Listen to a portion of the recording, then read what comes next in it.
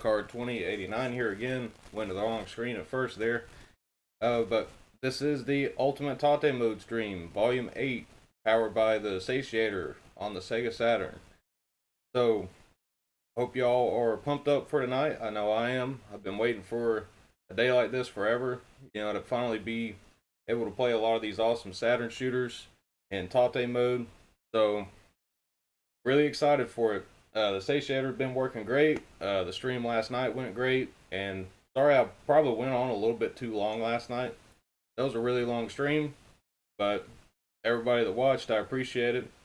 Everybody that stuck around to the end and everything. I promise I won't go on too long this time. It'll probably be, I'd say, 3 hours at the most. Probably only going to focus on maybe 3 or 4 games tonight. because there's quite a few that have like special modes, arrange modes, stuff like that as well. So we're going to check out all the different modes. And I know 2 games for sure we're going to play are going to be Batsugun and Dodonpachi. And we might play Donpachi as well. So a lot of cool stuff. For those that don't know, on the Saturn, there are 22 games that support Tate Mode. Probably more than any other system that I know of that actually has games like this, you know. So pretty good amount of stuff to choose from. And some of the best shooters that's ever been released, you know, are on the Saturn. So we got I'm Borderline. What's up, man? And GT Beakerman. On Borderline says, yay for Satiator and Tate Mode. Yeah. GT Beakerman says, hey, your screen's crooked. Yep. It won't be for long, I promise. I think the first game we're going to get into is Batsugun. So I'm going to put the game name down here.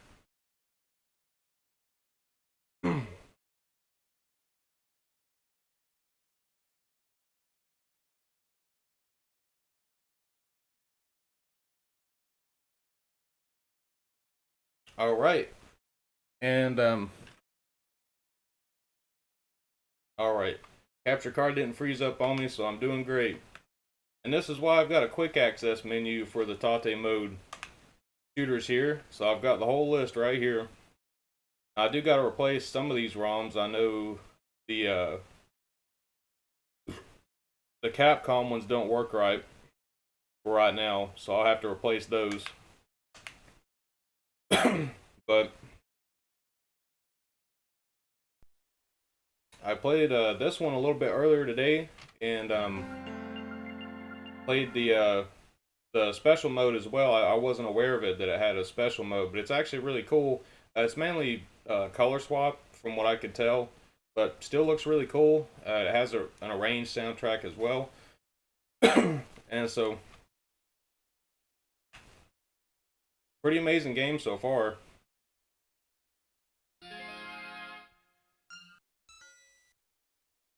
Change it back to original for the first playthrough.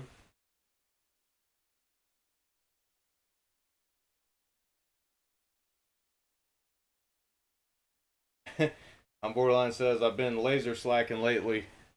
And how does the Satiator work with deep nested files? It satiates them. Ultimate satisfy.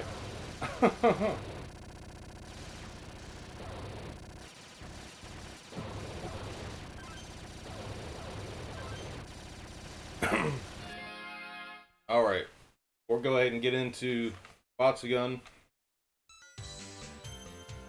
And I really don't know which ship I like best. I like them all. I've played all of them and they're all great.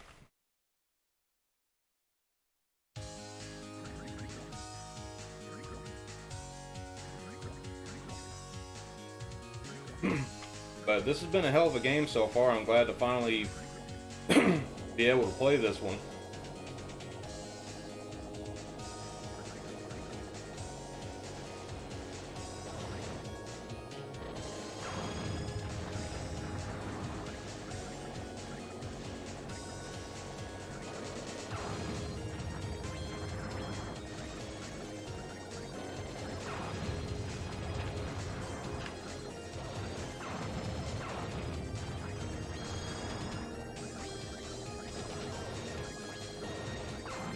But one day I will buy all of these type of games, especially the Tate Mode games for the Saturn.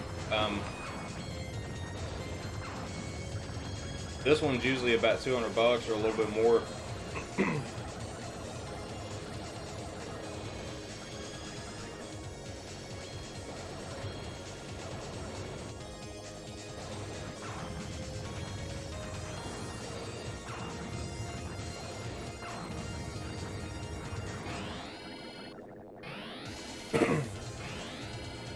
And I love how the first boss's name is Deep Purple.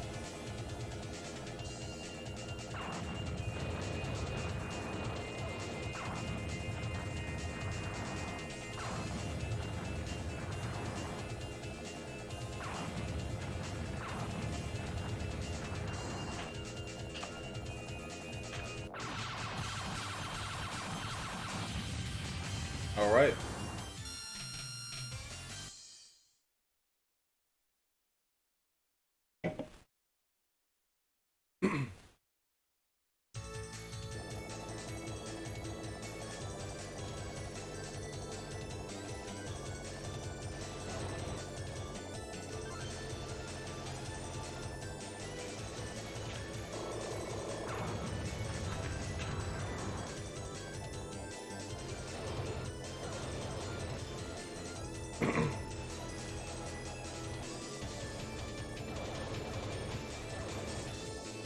But I gotta say though, like, ever since I played this, like, it's grown on me more and more, like, how much I really like it. Um, you know, the soundtrack's awesome. I love the feel of the game. It's got great visuals. I really love the alternate shot patterns and stuff like that. You know, how they balance the game with it. And different strategies you can use, you know, because of things like that.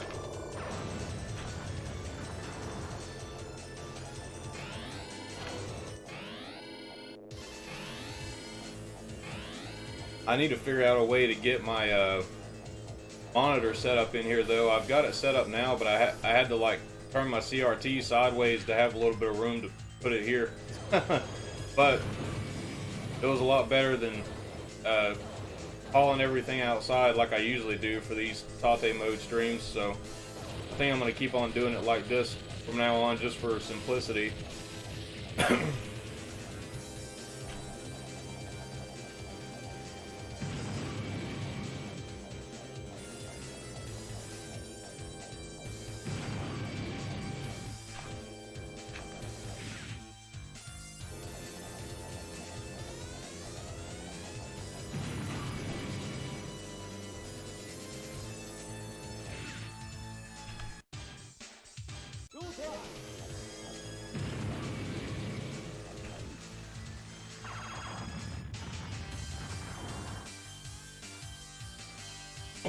But I definitely need to practice this one more. Like, some of these bosses, I haven't figured out the patterns enough yet, you know, to be able to really weave through all the bullets, you know. So I got to get to that point. And just like with all these shooter games, like, when I get good enough at them, I'll definitely stream them again, you know, and try to get a 1cc on them.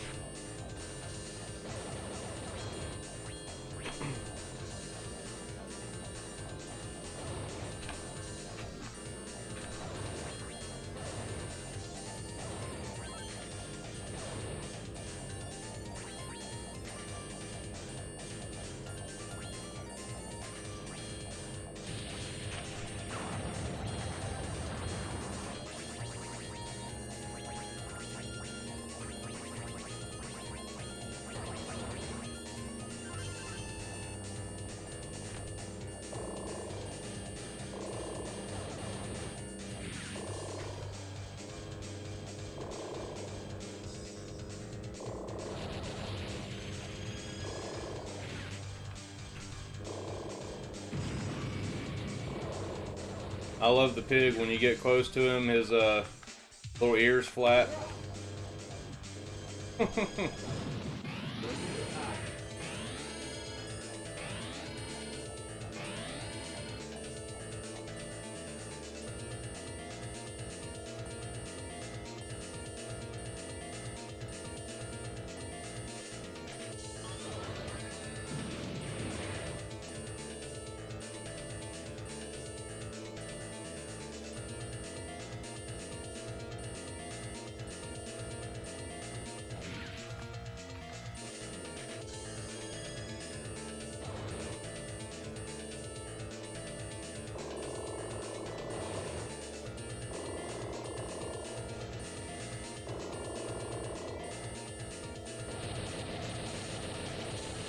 Alright. Arcade Games is here. What's up, man? He says, yo, very cool playing in Tate Mode. I love these streams, man. They're probably my favorite ones. My favorite ones I've done, honestly. Daisuke Jigen is here. That's Nick. What's up, man?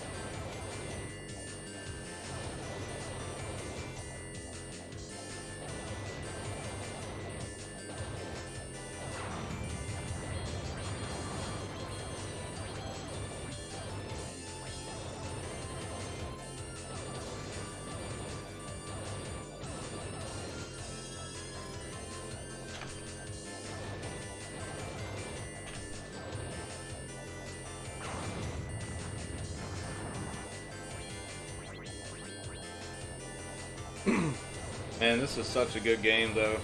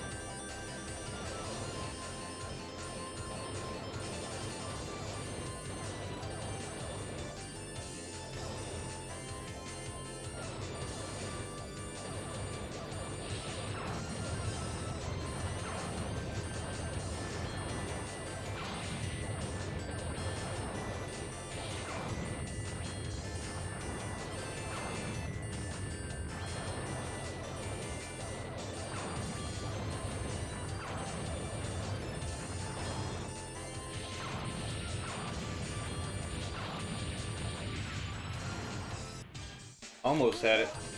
Doing pretty good there for a bit.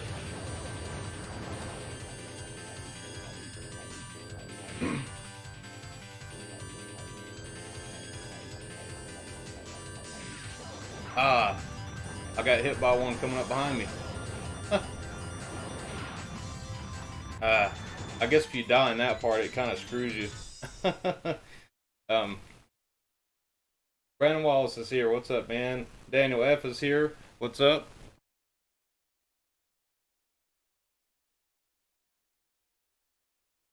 I'm gonna have to give this one another shot. I'll show y'all this ship too. I like this one. Well, I really like all of them, but you kind of have to have like different strategies, I guess, with each one, because they're, you know, fire patterns and their alternate fires are quite different. But that's one of the awesome things about shooters, you know, is just the replay values through the roof, you know.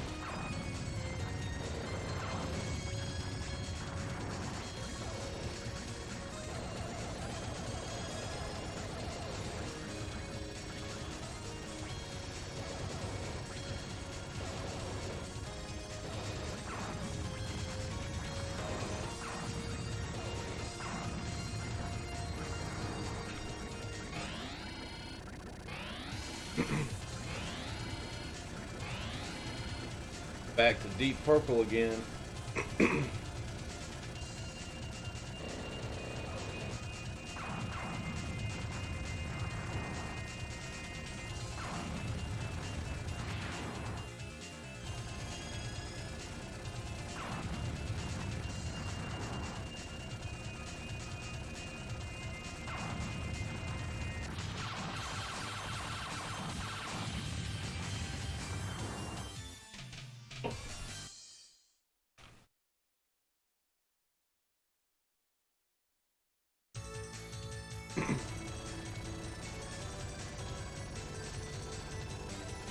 Alright, and I should level up here pretty soon. And this ship's laser gets like really badass looking the more you level up and everything. Pretty awesome.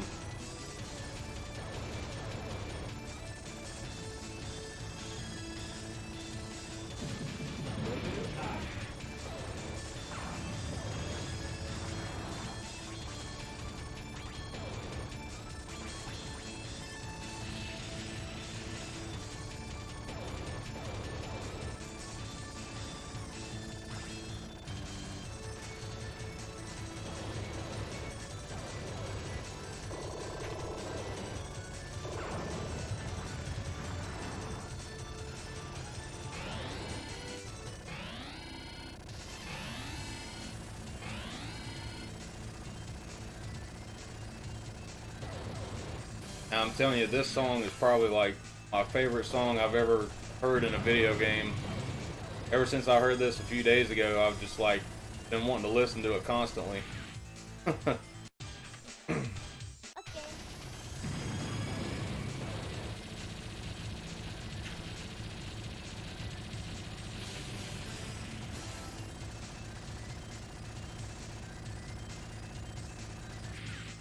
I've got to figure out the pattern here.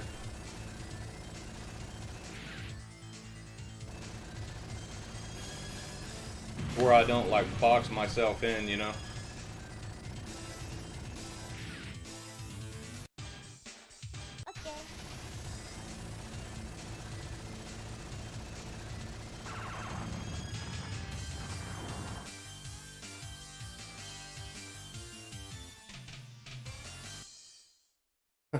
All Saturn Tate is sponsored by Satiator. I want to actually do a little powered by Satiator logo thing. I just didn't really have time to get it together today, but in some of the later streams I'll definitely have it, have that in there.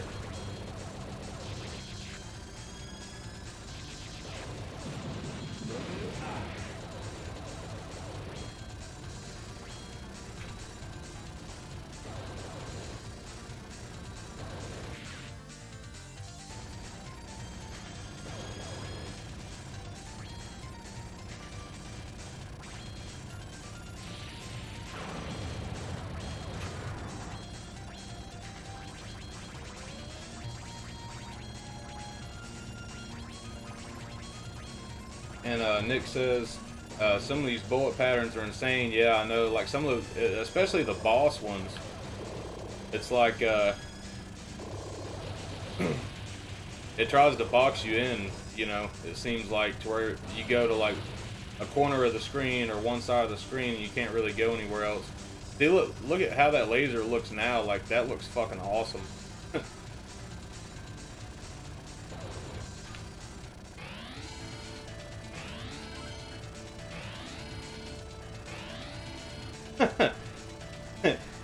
I'm Borderline said it's like a big veiny rod of pink power.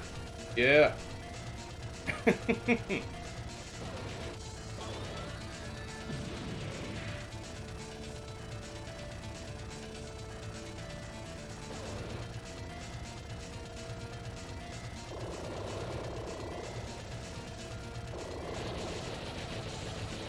Hell yeah. Dan says Batsugun is proto bullet hell shooter, right? Yeah, it's basically, yeah. Kind of like with Dodonpachi was basically like, you know, one of the first bullet hells like that too.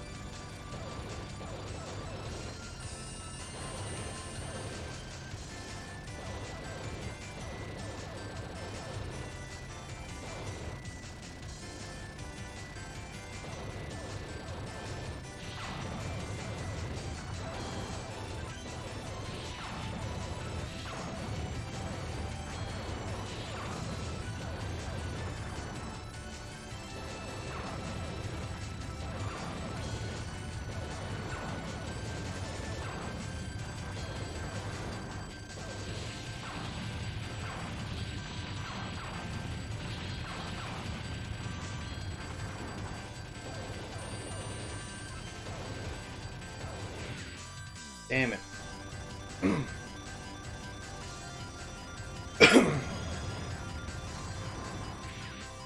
Man, I died on that part again and it kind of screwed me. Daisuke Jigen says, is this cave? No, this one is actually Toa Plan. Ring Fit Master says, hey, Alucard and everyone else, just saying quick hello, enjoying your interview, but one question, where did you get the nice suit?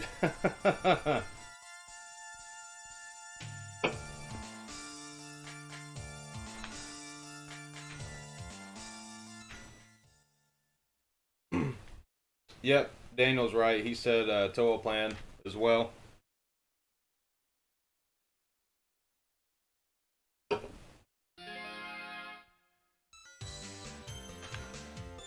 I'll show you the first ship, since we didn't play this one.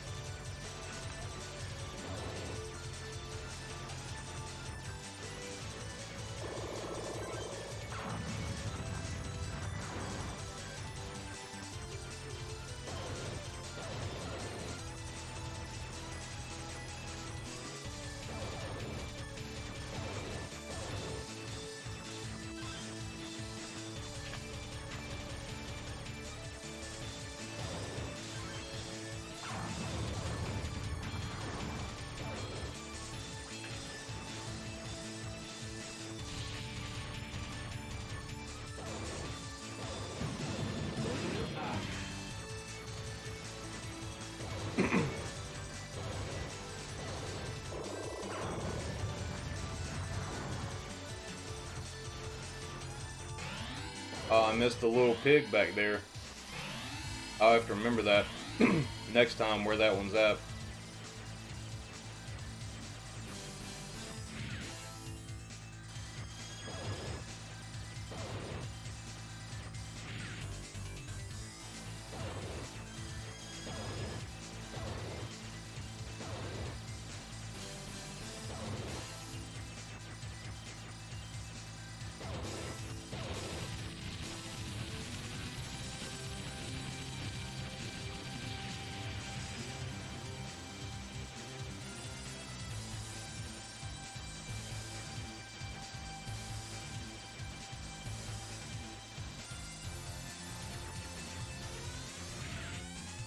I did pretty good there for a second.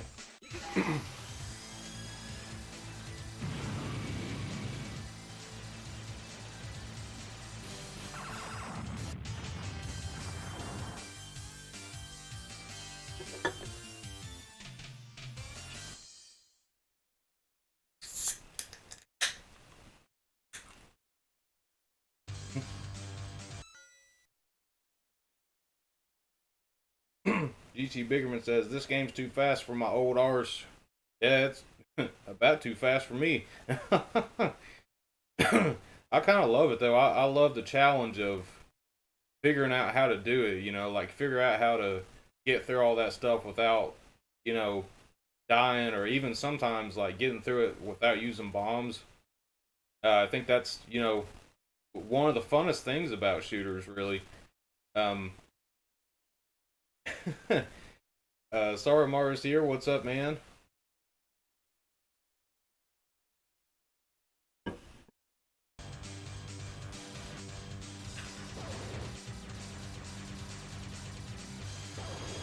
Yep.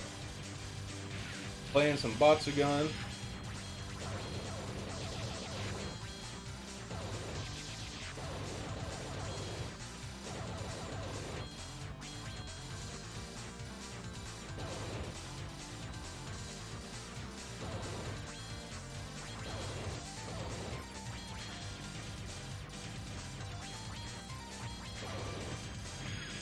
I almost got through that. I saw the wave. I couldn't get over fast enough.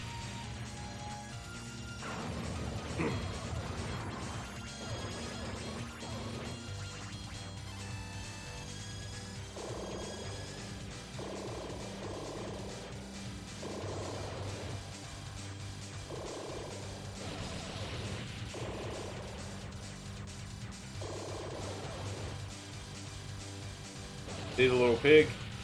When you go by him like this, his little ears flat.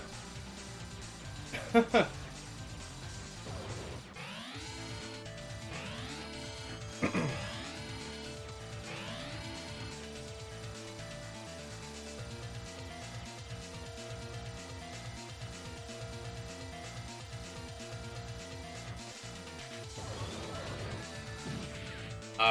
got right in the way of those lasers.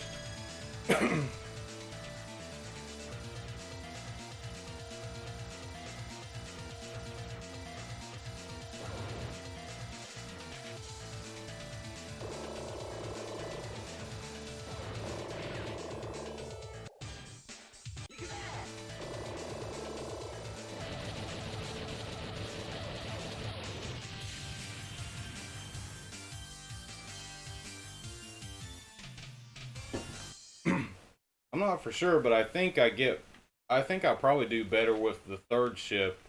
The Iceman, I think that's his name.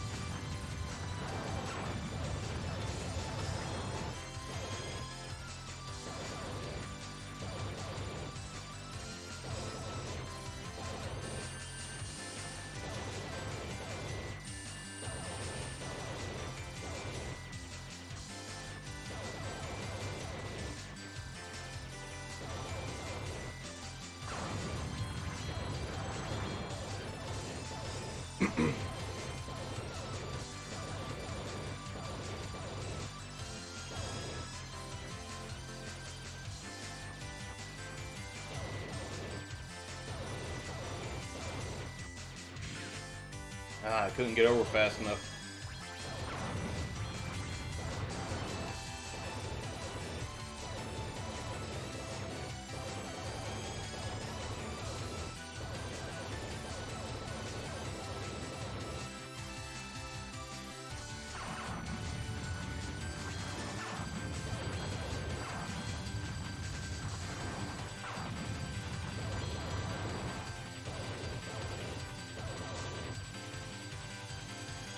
That was a rush.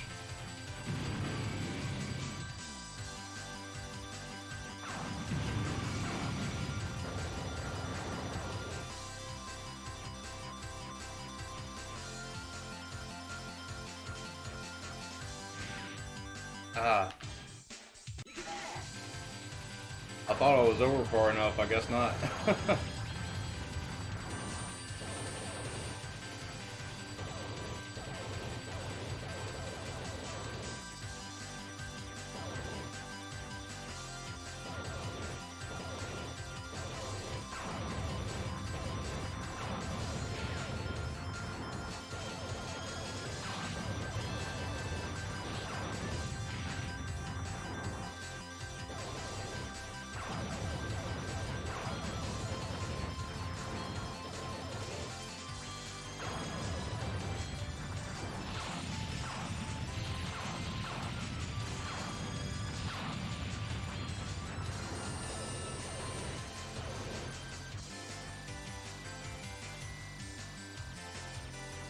God damn, I barely fucking got through that.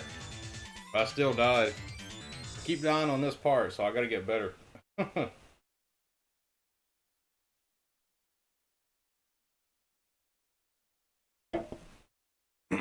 Alright, well, you've seen the 3 ships. So I think I will go ahead and change it to the special mode and the arranged soundtrack.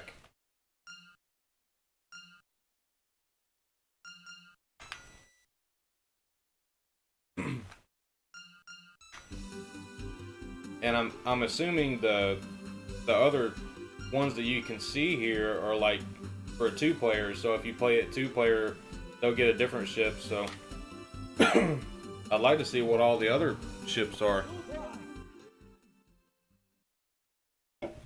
Or maybe it's the same exact one, I don't know. It looks like the same shape, so it probably is the same exact 3 ships. Borderline says, wow, pixel perfect dodge.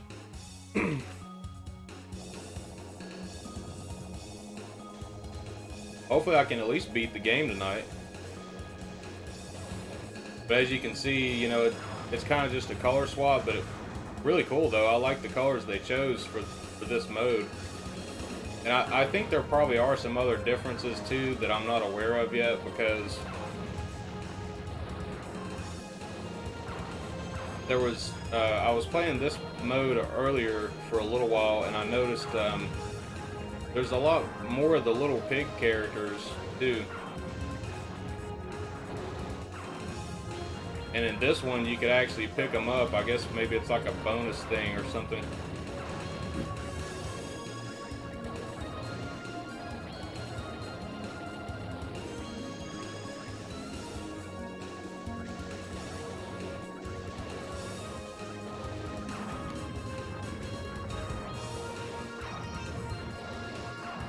I think he's definitely got the best alternate shot too.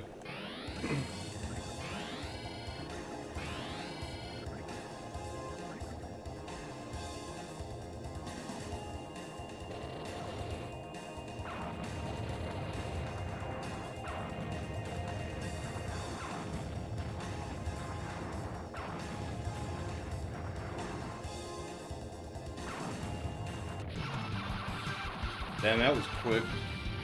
Quicker than usual.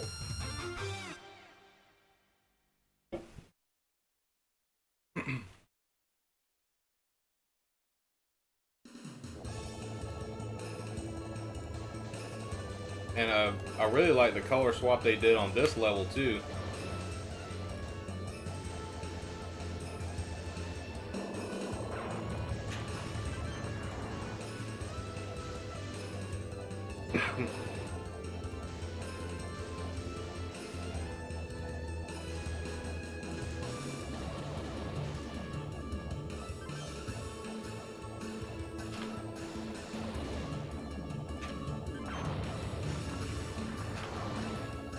See all those? All the little pigs I picked up? That's not in the original as far as I know.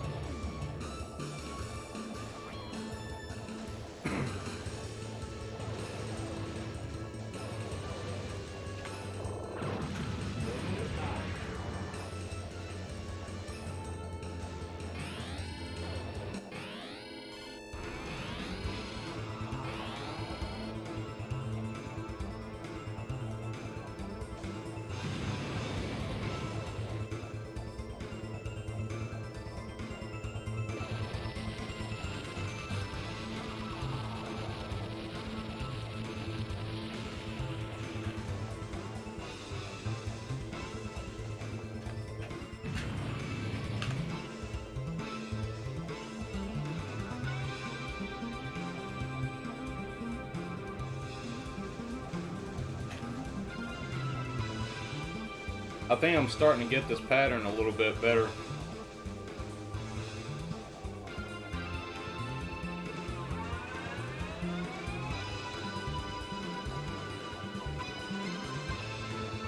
Fuck yeah, I beat it.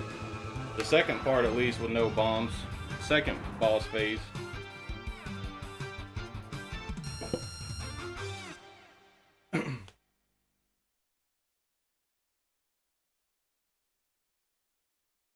Hey, Sweet Like Sugar's here. How's it going? Star Mario says this theme is fire. Thank you, man.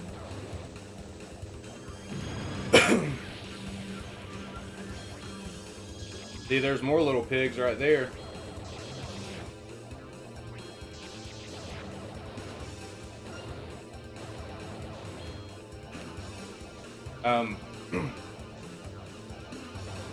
What I want to do, now I know it's been a while since I've actually done an Ultimate Tate Mode stream because I kind of ran out of games to play, to be honest. But as soon as I build a better computer, which will be in a month or two, I might bring this back every week. Oh, look at all those little pigs.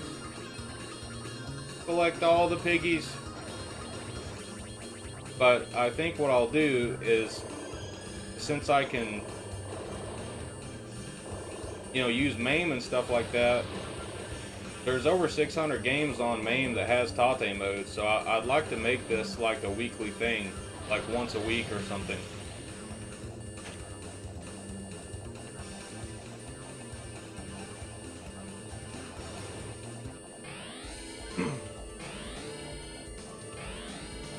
Mad Steel Darkness.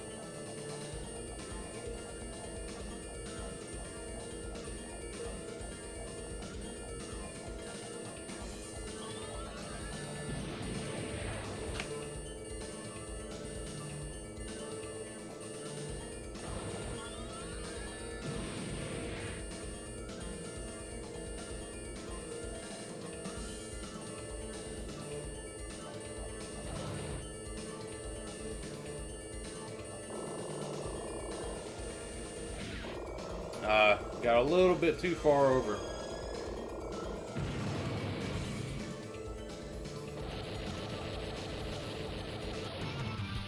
I think this has been my best run so far, though.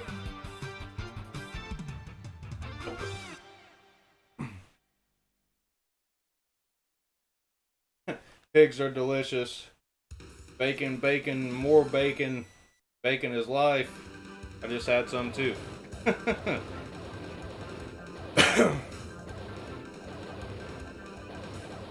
I love bacon, man. I want bacon on like everything.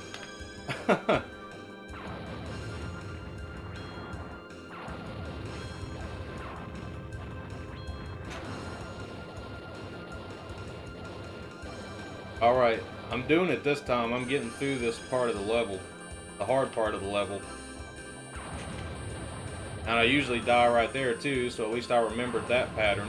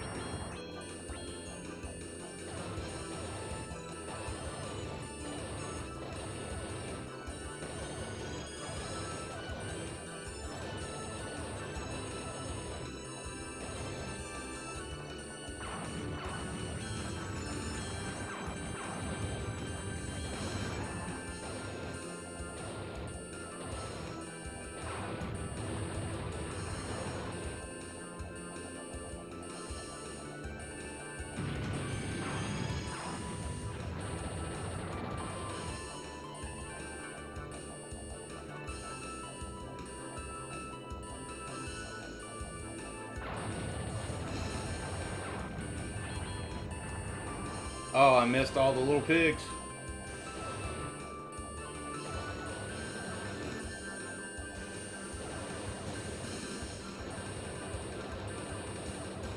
But I guess that's kind of a meme too in the game. You know, like you're collecting the little pigs, like you're saving the bacon. I just saved your bacon. Saved your ass. Which is your bacon.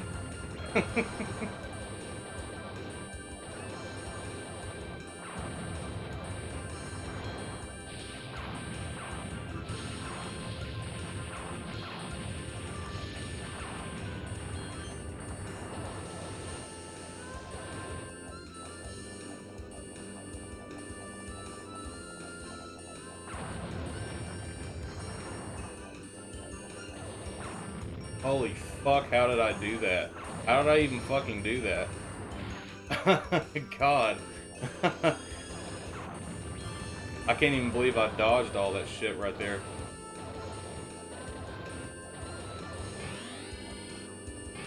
Ooh.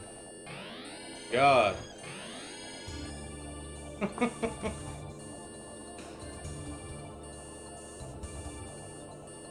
UBO's here. What's up, man? Glad to see you.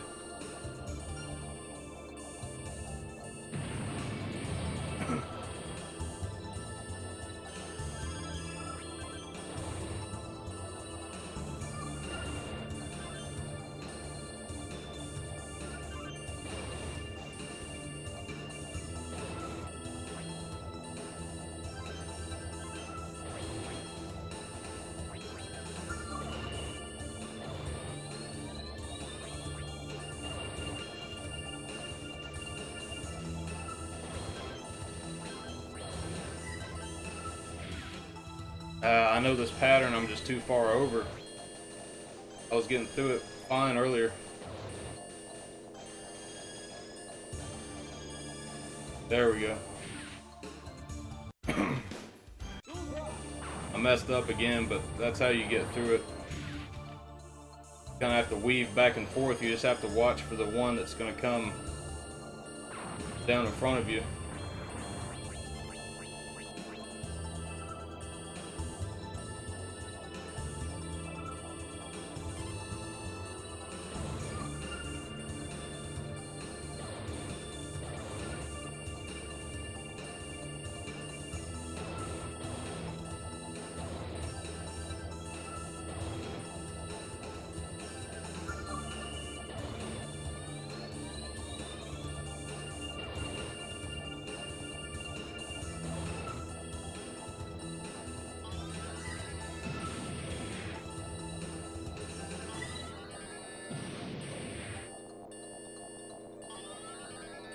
Beer time.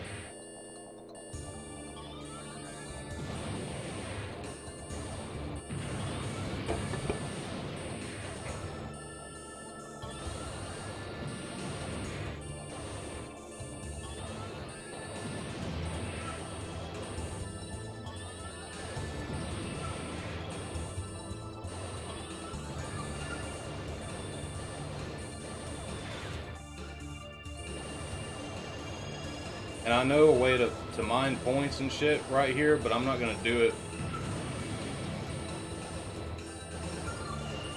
So I'm really not going for score right now.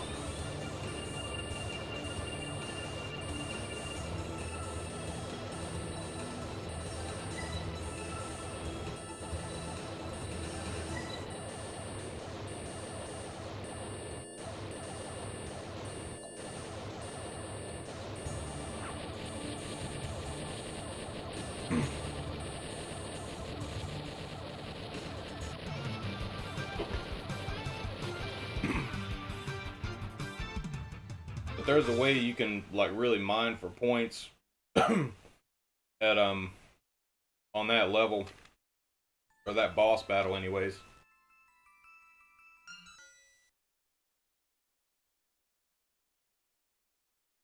Borderline says, I eat bacon like every day. There's 6 strips on a breakfast baconator. Yep. Nutritious too.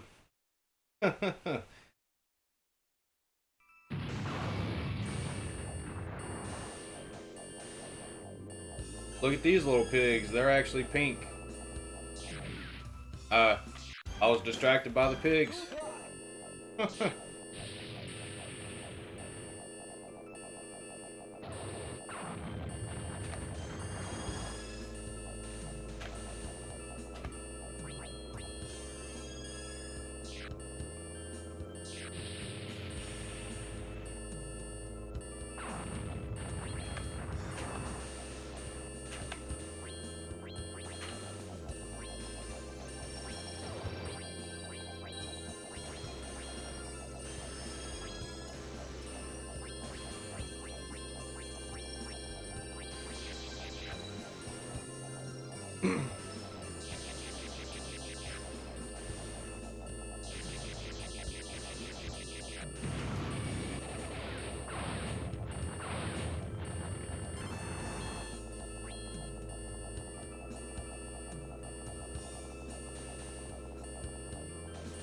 I love the look of this place right here, that city, those green lights in the background. God, that was a rush.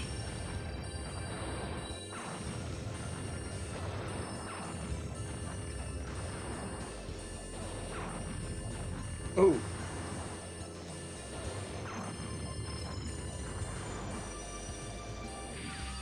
I should have used the bomb right there. I'm so picky about that too.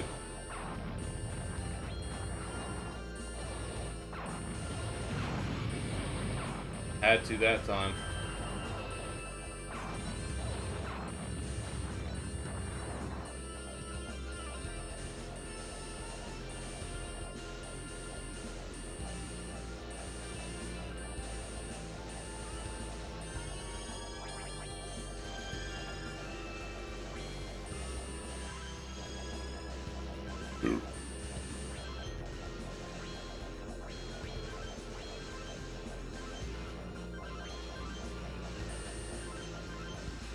Oh shit, they turn into fucking homing bullets. Now that I started powering up more.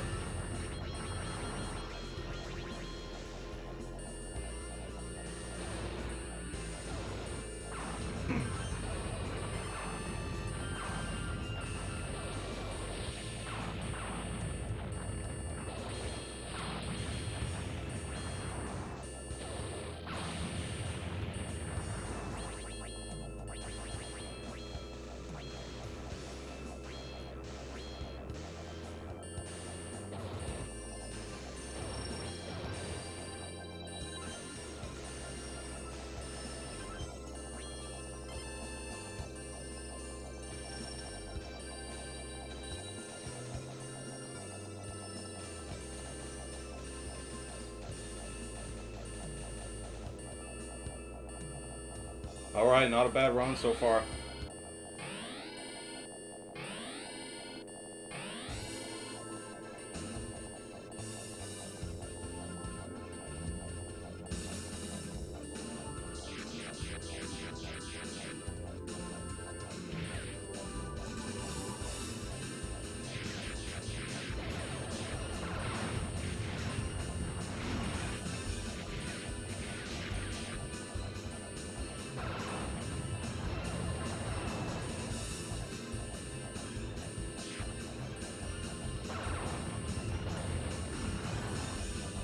Dude, this is so fucking awesome, man.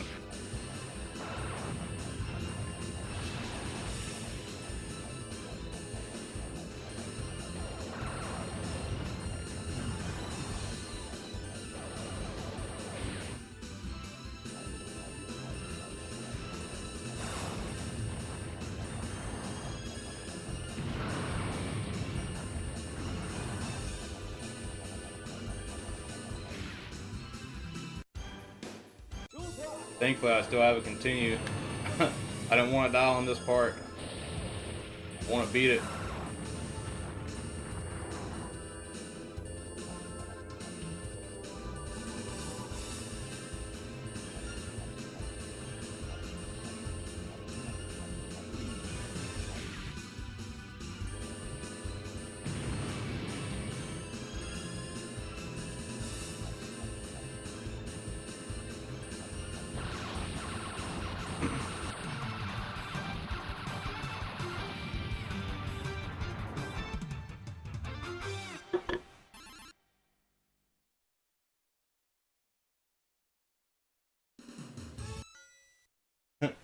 Borderland says, I'm trying as hard as I can not to seize. My brain is melting. Yeah, there's a lot of shit going on. Brandon Wall says, you're good at these, Alucard. I couldn't keep up.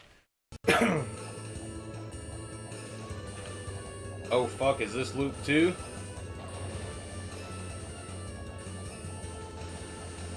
Suicide bullets for everything, apparently.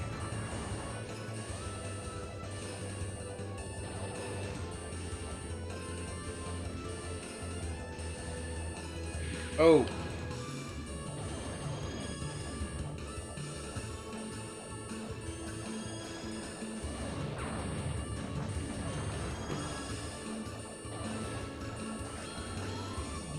I saved the bacon.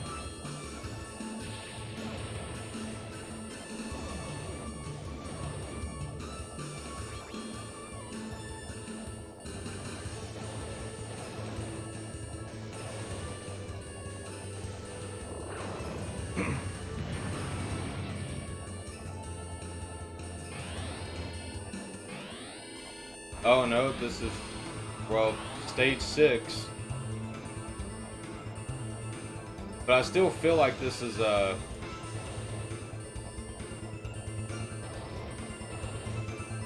like a loop 2.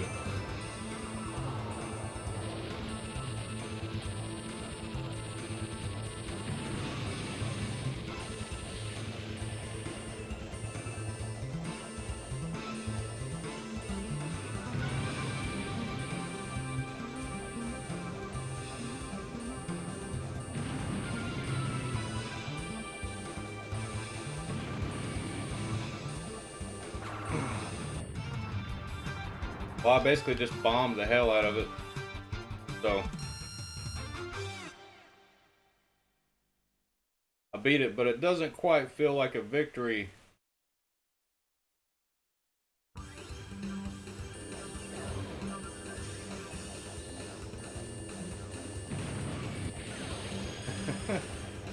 Oh man.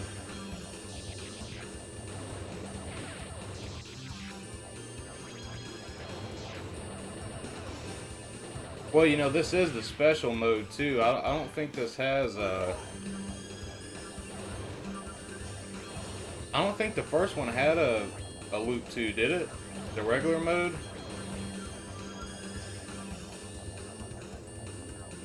I can't remember.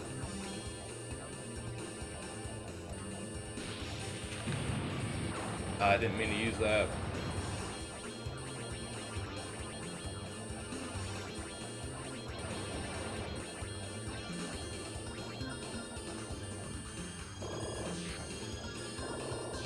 Oh fuck, they got lasers now too.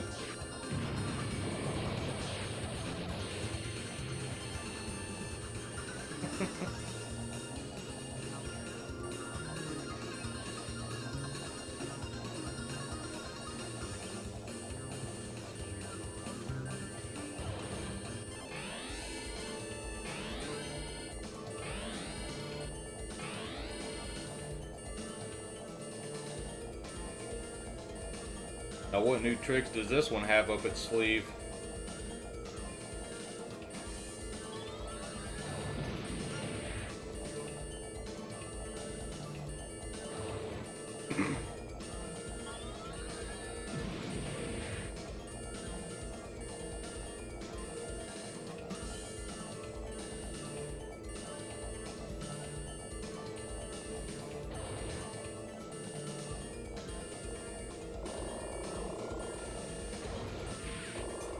They shoot them fucking suicide bullets too. I didn't expect that from that.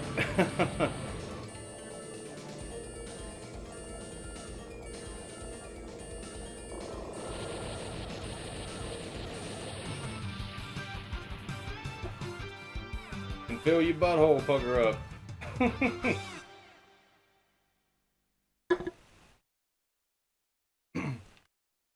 Brandon says bombs are a strategic part of the game. It counts. Yeah, it's.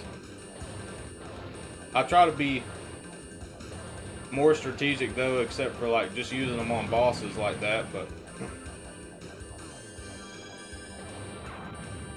I guess sometimes you don't really have much of a choice.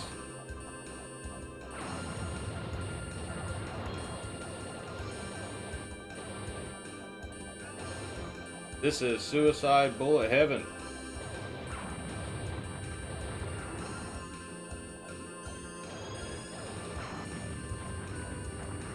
Or Bullet Hell.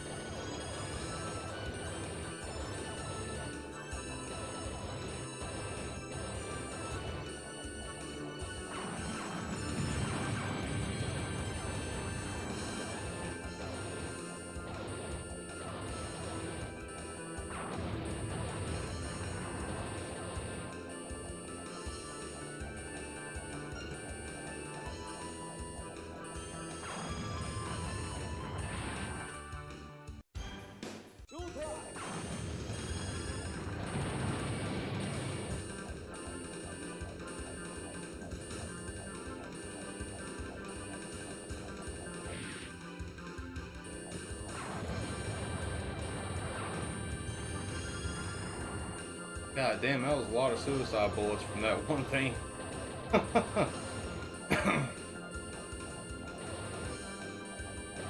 This shit's fun as hell though, like I can't even hardly fucking blank right now. Or I'll miss something.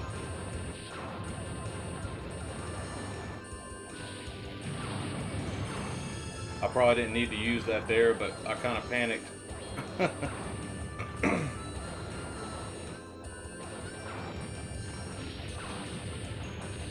Oh, God. Man.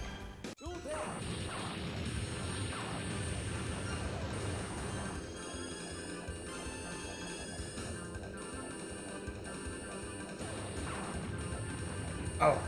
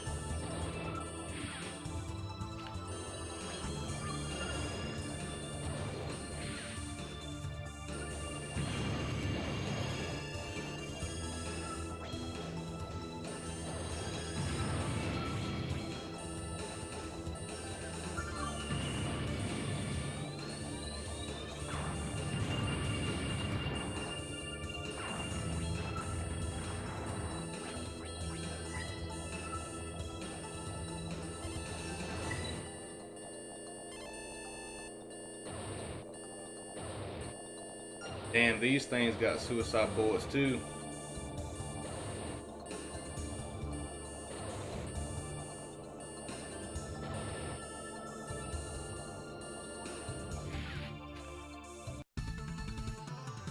Damn, I got that far though.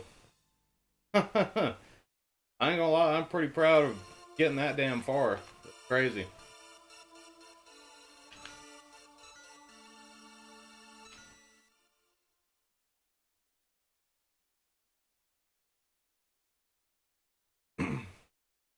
Alright, guys, well, I think I'm going to take a quick break for a couple of minutes, and I will be right back.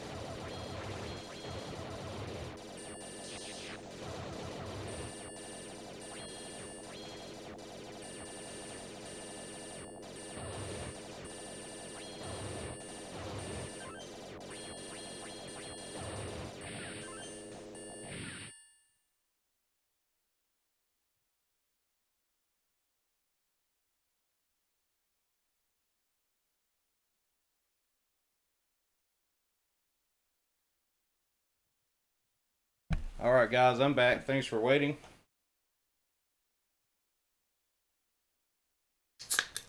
Borderline says, that was amazing. I gotta go before my eyes melt. So dope. Well, thank you for coming by, man. It was good having you.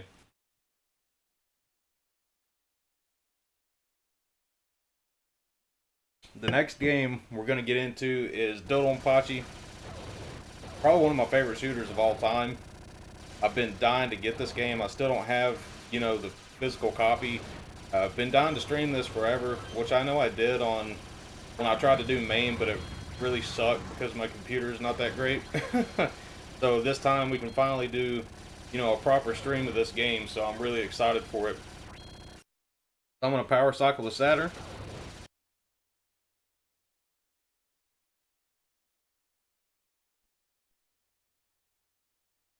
And get back to the Satiator menu.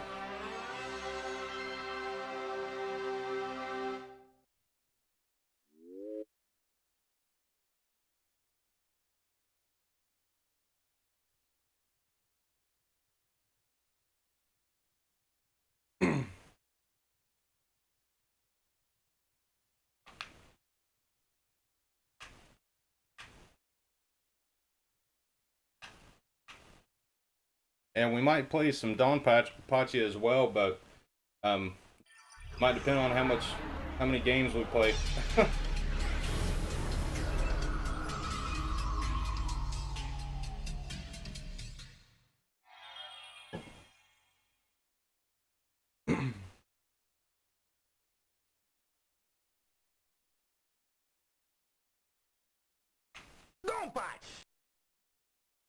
Oh, I did pick Pachi.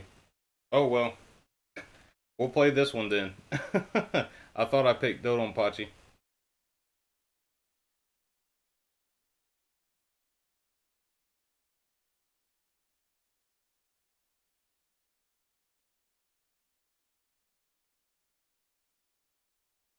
Alright, so we'll play Pachi then. Haven't played the Saturn one yet either, so.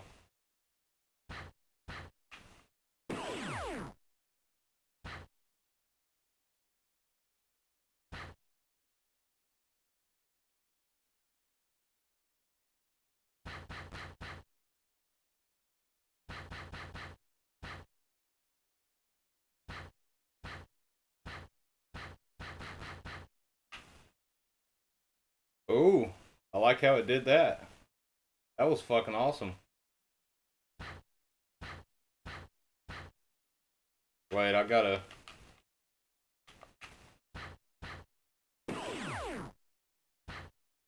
Guess it's you gotta go to pad normal. There we go. Now it's working right. Okay, good luck. I have to check these audio levels here.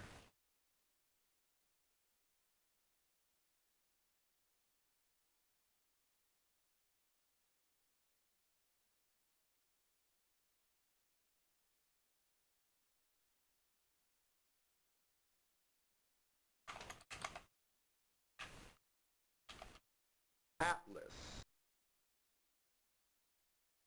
Presented by Kate.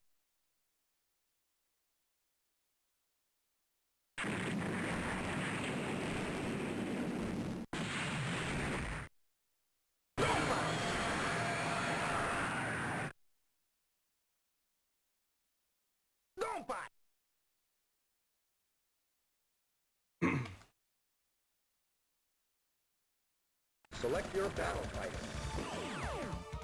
Okay, good luck. I didn't mean to pick that ship.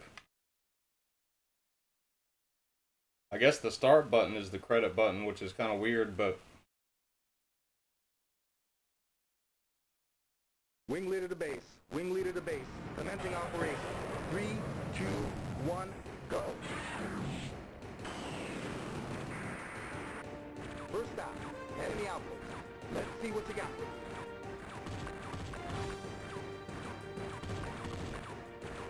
Yeah, I think the auto level's okay. If it's too loud, just let me know.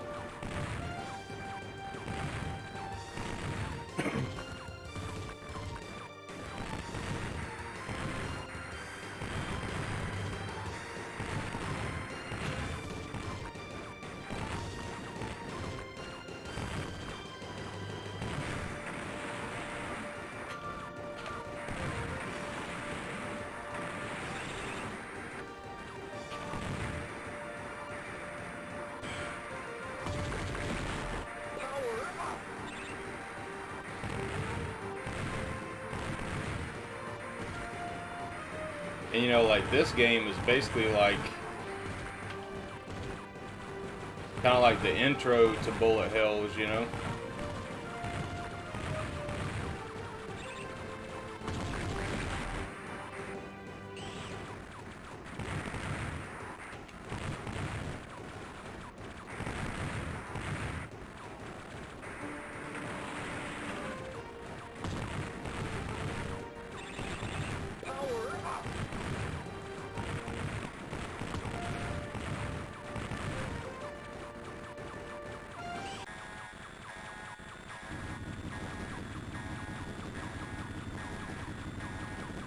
Look at what we got here. A multi-assault tank.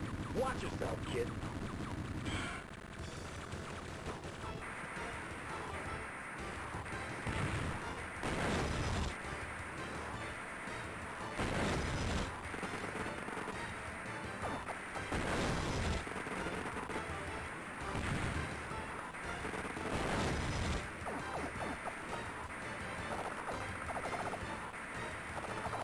Just a couple more shots.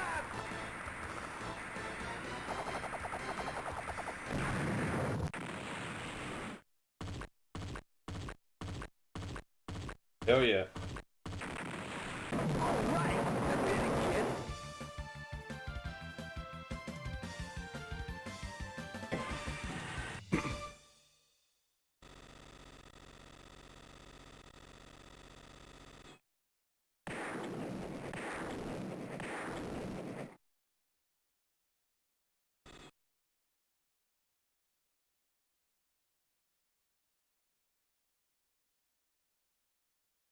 Saturn version does have some loading times, but that's okay. Bandits closing in. Watch your tail.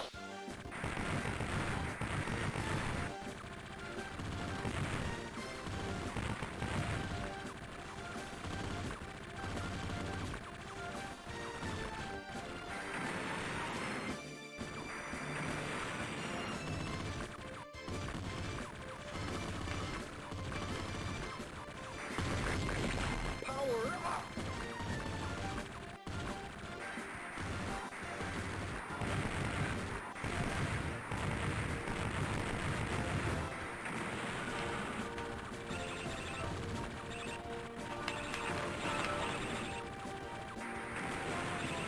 Ooh. Found a bee there. A hidden one.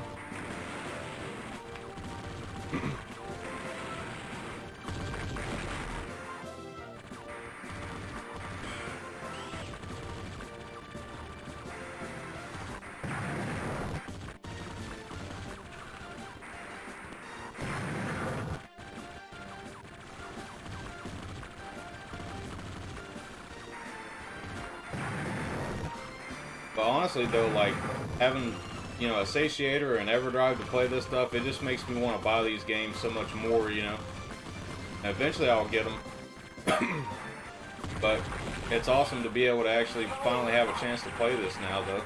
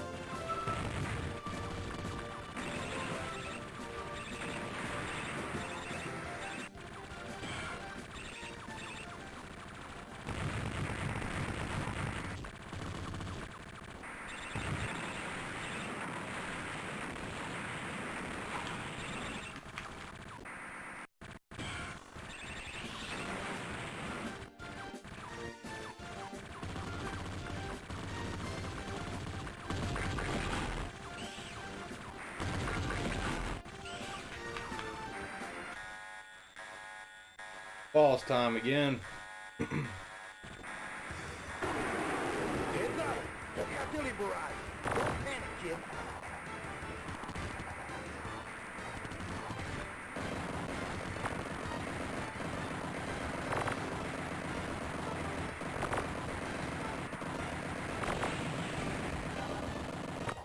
Power up.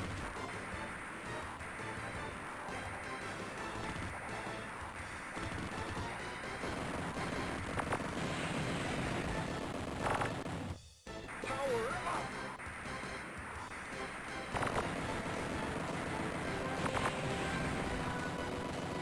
Please select your battle type. Just a couple more shots. Power up.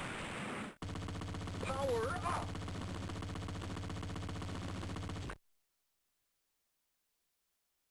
Keep it up.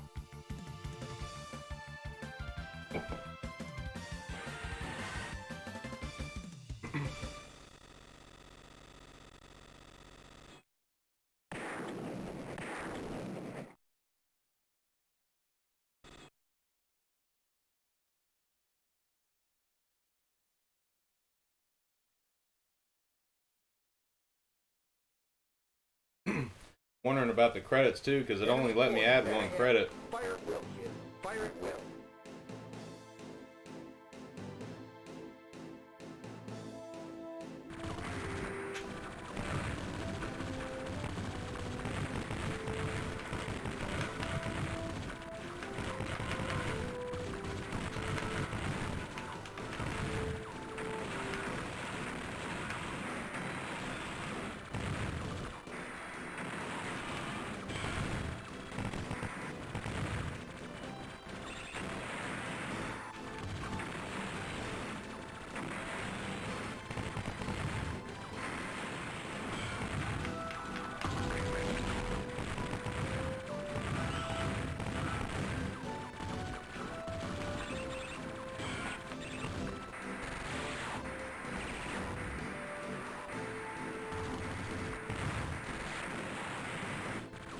Oh yeah.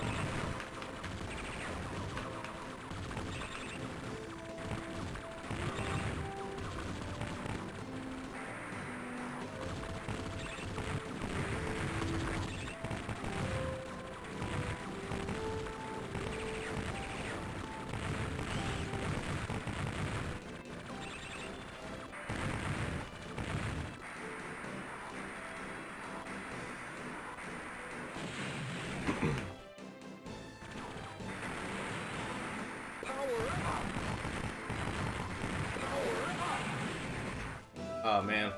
The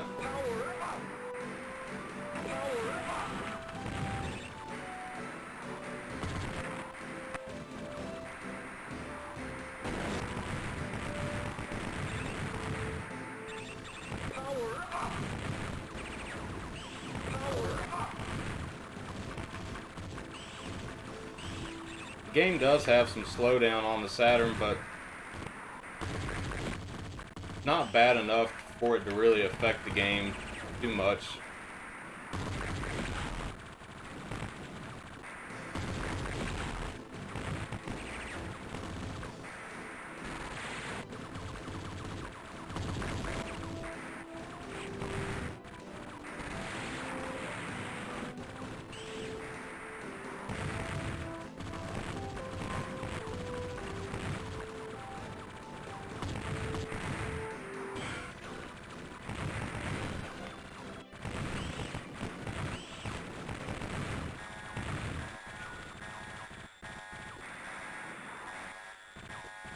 Brandon Wallace says slowdown might make it a bit easier. Yeah, on some parts it could definitely help out some. Daniel says, I think Donpachi on the PS1 is better. I'll have to check that out too, because that's another thing I've been interested in, you know, like which shooters and stuff like that are better on Saturn versus PlayStation and vice versa.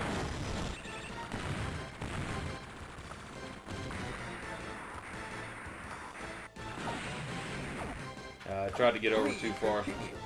Select your battle type. And I want this ship too. I want the green one because this is my favorite ship actually. Power up. Power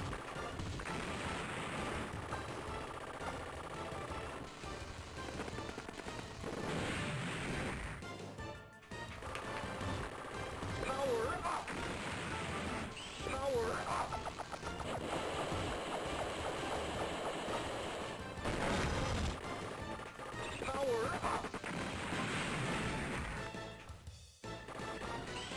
Power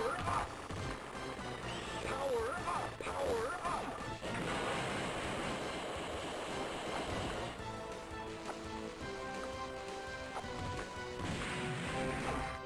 That keeps getting me there where I'm trying to get over. Just a couple more shots.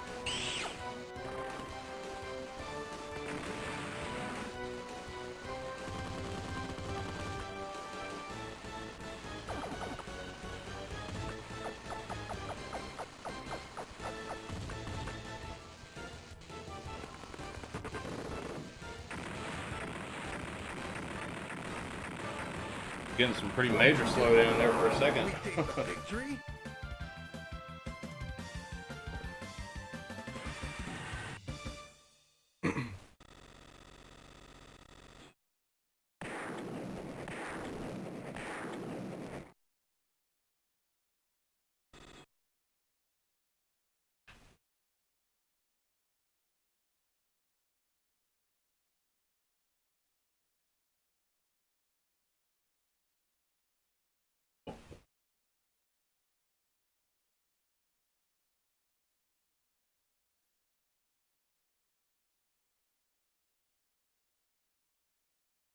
I guess it's loading. Unless it froze up.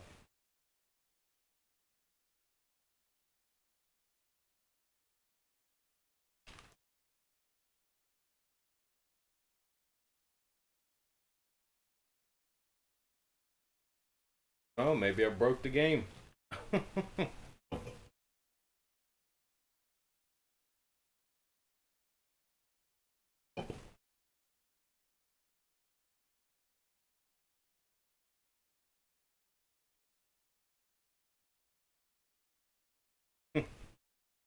Now loading.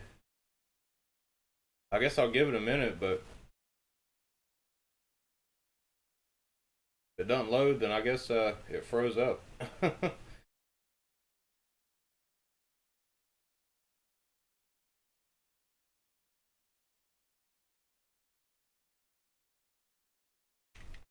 think it did freeze.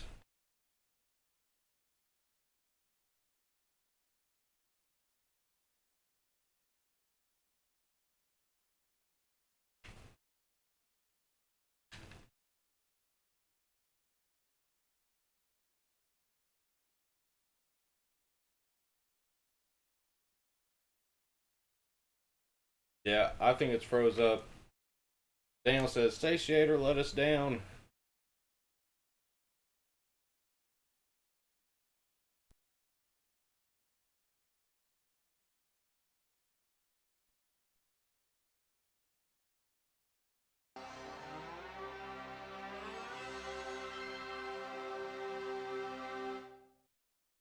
Well, we'll play Dodonpachi anyways, because that's the one I actually wanted to play. I like them both, but I like Dodonpachi better.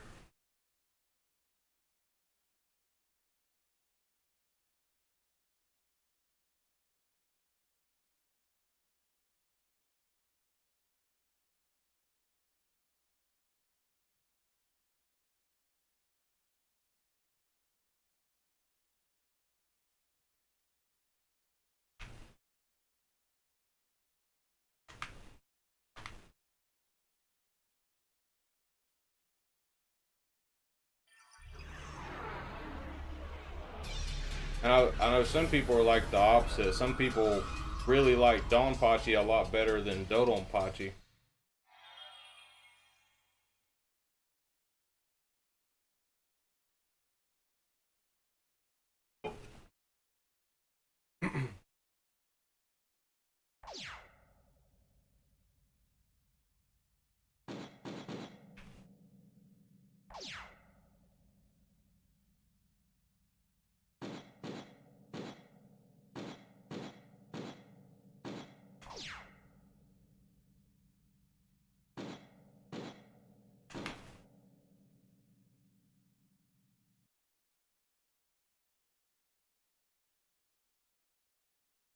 Right, this should change it. Yep, there we go. And I'm gonna go with arcade mode because I think the Saturn mode, it just like makes it slower or something like that, like kind of like an easy mode.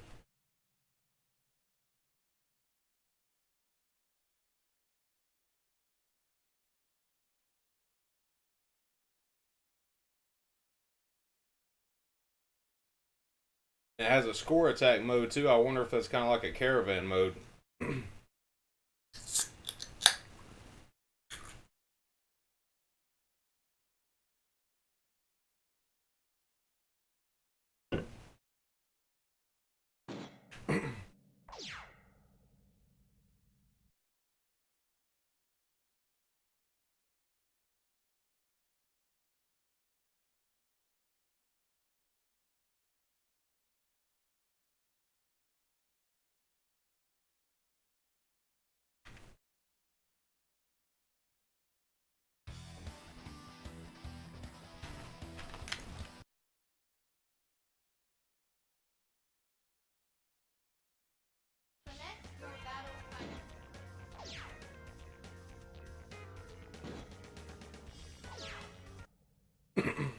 Okay, the countdown begins. 3, 2, 1, go. All right, here we go.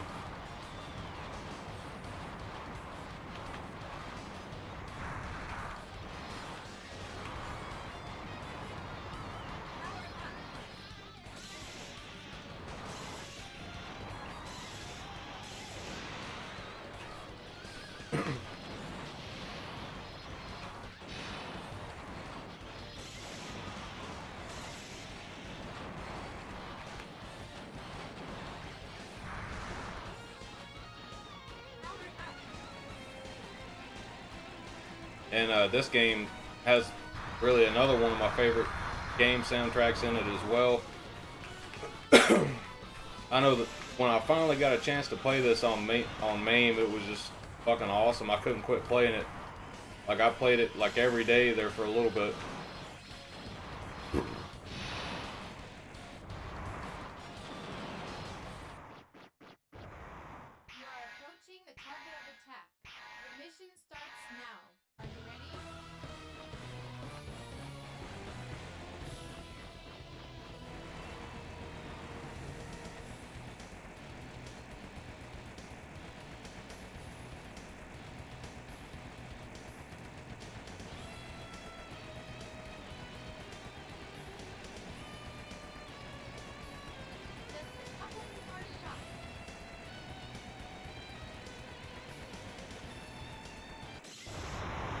Alright.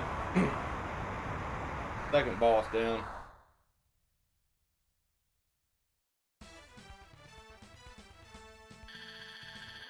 Or first boss, I mean. Sorry.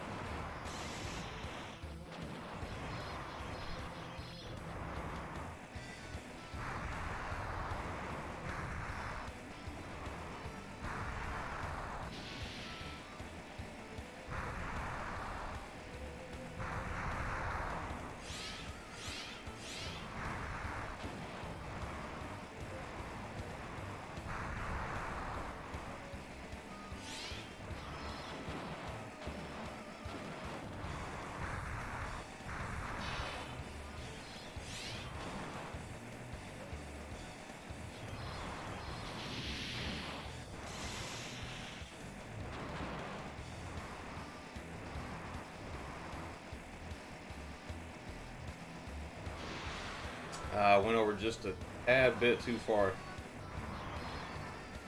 Just a hair.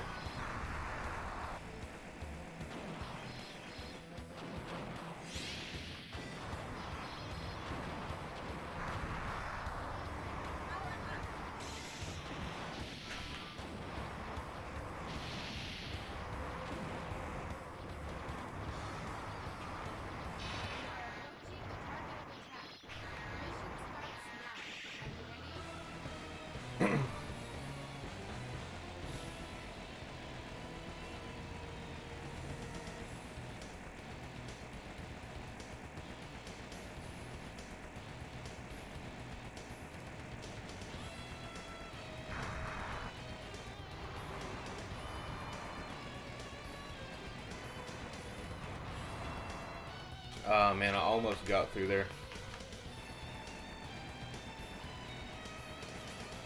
There's been plenty of times I've beat this boss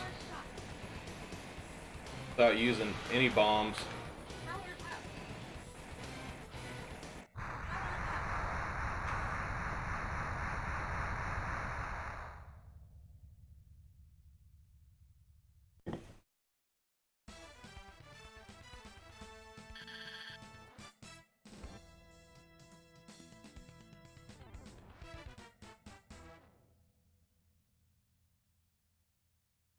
Yeah, I'm not sure what happened with the last game where it froze like that.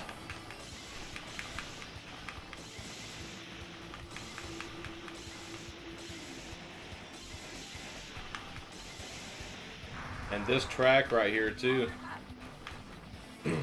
This is like one of my favorite songs in a video game at all.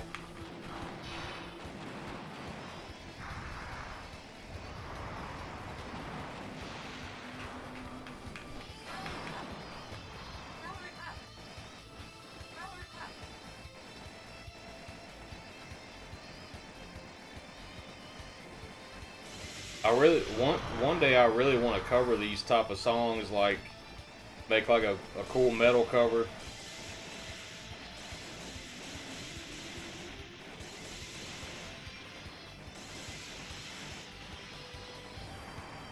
Well, I mean, it basically is metal, but it's got that like synth background music.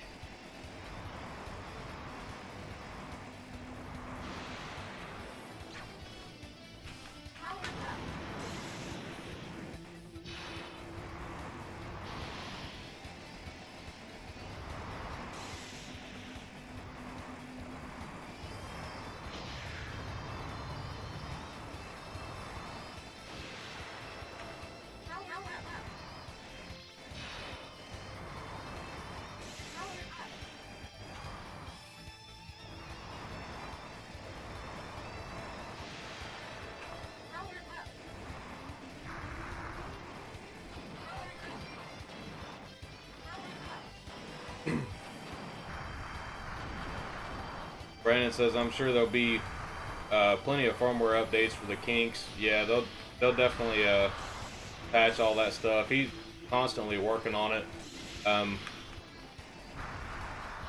That's the only time I've had that happen. Well, except for last night when In the Hunt did that weird thing, but that's not because of the Satiator. It was because of the game itself.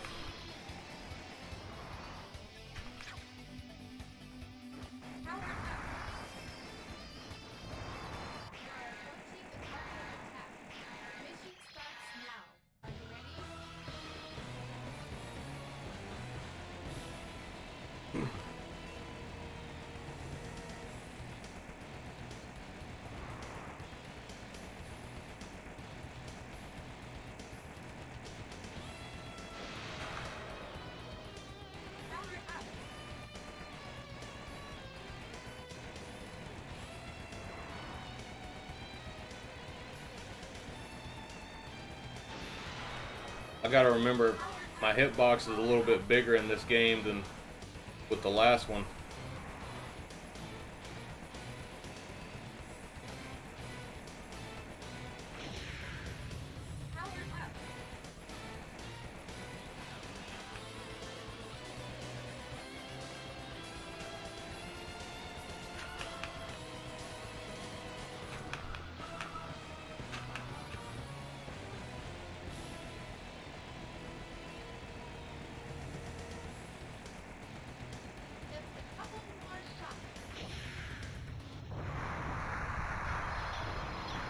Alright.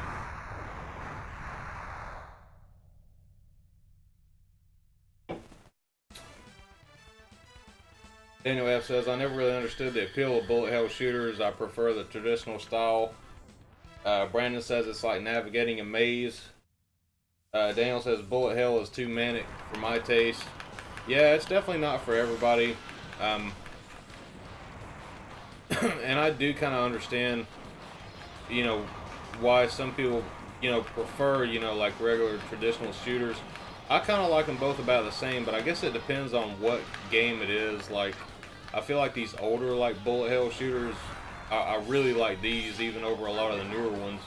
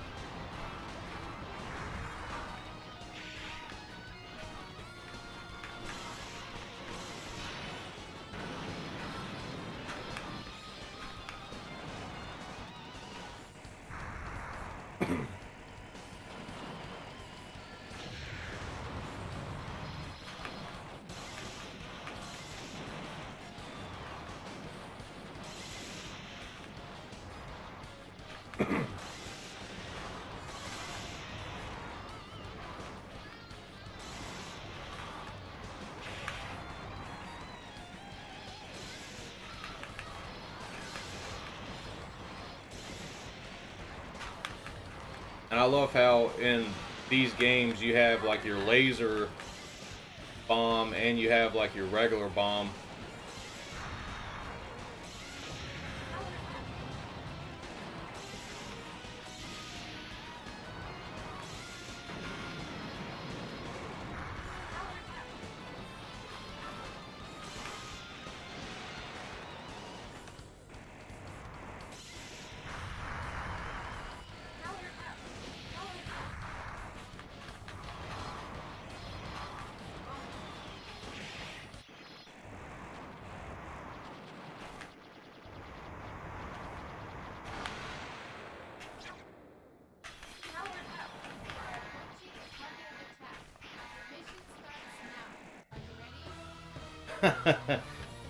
Daniel says, when you gonna 1cc pink sweets? Probably never. That's I haven't played it yet, but I've watched a lot of gameplay of it, and god damn, that shit looks insane. Like, it's meant to be just fucking impossible, you know?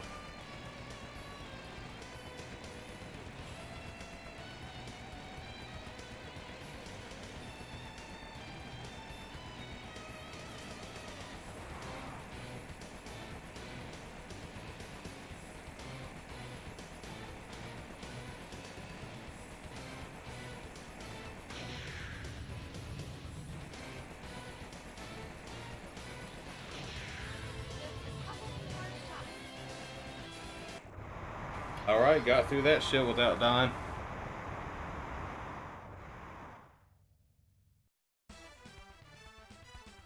I usually get hit by one of the big laser things that he has by not being on the right part of the screen at the right time.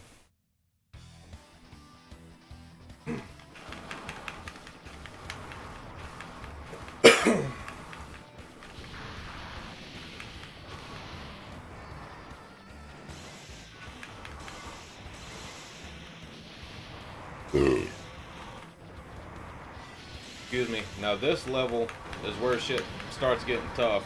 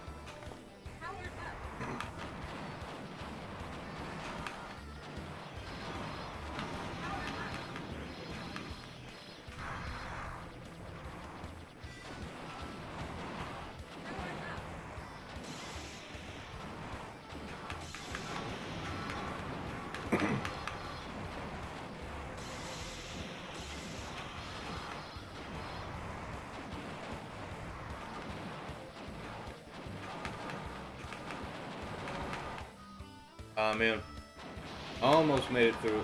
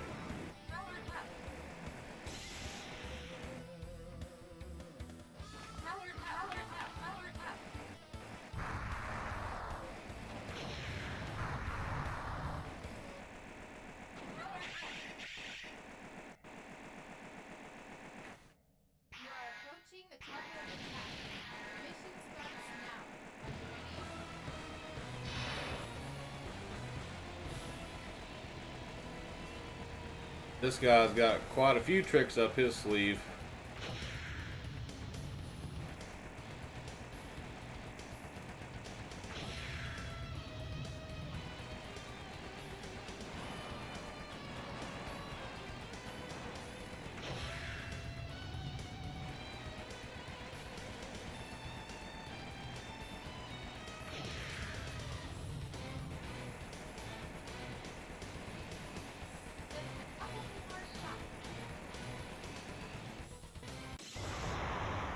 Got him though.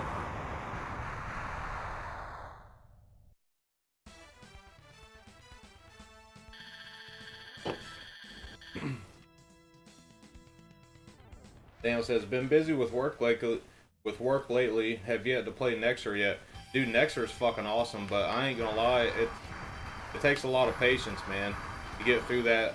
I haven't beat the game yet. I got to I was playing it quite a bit a couple weeks ago, and I think I made it to like stage 4 or something, or maybe stage 5. I think it was 4. But man, that game gets hard. Um, you can do it. It's just going to take a lot of playing, you know, to beat it.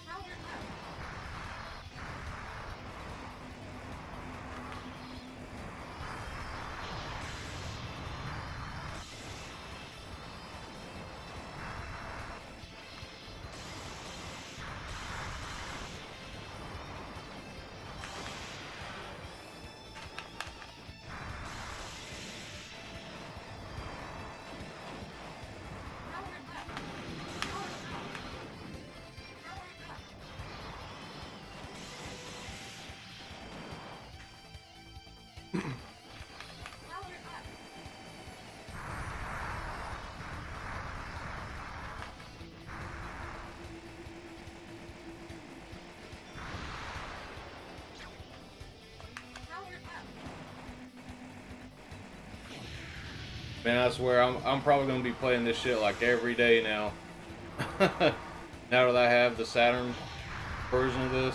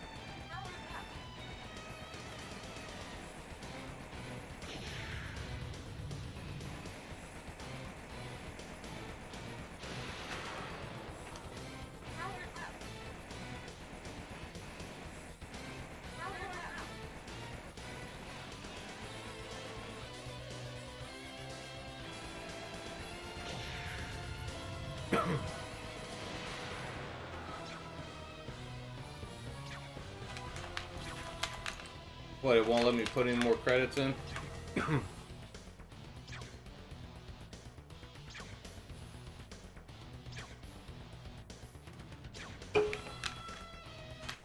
That's fine with me. Game over. I kind of like that though, because even with the Satiator collections on the Switch, I didn't even know that that you could change it with like a lot of those games. So I was playing it on 3 credits the whole time, like for months before I even realized you could actually up the credit limit on there.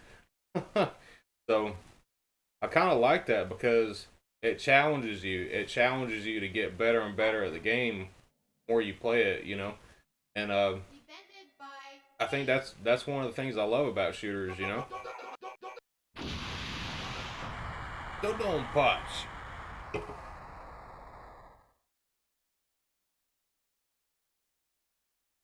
One thing I will say though is the arcade version of this, that like the one you can play on MAME, it's definitely a little bit faster.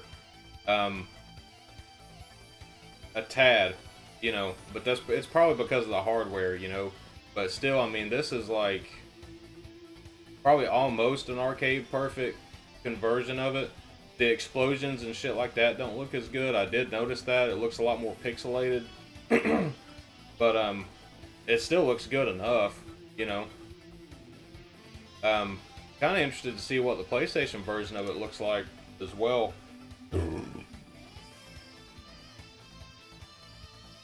Love the hell out of that music.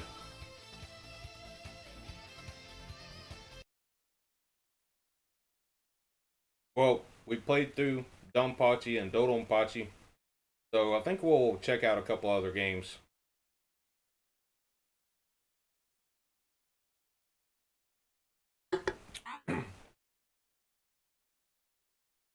Presented by. Let's see.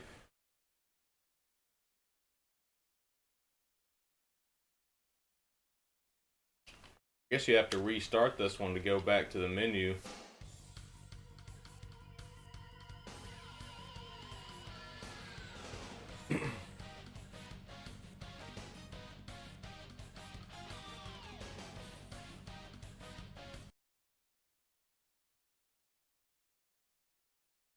I was kind of interested to see what that score attack mode was though. It's like a 3-minute mode or something, or a 5-minute mode.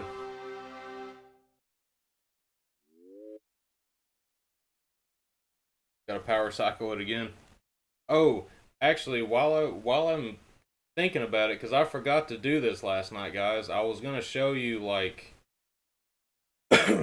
how it works with like um the laser bypass thing. When you put the disc in, it just works. So let me grab a Saturn game real quick, just to show you that it does work. I'll be right back.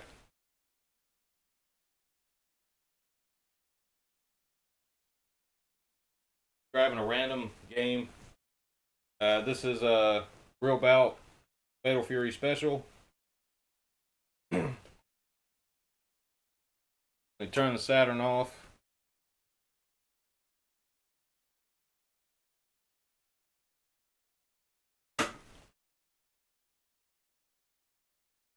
Hopefully you guys could hear me opening and closing the trade door. I've got noise suppression on here, so I don't know if it picked up. But see, it's booting right up. I'll let it load for a second so you can see. See, Real Bout Special. Works exactly like it was intended to.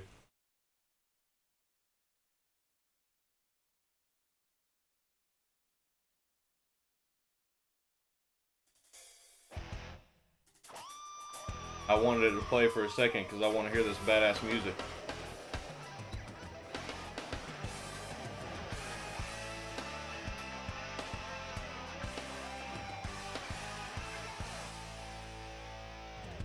Hell yeah.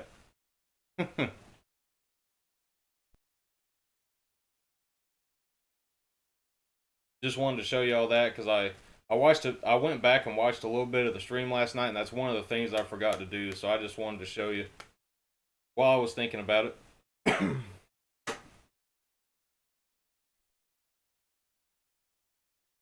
Daniel F says Get Krinden. We might actually play Get Krinden. I played that on the Taito collection on the PlayStation 2 last weekend. On Taito Legends 2. I can't remember which game it was because I was kind of comparing them for myself. And there was one game that just ran like shit on Saturn compared to the PlayStation 2. It might have been that one. I can't remember for sure. I think it might have been that one actually. Let me see. There was one of them that ran like extremely slow, like compared to the Taito Legends 2 collection.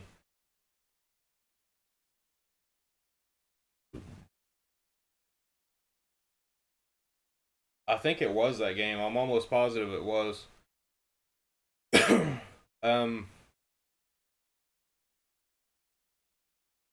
We might check out that one, but I think I know which one I want to go with next. But I will take another break for a second. I gotta grab a couple more beers, and I'll play some music for you guys, but I'll be right back.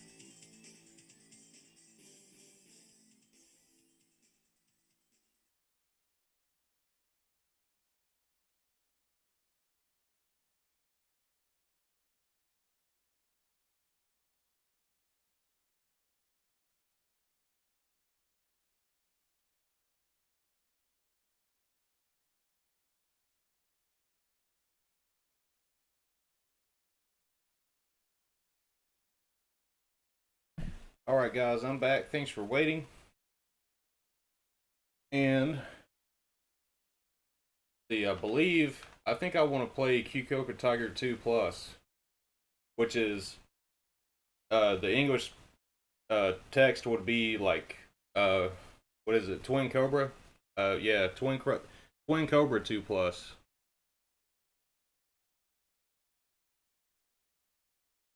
This is a hard game, just like the first one. And it's more of a traditional shooter, but damn, it's hard. It's harder than bullet hells, in my opinion.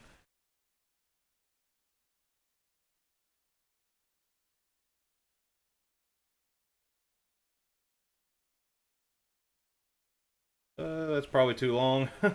Hold on a second.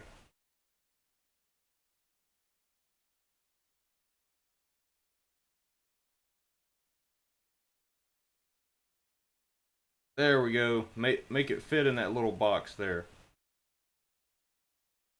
We're gonna make it fit. RK Game says, loving the stream tonight, sir. Sorry, been quiet most of the night. Beta testing some new game logic all night while listening. Awesome, man. Well, thank you for coming by. And I gotta stream some of your games too pretty soon, man. And I can't wait for that shooter you're working on to come out.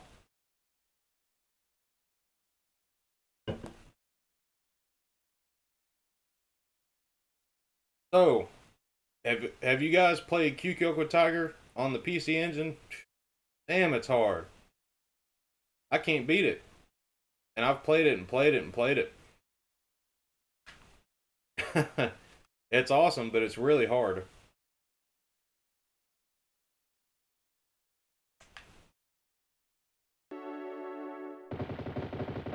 And this one's just as hard. Hell, it might even be harder.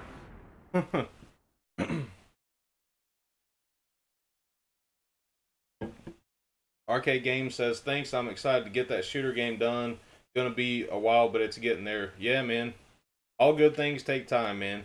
Like they say.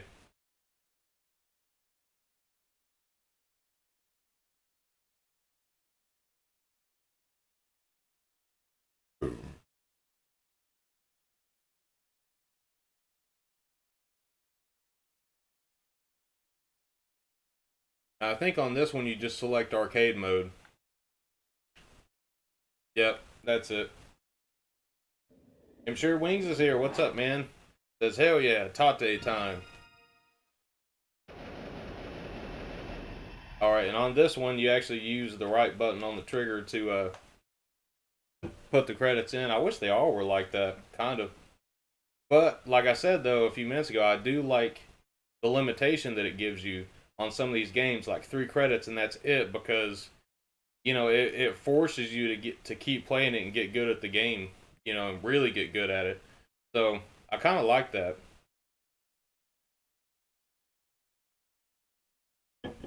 But it's nice to have the option, you know, if you do want to play with a ton of credits. I'm sure Wing says, cheers, Alucard. Cheers, man. Or as they say in Japan, kanpai.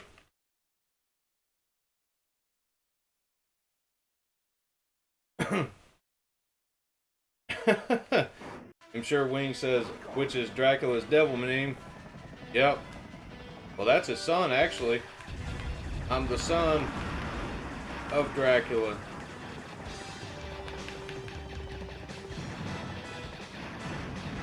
And I like the soundtrack in this, too.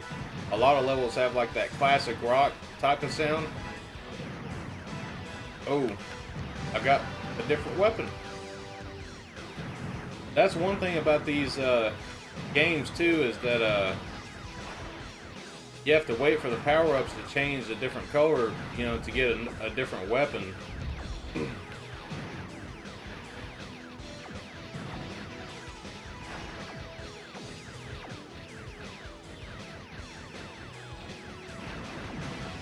Okay. This game, fucking double tapping all the way. When I say double tapping, I mean like move like that and you'll survive.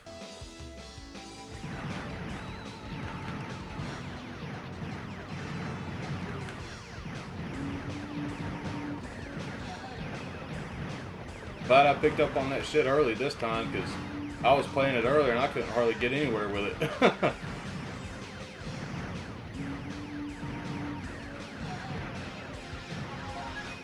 Alright, I thought I had the green. I'm glad I picked the right power up, because then I just would have got a level 1 piece of shit weapon. Pea shooter. This weapon's not too bad with those homing missiles.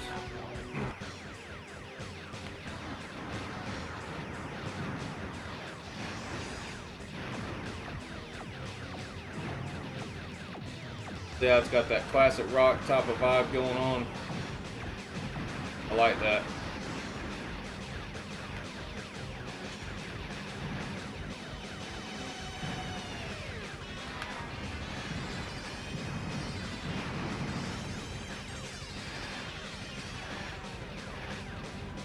I guess I got too close to it.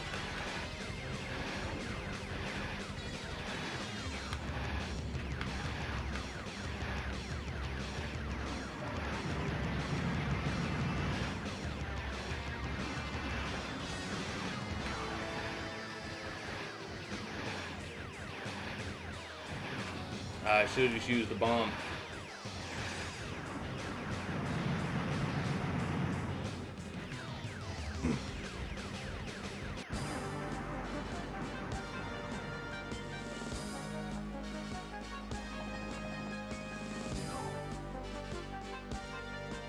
Dracula spelled backwards. Good hardcore beats. Yeah, man.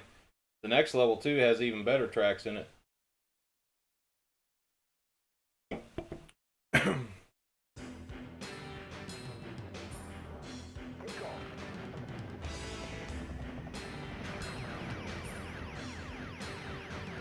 That's my kind of music.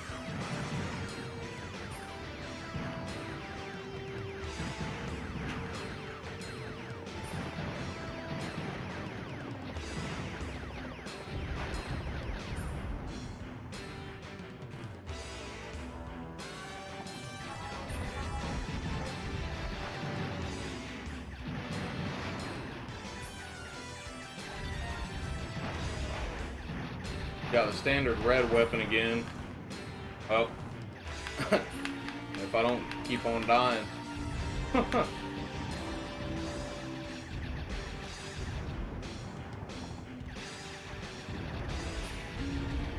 And the red weapon's okay, but it feels like it fucking takes forever for anything to die.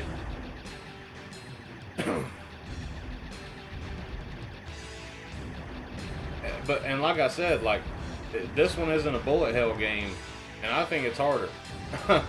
I think it's a lot harder.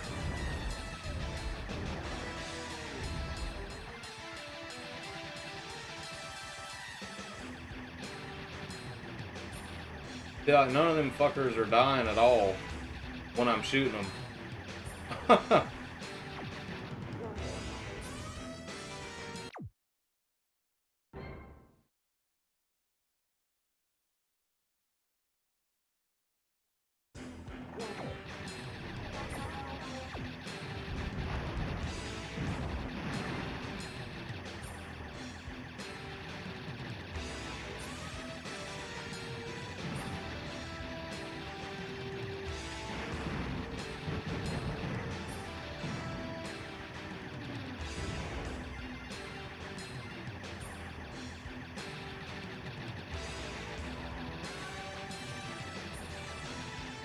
Like, look how much I had to shoot that thing before it died. I'm just gonna have to use a bomb to get away from it. I'll have to figure out what the best weapon is, probably, and keep it. It's just so hard to, as far as like getting the power-ups and waiting on them to change color, because by the time you grab it, it might change to a different color again, you know. And this boss is fucking ruthless right here.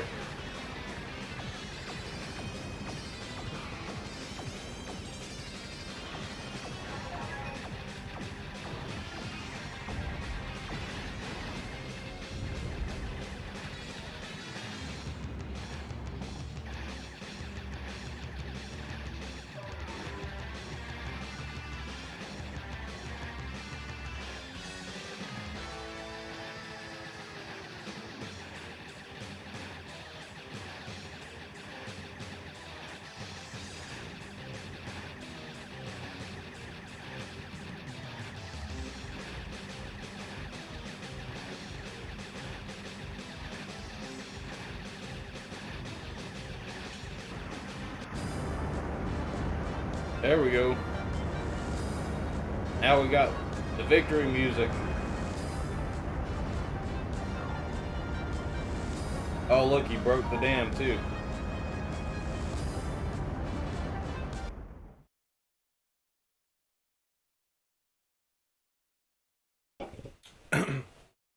Grandma says, yeah, that kind of sucks. I'm sure Wing says, yeah, the red ammo is weak. Yeah, it's not a bad shot pattern, but it's just kind of weak, you know?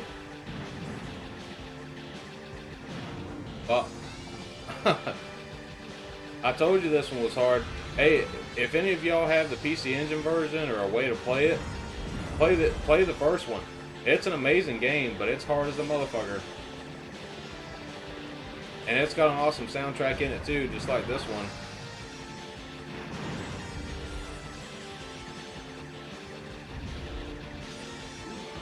Got the blue weapon now. Let's see how this does. Yeah, that's more of a spread shot type of thing. I figured it'd be like a laser.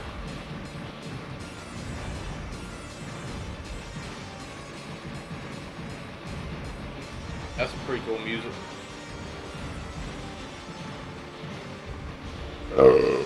Excuse me.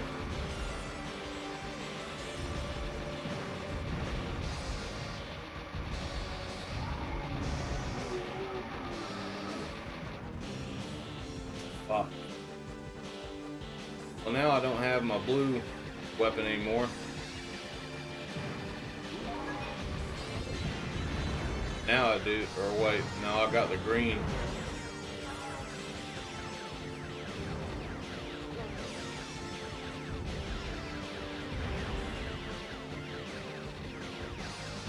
Fuck.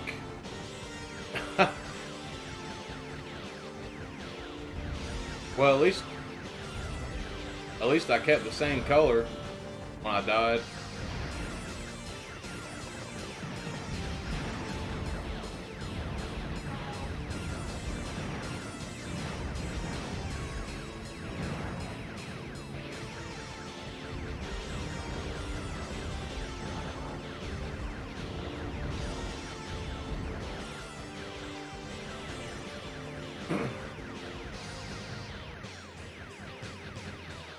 I don't think I've even got this far in it before.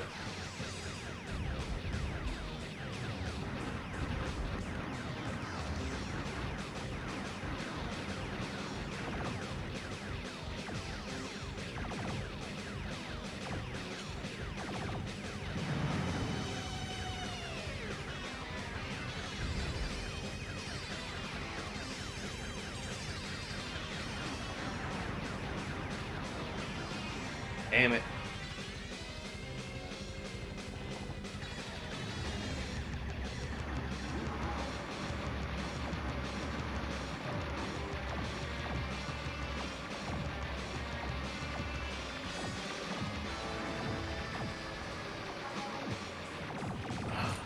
That's why I used the bomb right there, so I could go up there and grab that damn blue one. I died right afterwards.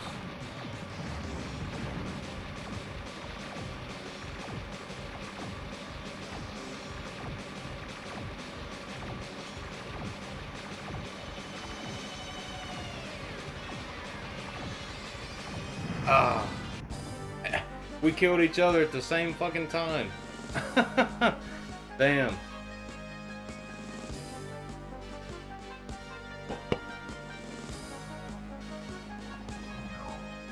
I kind of think damn near all the ammo is weak though. Now that I'm playing it, seems like they all have a lot of hit points.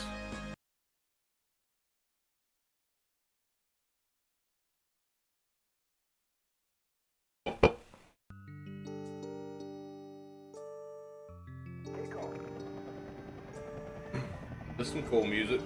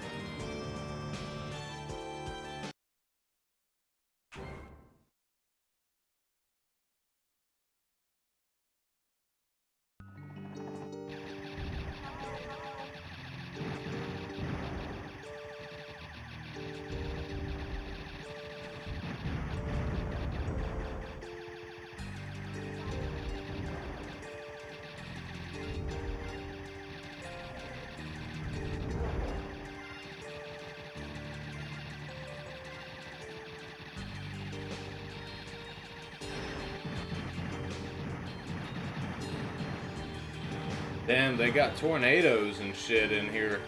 That's actually pretty awesome.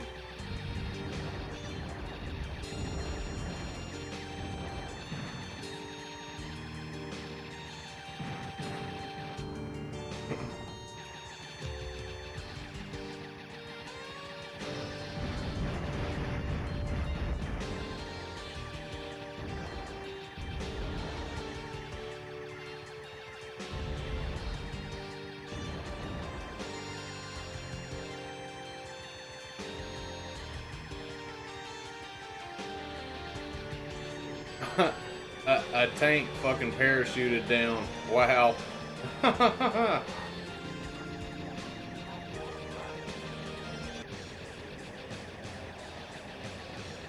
Damn, how many shots are they gonna take? Oh. They merged into the big one. That's pretty awesome though.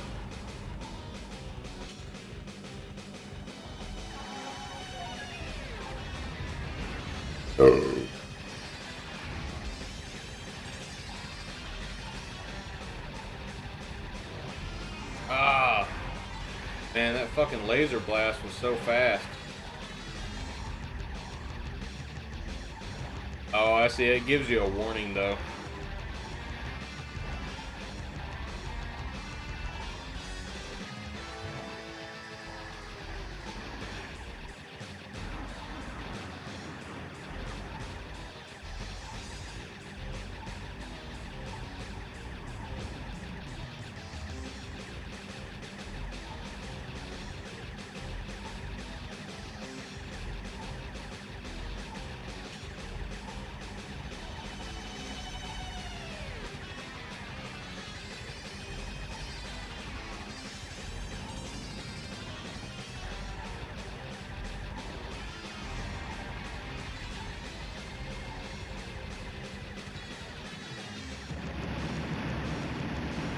There we go.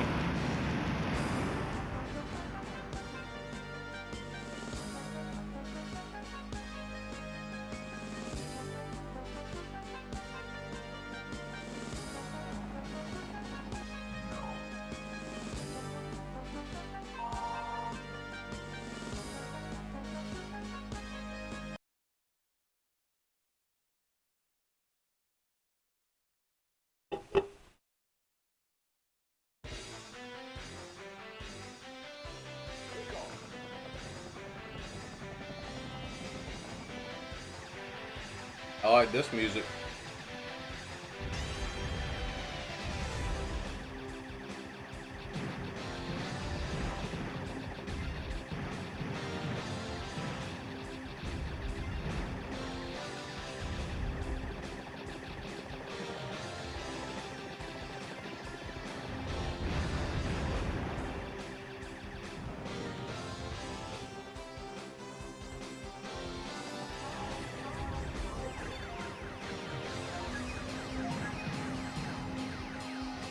Oh! Damn, this is the fully powered up green weapon, and holy shit, that's badass.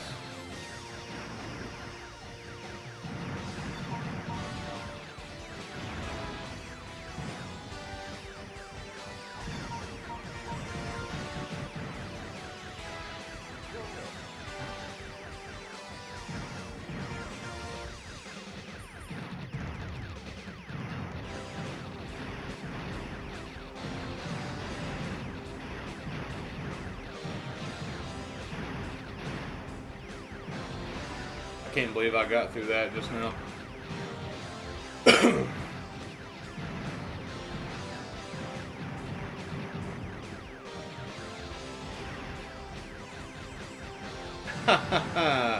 I destroyed the bridge and now you fuckers can drive off of it.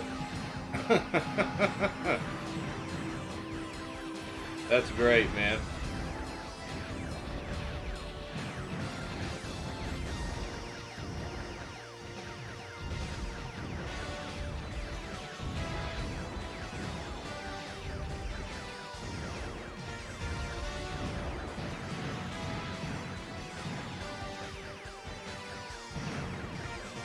I don't know for sure, but I'm going to say the green weapon's probably the best in the game, but I'm sure there's probably another one that I haven't tried out yet. And I haven't seen the blue one fully powered up, I don't believe. But it's more of a spread shot, so. At least with this one, if you're fully powered up, you got a big blast, you know, coming down the middle. And then you have all these homing missiles and shit too, so. I'd say this is probably the best weapon.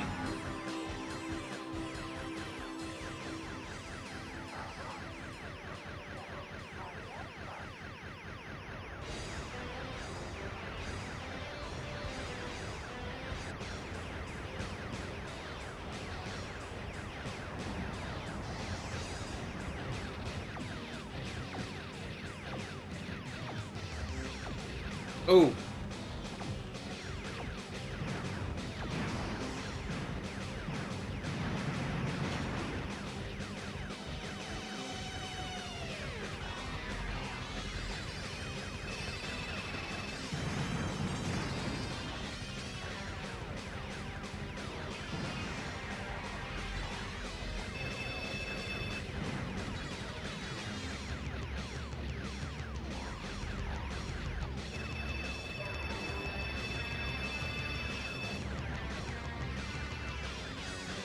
Well, you know, at least in this game, when you hit the bomb button, it doesn't matter if a bullet hits you, you're still going to dodge it.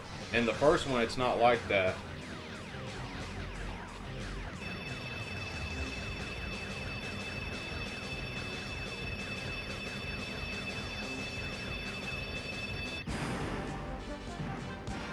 All right.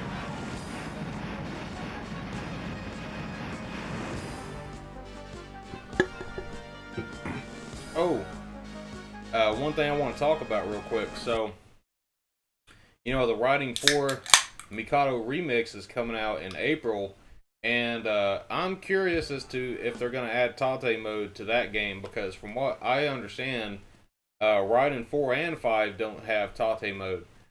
So, I'd really like for them to add that shit, because, I mean, there are ways to play the first 3 in Tate Mode, and actually, Riding 3 is a game I've been wanting to buy just because of that. I've read some reviews about it. There's mixed reviews. Some people love it, some people hate it, you know.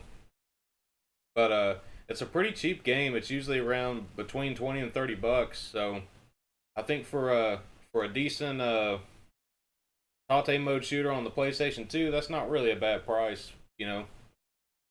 So I may have to pick that one up pretty soon and stream it.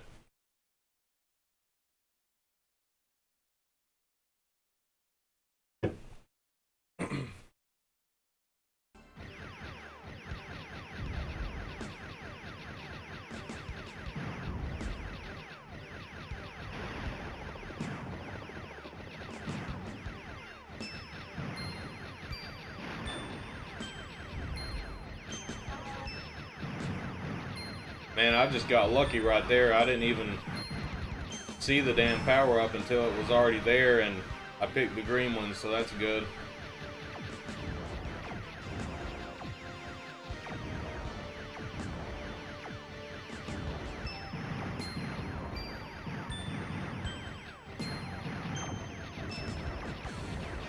Oh, damn.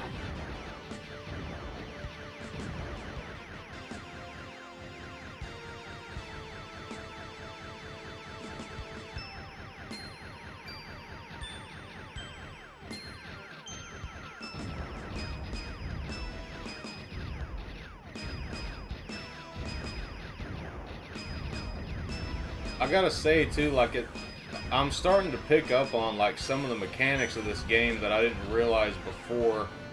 And one thing I've noticed is that if you're, I'll try to explain it the best I can.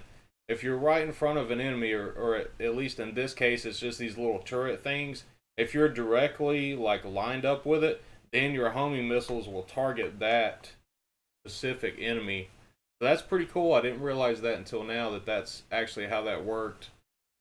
Charlie Ward's here. What's up, man? He says, "Hey, mate, I just got here. What you been playing?" I've been playing. The first game I played was Batsugun. I played Donpachi, Dodonpachi.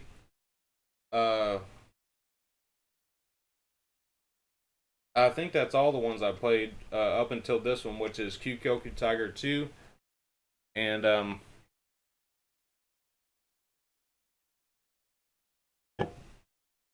really like this one, but damn, it's hard. But the first one's hard too.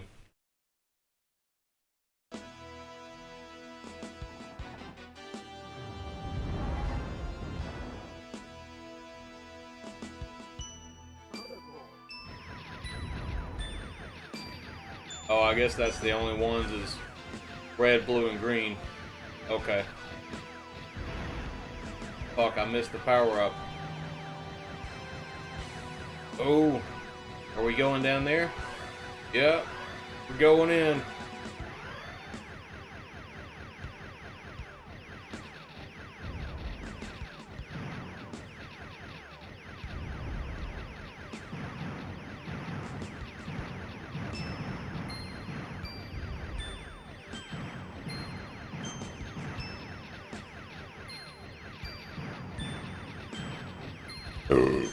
Excuse me.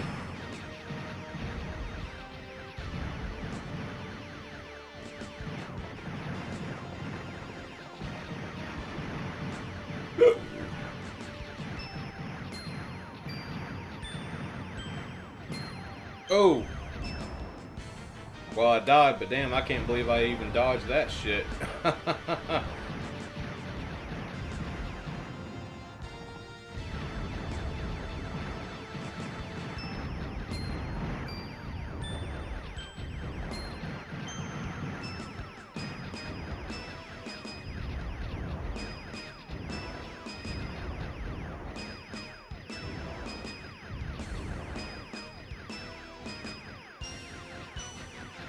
But one thing about these games too is I've always thought that the ship speed could be like at least a little bit faster, just a tad bit faster.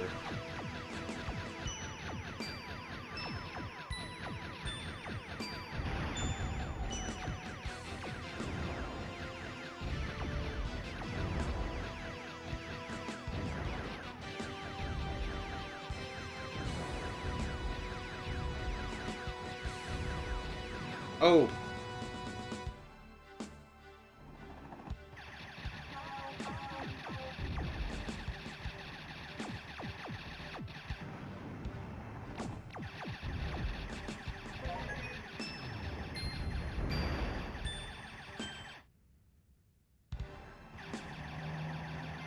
Oh! Got another level to go down into.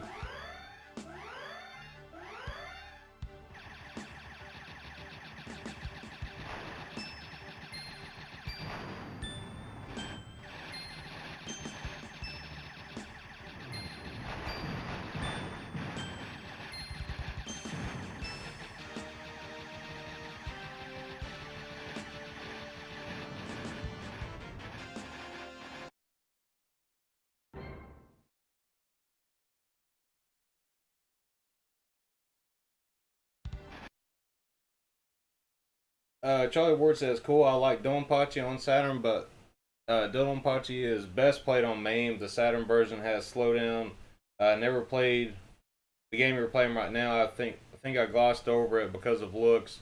Yeah, it's well, honestly though, I think Donpachi has way more slowdown actually than Donpachi, but I think they're both best played on MAME, to be honest. Because I've played them both to death on MAME up until now. This is actually my first chance playing them on the Saturn. Charlie says, silly I know, as it's probably a decent shooter. It just looks a little too 16-bit, not pushing the Saturn to its limit like other shooters. But graphics ain't everything. Gameplay is what you play for. Yeah, it's I like it, but it is hard. It's definitely more of an old school type of shooter. And even the first one is extremely hard too on PC Engine. I've played that one quite a bit. But Q Kyoku Tiger is also called Twin Cobra in like English regions. So if you've seen Twin Cobra, that's the same game. He says, what was the first game you said you played? Batsugun. So we played Batsugun first.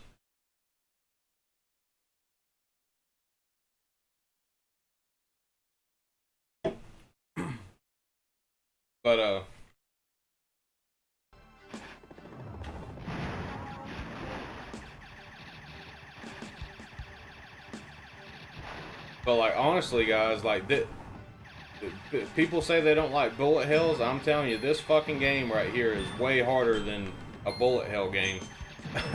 Like y'all seen how good I was doing at this stuff earlier, and now it's like I play this and I can't do worth a damn.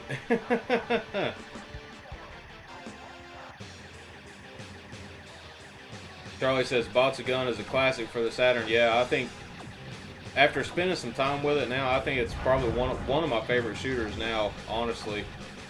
Great. Already used to continue already again. Greenfit Master says, how dare you guys question the Saturn, the ultimate 2D powerhouse.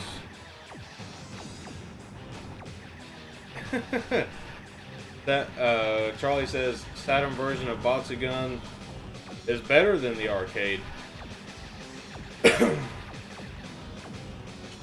Yeah, I think I might have attempted to play it on MAME, but I think that might have been one of the games that doesn't run right on MAME, possibly.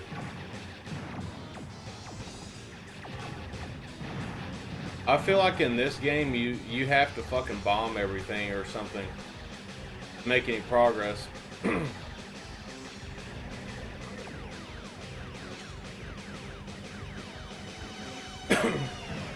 I guess if you do good from the beginning and get like the power-ups and everything that you want, then maybe it's better. Like, look, as slow as this ship is, there's no way in hell I would have been able to react to that. Well, I don't know, I did that time, so I take that back. But it's pattern memorization. I didn't do it the third time, as you see. That's what killed me.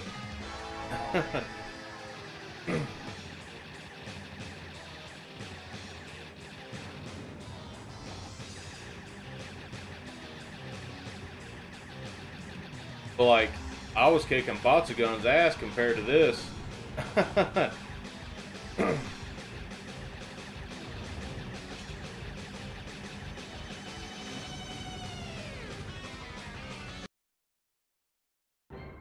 I've used like a bunch of continues in like 2 minutes.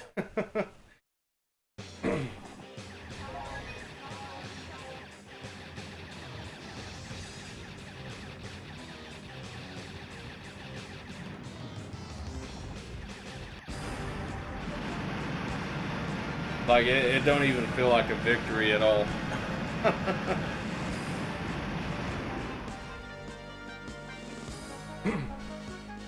Charlie says, I'll take your word for it when it comes to Donpachi. Also, I have a slowdown. Truth was, I didn't play those games on the Saturn for long. I played the sequel, and when I saw the slowdown, I gave up.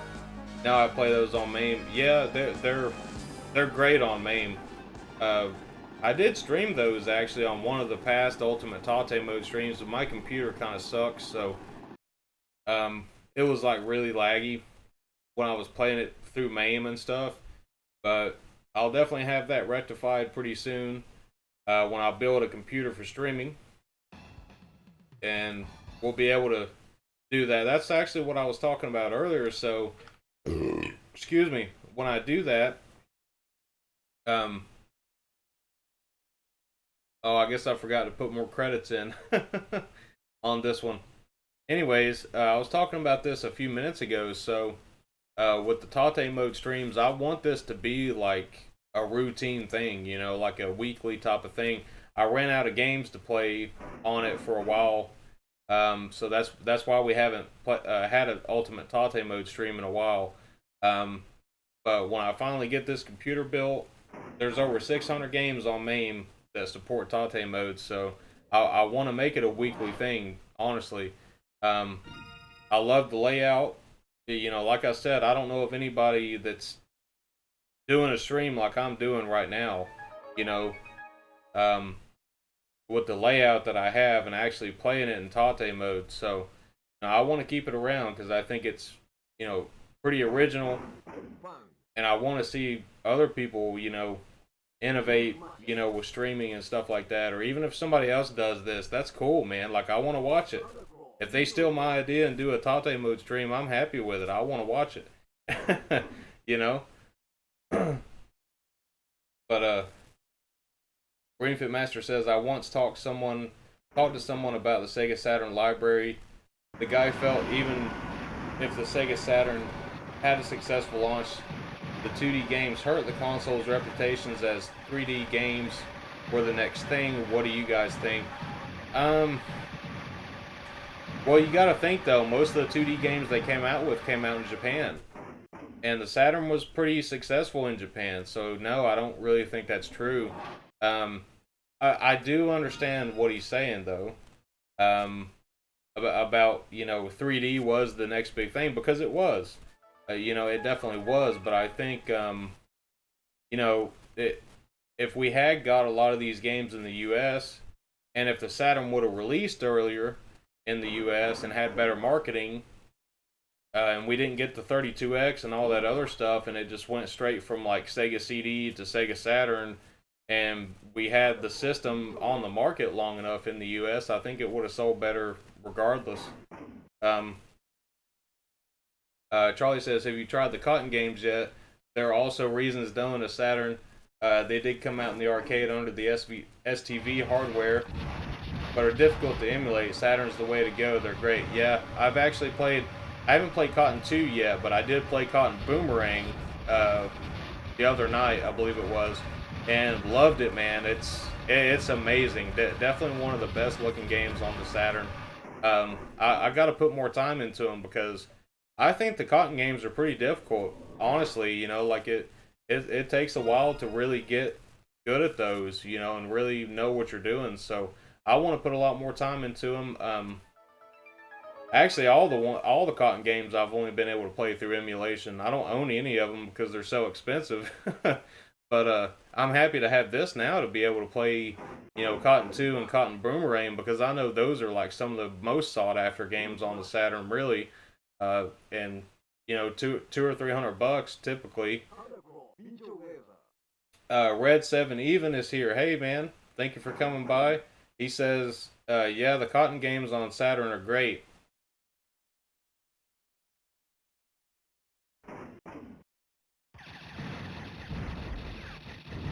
Alright, I think we're going to play one more game tonight. I don't want to go on for too long. I do got to work tomorrow. But we'll go for at least another little bit. I think earlier I said I wouldn't go past 3 hours, but we're probably going to go past 3 hours. A little bit past that anyways. Alright, so I got to power cycle again.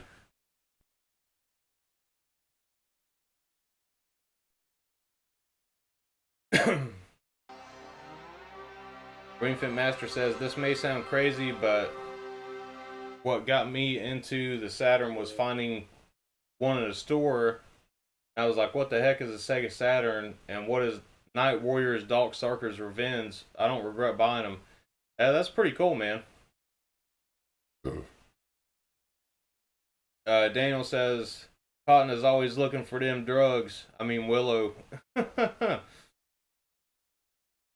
Super Boo's here. He says, howdy, everyone. Hey, Super Boo. Charlie says, Smoke Junkie's alter ego wants more Willows. Yeah, man. I love that, too. That video. I love his sense of humor, man. He gets me rolling a lot of times,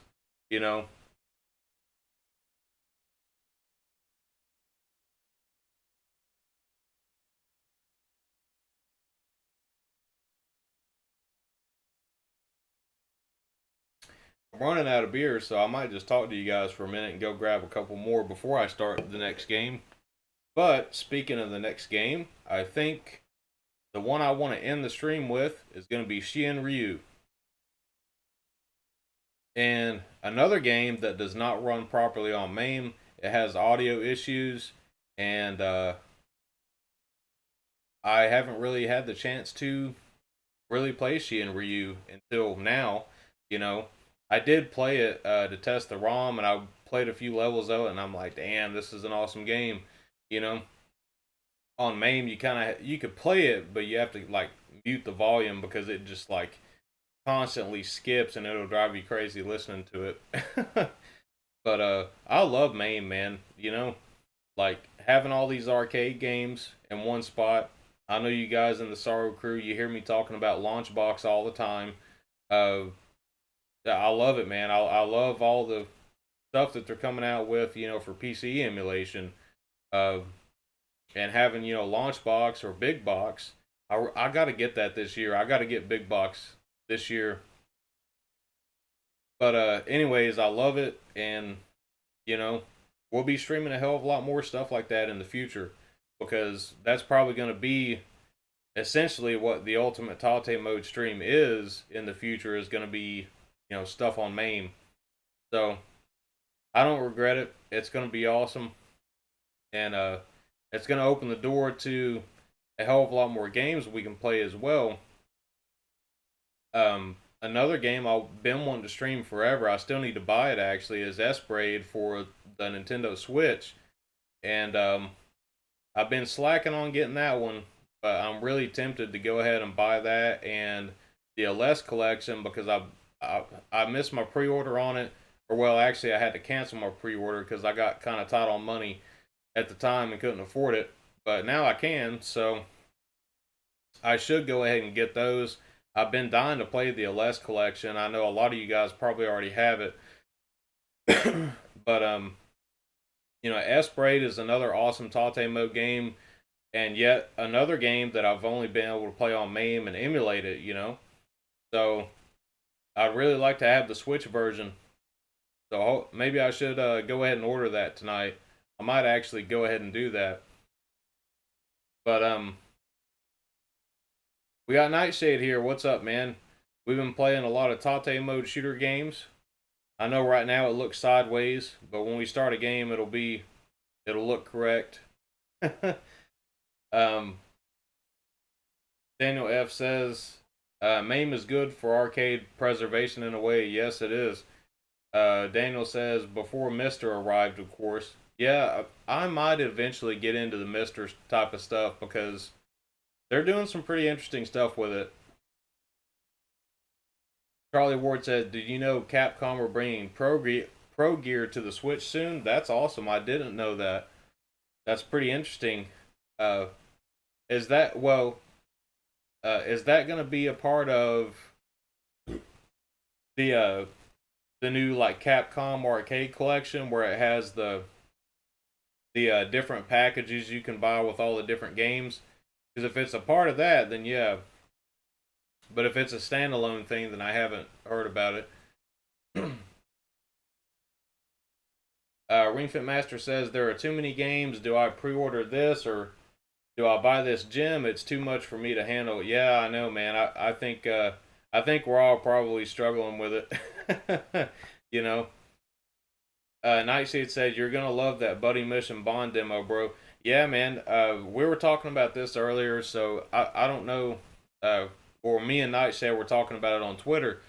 I shared stuff in this game in the Discord channels, and I don't think a lot of people really watched it, but it's a new Switch game that's coming out, and I think it actually comes out next month, I believe.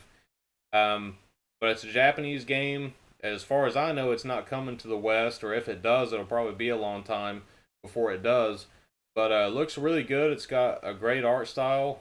The music sounded good from what it showed in the trailer of it and everything. I've watched a few different trailers that have came out.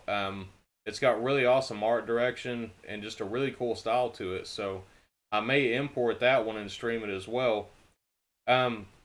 This brings me to another topic. So thinking about, import games in general.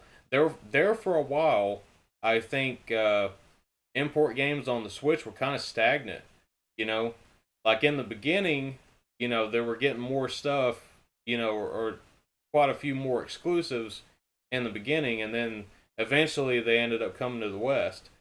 So there for probably a year or so, I was like, well, hell, there's not even much of a reason to import games for the Switch. But now, I mean, look at what all is coming out in the next couple months, especially if you're a shoot 'em up fan. We've got Raiden 4 Mikado Remix coming out. We have Cotton Reboot. We've got the LS collection that just came out last month in December. We've got Rolling Gunner coming out in Japan, which needs a physical copy. Like, that game is so fucking good. We need a physical copy of that. And it has the DLC with it as well. I've got all that stuff pre-ordered. I can't wait for it to come in. This is all stuff I'm going to be streaming too, And so I just wanted to bring that up, that it looks like imports for the Nintendo Switch aren't really dead yet. because now we're getting a ton of awesome stuff coming out. So I hope that continues. I hope that there is a whole lot more stuff that comes out in Japan that might not come out here because, you know, all of us fans of that genre will import it anyways. And it's not hard to do, you know. Amazon Japan's your best friend as far as that goes, you know. Um, so I'm really excited, man. Really excited for this year and the stuff that's getting ready to come out, you know, next month and in April, and we'll see what happens, you know, later on in the year.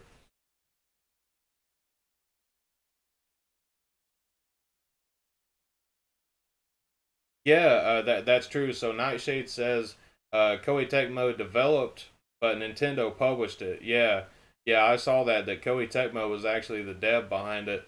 Um, Charlie Ward says, excuse me, Capcom Arcade Collection with different packages. Yes, yeah, man, that's gonna be awesome when that comes out. You know, and it's even got awesome stuff like Cyberbots, Giga Wing.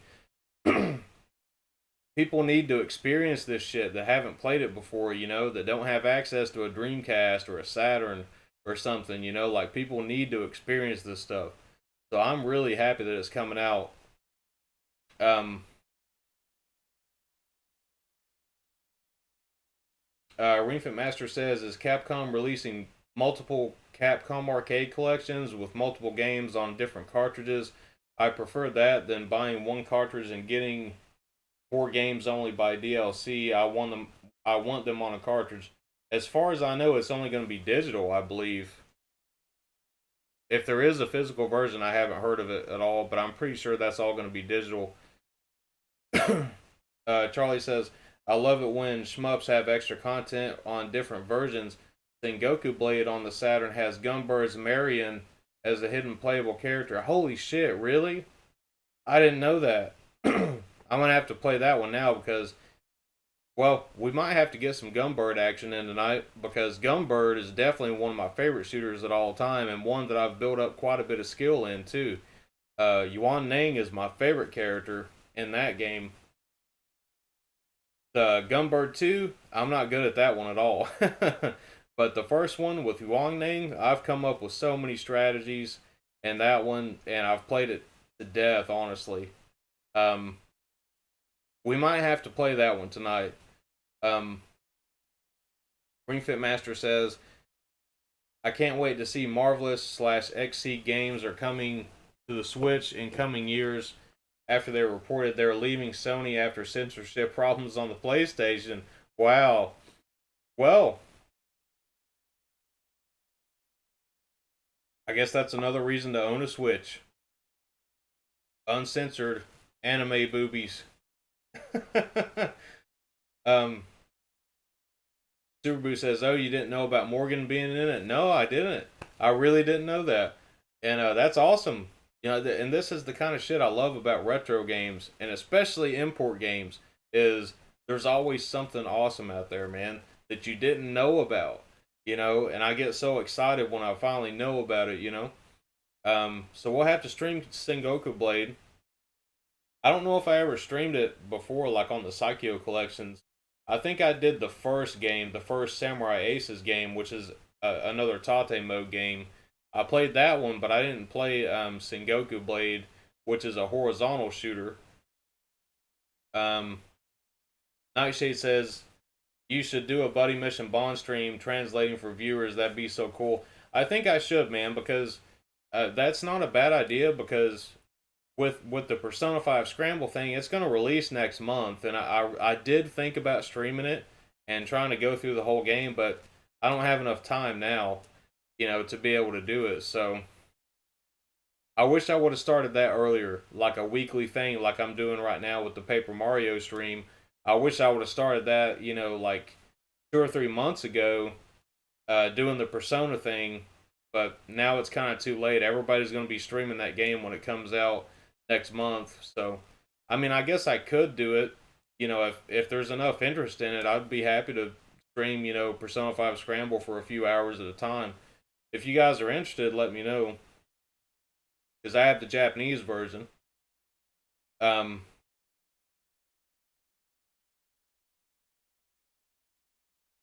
Oh, okay. Nightshade says the demo for the demo. I meant unless you actually get the game. I'm probably gonna import that one, but yeah, that's not a bad idea too, because it's gonna take a while for the game to come out and then get shipped here and everything. We could do a stream of the demo. I'm gonna take a mental note of that, and we might come back to that because that's a really good idea, man. Thank you.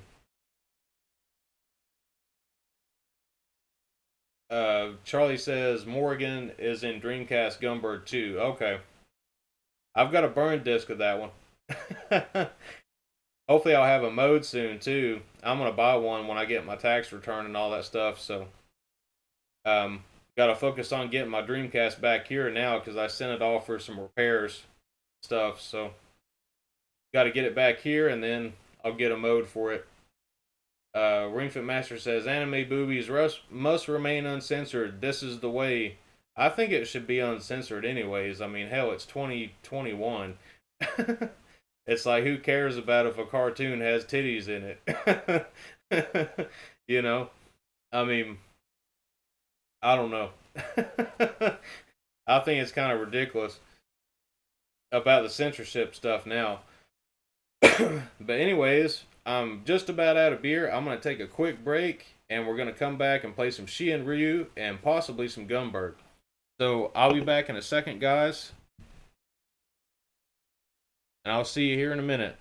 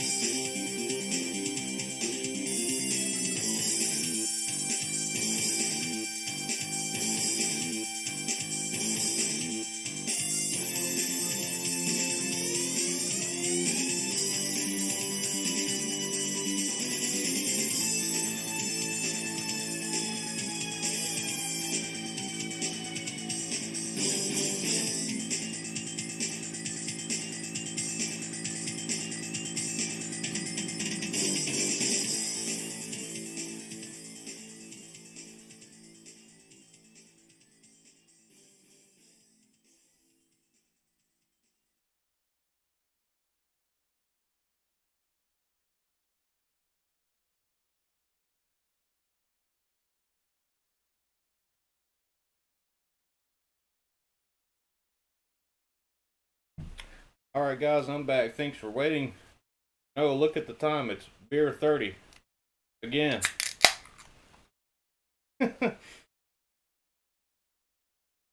Greenfit Master says, funny story about censorship. A mom came to my store. She had a problem with her son playing games with anime boobies, but is cool with him playing a game where you shoot guys' heads off. I don't get it. Yeah, it's fucking stupid. I don't know, man. I don't know. I don't know where people's heads are nowadays. I really don't. But, I've always had a bigger picture mindset. and a lot of people don't have that, you know. So I don't expect the mass public to have it. You know what I'm saying? Like, I just expect it to happen everywhere I go for stuff like that.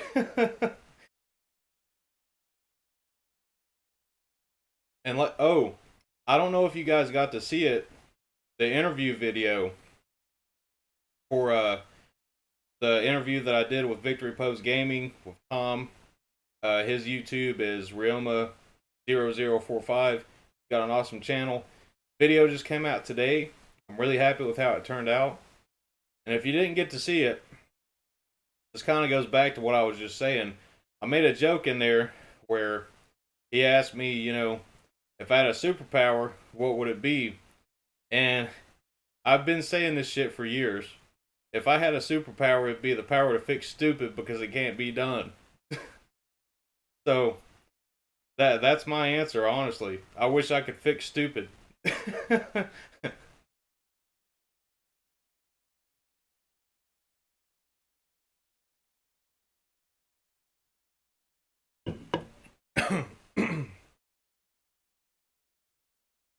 All right, Charlie, I'll check it out.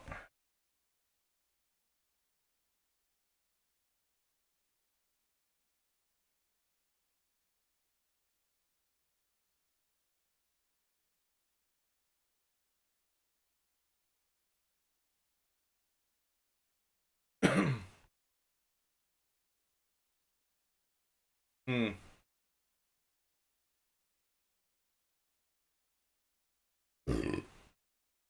It says something went wrong. I think it was doing this last night. It's cool though. I'll look it up. I'm sure I can find it. But I'm going to go ahead and change the game.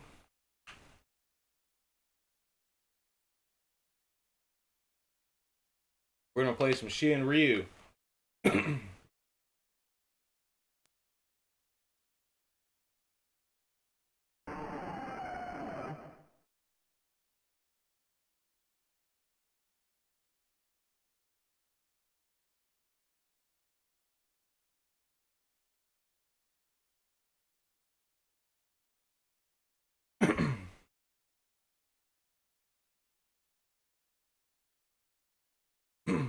I'm waiting on my computer to like chill out for a second because I'm getting that encoder overload issue.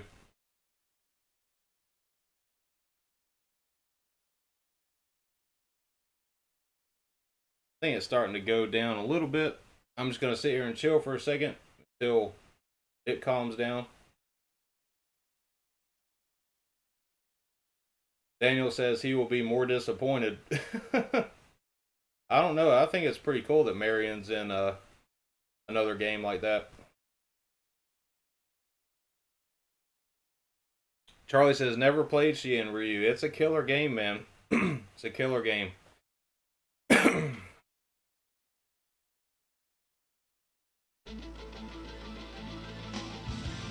This is another game developed by Wadashi that did, you know, awesome games like Triggerheart Excelica, which has one of my favorite soundtracks in it as well. And I know this is sideways, I'm sorry. It's got a killer intro. But it's not going to be sideways when we play the game.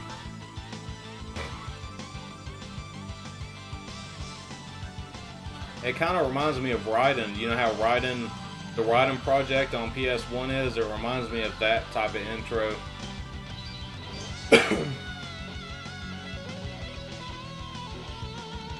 Daniel F says, have you played Durogar yet? No, I haven't played that one. Is that a new one or what's that on? I'll definitely check it out. Charlie Ward says Triggerheart Excelica was good. I got it on Xbox Live and PS2. Awesome, man. I've actually only played the Dreamcast version of it so far.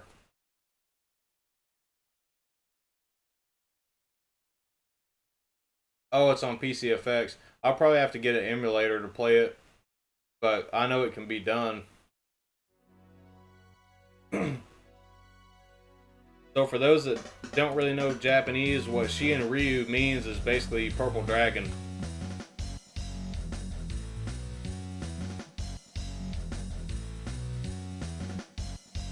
Got some killer music going on.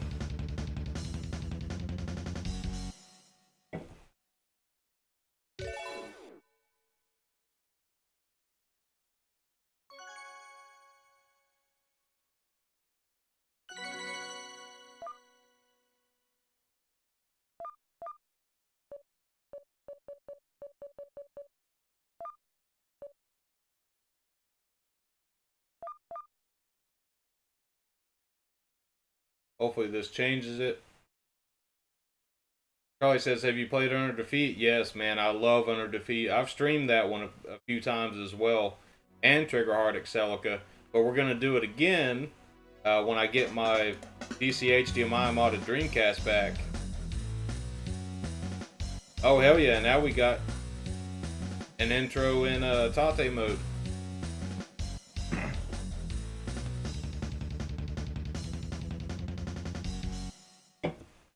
Another expensive Saturn game. Rover's here. What's up, Rover? Glad you could make it.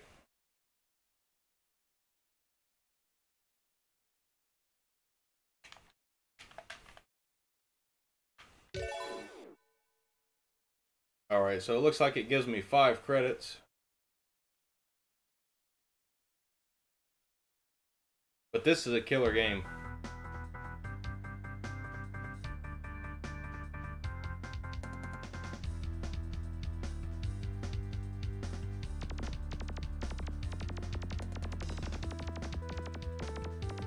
Oh, my controls are screwed up.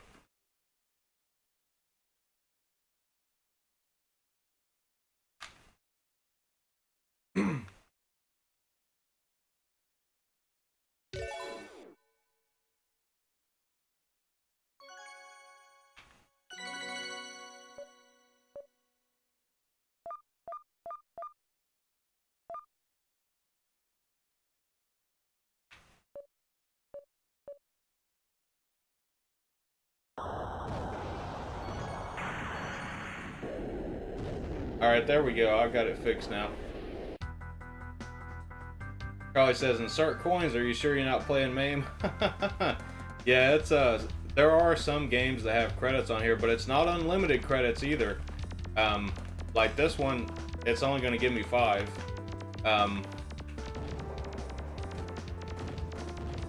And with Kyoku Tiger, it did give me the option of unlimited. But like this game does not run right on MAME. I've already tried it.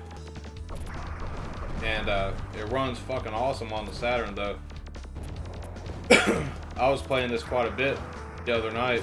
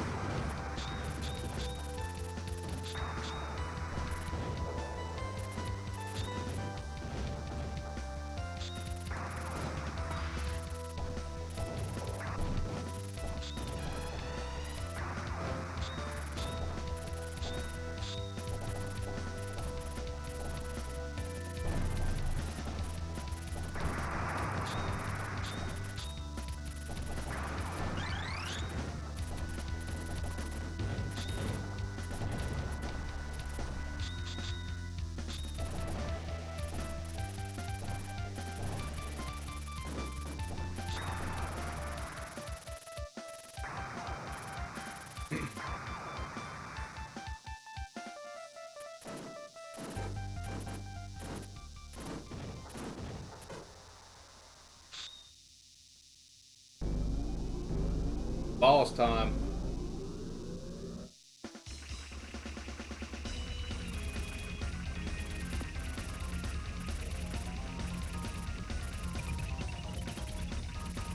Got a laser.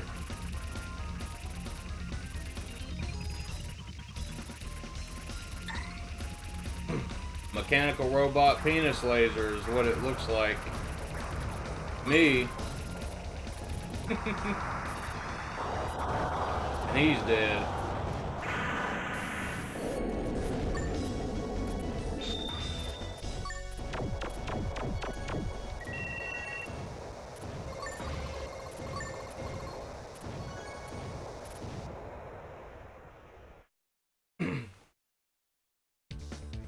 Daniel says, so if y'all had to choose PC Engine or Saturn, I struggle with this myself, man. I think about it probably every day, honestly. I love them both so much, but it's like, for some of these arcade shooters, like some of these arcade perfect type of shooters, I'd probably have to say Saturn reluctantly, you know. Like, because I don't want to give any of them up, and I've said many times before, like, if I had to get rid of everything that I had, and I could only pick a couple of things to keep, it would have to be PC Engine, Saturn, and probably my Nintendo Switch. Just for modern stuff. But it'd be so hard to choose between both of them for me.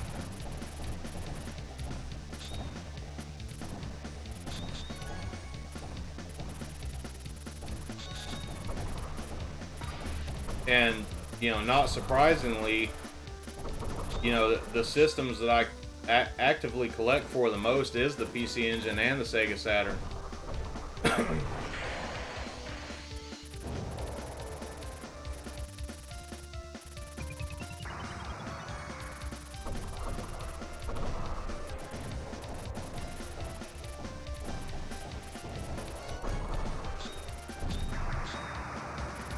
But we've got 11 people in here, man, and I really appreciate y'all watching, and hope y'all are enjoying the stream.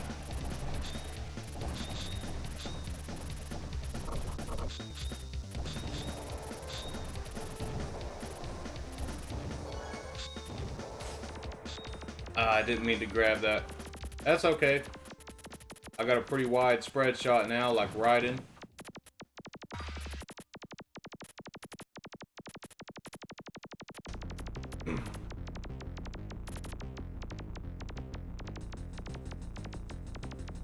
That's some killer music.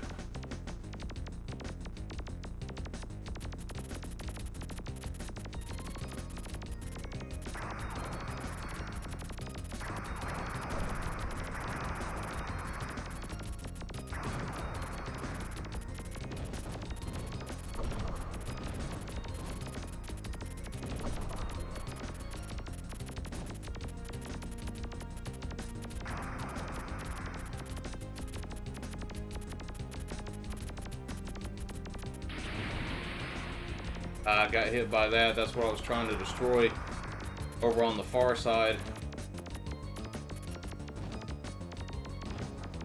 Shit, I lost my speed too.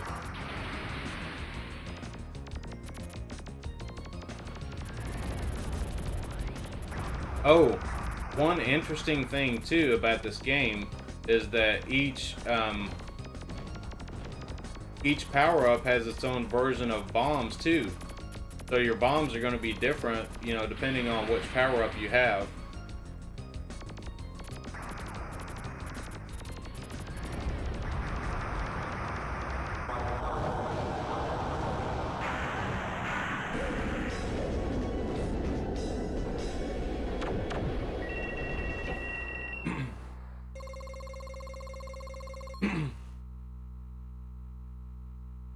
Charlie Ward says, nice, so Saturn, Shien, Ryu is the way to go. Thanks for letting me know. I'll check it out. Yeah, definitely, man. Like, well, unless, you see, I have like a little bit older version of MAME. Not really much older, but it has so much bad audio issues. You have to mute the game to even be able to play it.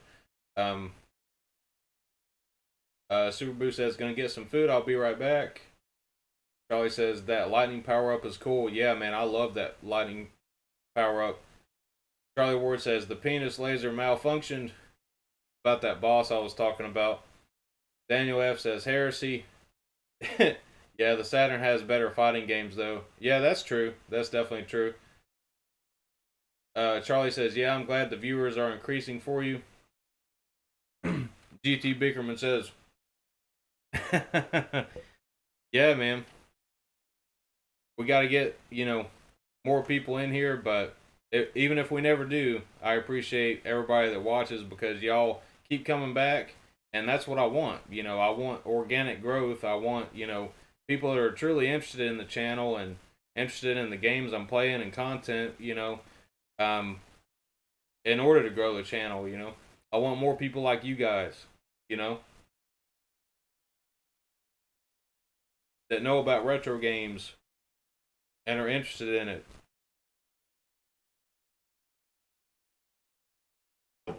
And it also leads to a lot of awesome discussions too, because I love talking to you guys in the chat.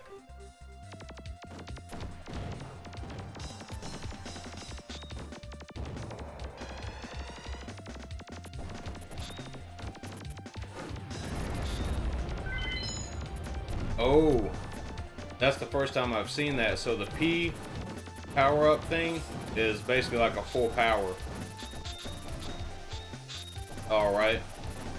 I have to remember that.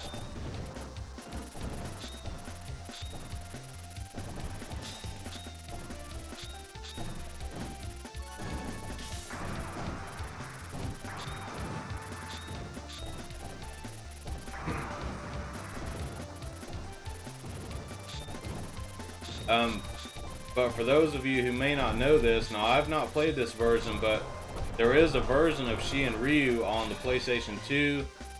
It's part of the one of the shooting collections. It has Shi and Ryu and another game on it. I can't remember what the other game is off the top of my head, but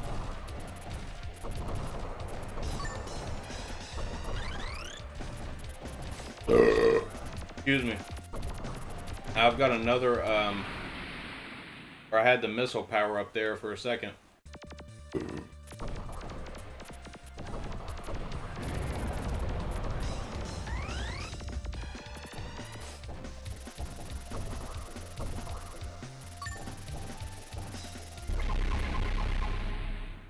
Ah man, I died as soon as I used the bomb.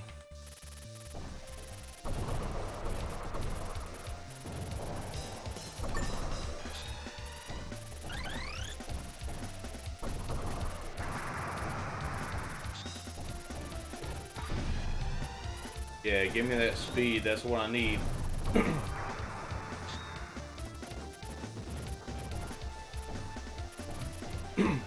And I would say that in this era of shooting games, like speed power-ups are probably like outdated, you know what I'm saying? But I kind of like it though in this game, how they implemented it.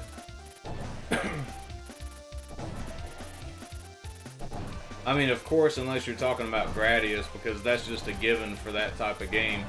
But any Gradius game is going to have that.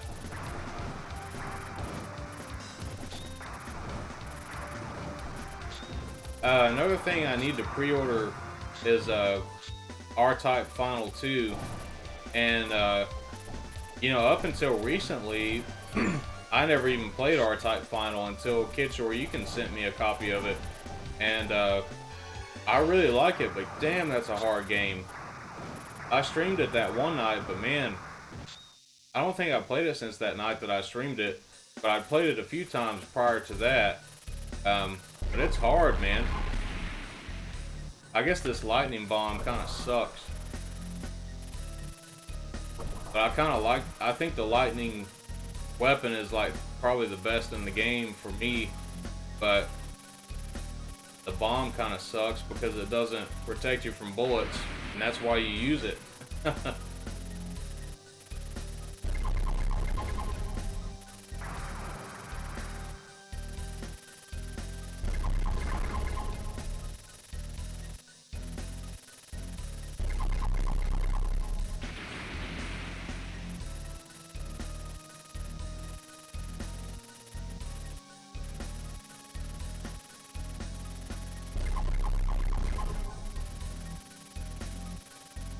I guess it does protect you from bullets, but maybe if it's like, maybe they have to be like right in front of you or something.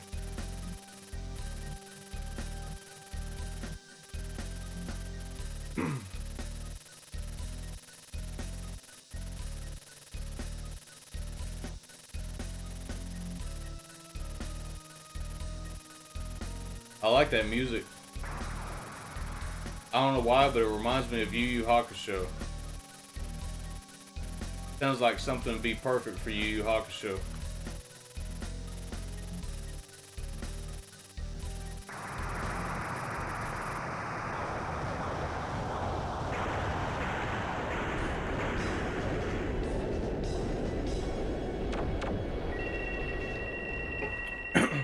Charlie says, my mate who set up a YouTube channel, I was happy for him, but when he said he was looking to pay to increase his subscriber count, I said that's stupid. I thought he thought I wasn't supportive, but it's fake. Yeah, I know what you mean, man. And there's other companies out there too that will, like, you know, promise to like promote your channel and all this bullshit, but then they take your money and everything, which I'm not monetized anyways, so it wouldn't benefit me regardless, but I'd never do it, you know, because that's not what I'm looking for. Charlie says, yeah, R-Type Final on PS2 is awesome. Yeah, man. Well, you know, and from what I've seen, because see, I have the Japanese copy, and it's rare that a game like that, you know, that the Japanese version is more than the English version is. So the English version is actually way cheaper, the US version. Like, the Japanese one's probably 2 times the price, honestly. And so it's pretty cool. Pretty cool that I have that one. The Japanese one, actually. Charlie says, I too want to get its sequel. Daniel says, or you could just be a sellout and stream those popular online games, then your channel would explode. It probably would, man. Even my little nephews, are you ever going to stream Fortnite? I said Fortnite. Are you ever going to stream Fortnite? Hell no. So they probably don't watch me either because of that. Oh well. Charlie says, did you get the R-Type Dimensions EX for the Switch? Yeah, I have a digital copy of it. I don't have the physical, but I do have it on the Switch. Yeah, and it's awesome that you can change the graphics mode. That's one of the things I loved about the game, and it's on the fly too. You can change it anytime you want to. You know, I haven't streamed that one yet. That might be a good idea for a stream. Brandon says, I was going through my 3DO ODE yesterday and found out that there's a Yu Yu Hakusho fighting game on it. Really? I didn't know that. He says it's pretty terrible. Yeah, the Yu Yu Hakusho games are hit and miss. Actually, let me show you something here. So, when I got my GameCube a couple years ago, I wanted to get one that had a Game Boy player with it, and I know my camera is reversed right now, or inverted, so it's gonna look backwards.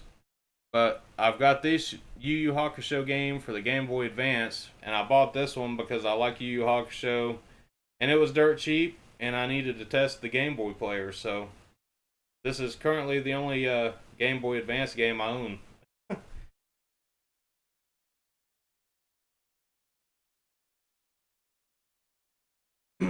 But I'm a big fan of Yu Yu Hakusho. That's one of my favorite animes of all time. And I do want to get, you know, the Super Famicom games and stuff like that. Those are really cheap. But the Mega Drive version is actually pretty expensive. But that's a pretty awesome game, too, from what I've seen of it. I want to play those. I know there was a PlayStation 2 game as well. I've heard mixed things about it. But I'll have to check them out because I love the series. Even if it's a bad game, I want to play it just because I love Yu Yu Hakusho.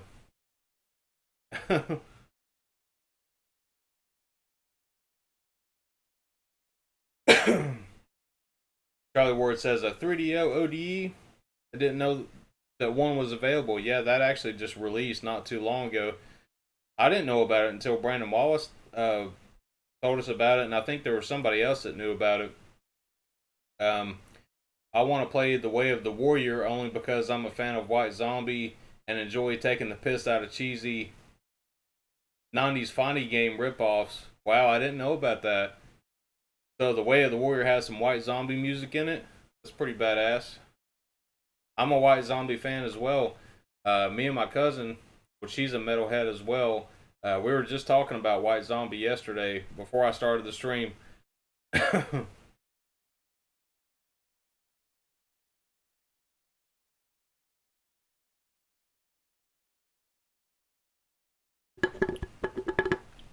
Alright, now it's officially beer 30. 12:30. 12:29.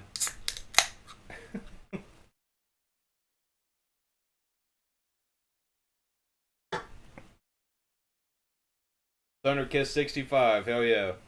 That's one of their best hits too. Thunder Kiss 65.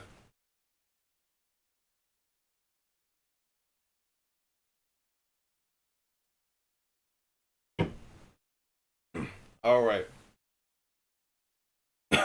Get back into some Shion Ryu. The Purple Dragon.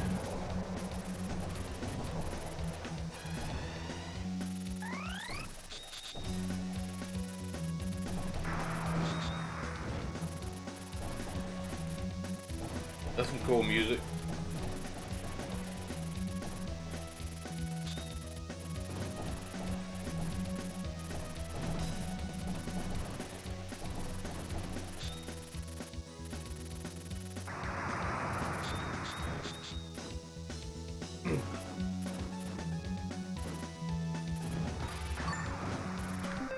Hey, I just thought about something.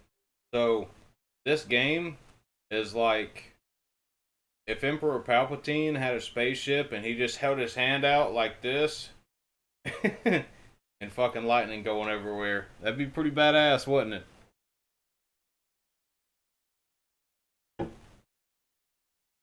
it? Carly says, my favorite is Supercharger Heaven, also known as Devilman. Yeah, that's killer too. Brandon says, Rob Zombie has a new album coming out soon. Really? I didn't know that. I haven't seen anything new from Rob Zombie in a long time. I don't know what the last album he did was, but I was a huge fan of him, man, especially in the 90s and like early 2000s. And I was actually telling my cousin about this yesterday. When like, my parents and shit, they didn't want me watching like MTV or any of that stuff, so I had to like sneak and watch that shit when I was a kid.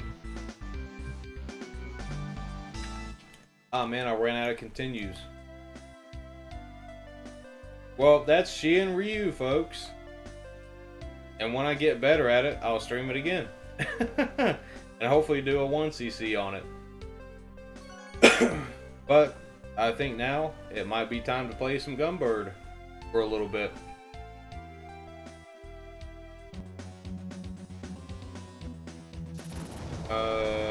What? It's still going.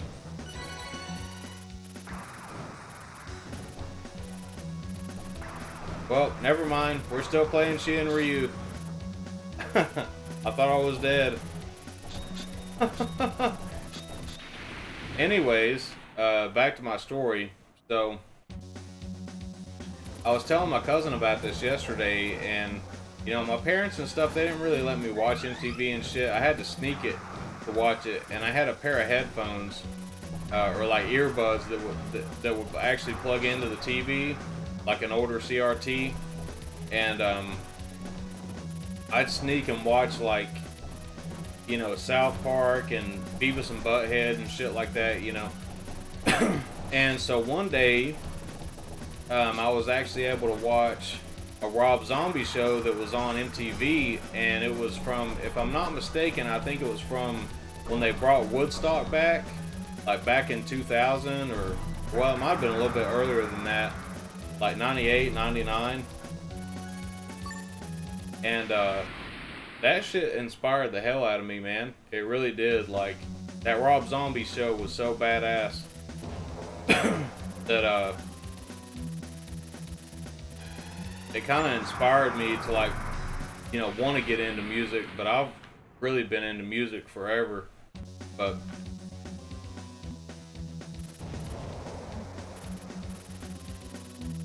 I need to pay more attention to this, because this shit's not even hard.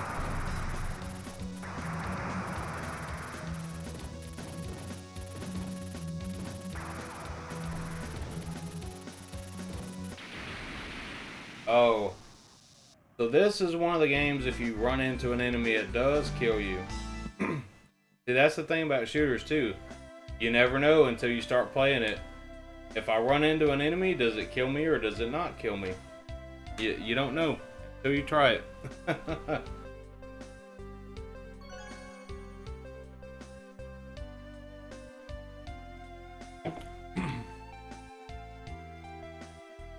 Charlie says, do you have Outrun, the Saturn version? I think I do, if I'm not mistaken. I think I do. Yeah, the Sega Ages collection, right? Sega Memorial Collection, or it was something like that. It's on, I believe. I'm pretty sure I do have it. God damn, I still died. See, that's what I'm saying. That bomb sucks. The weapon's awesome, but the bomb sucks. Fuck it, let's get this missile weapon for a little bit. And I want to see what its bomb is.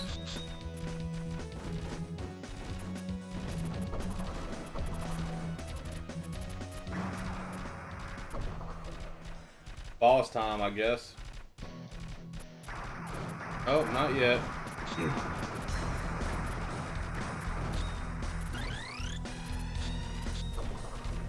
Ooh! Those missiles become homing missiles after a while. This is Raiden. We gotta destroy the Raiden ship. He and Ryu destroying the Raiden.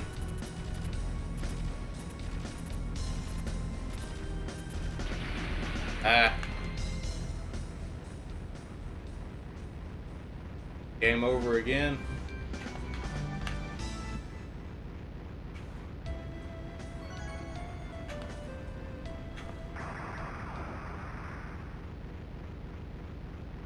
Oh, okay, I guess it's actually game over this time. That shit confused me.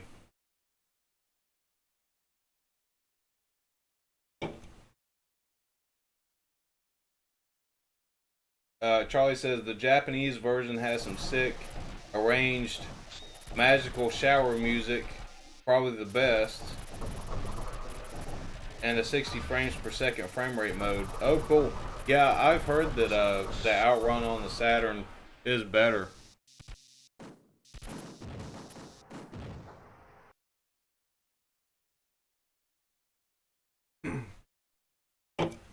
Alright, we're going to play one more game, guys, and that is going to be Gunbird.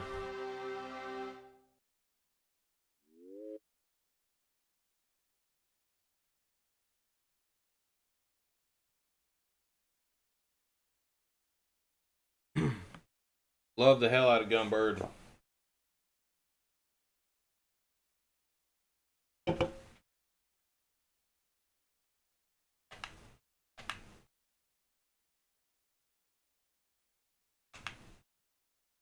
Oh no.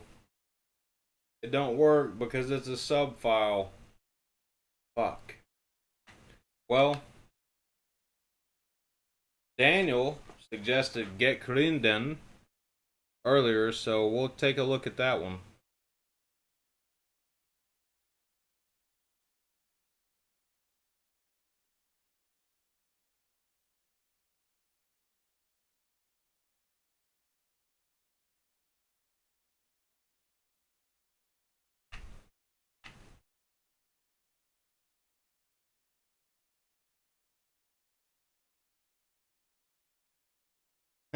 Star Wars says Gumbado.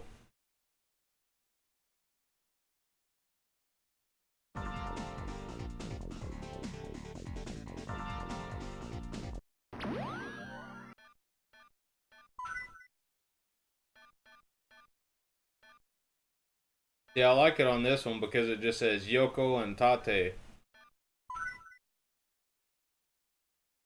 Simple, you know? We'll play some Get Clean Done. Charlie says, I can link you a Ben and Q Gumbird if you want. Yeah, I mean, if you have it available, you know, if you want to link it, I'll definitely check it out and download it and update my card and stuff. Because I'm going through the ROMs. Actually, let me, because I've got a list on my phone I've been keeping of ROMs that don't work. Um, just because of the file format. So let me add Gumbird to the list real quick just in case.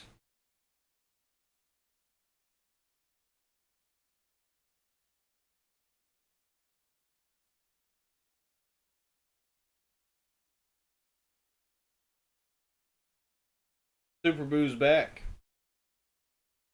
We're about to play some Gekrindan, so you came in at just the right time because we're just about to get started.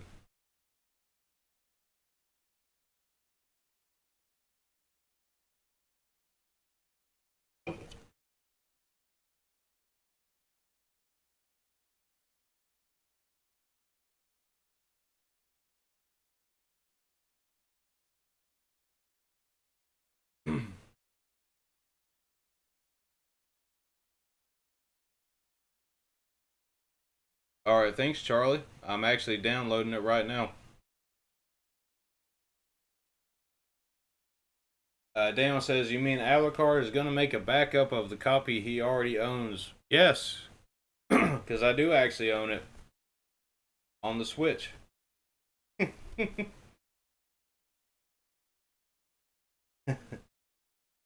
Charlie says, have a check and see if that link works for you, mate. Yeah, it works. It's downloading right now, actually.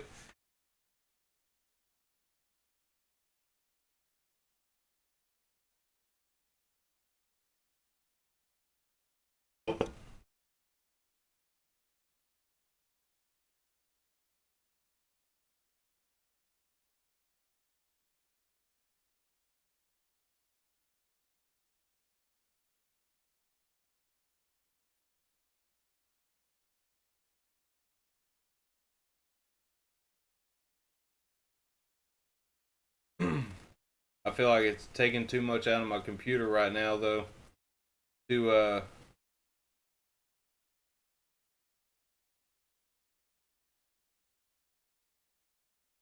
download that. So I'm gonna stop the download until I get done with the stream, but I'll continue it after that.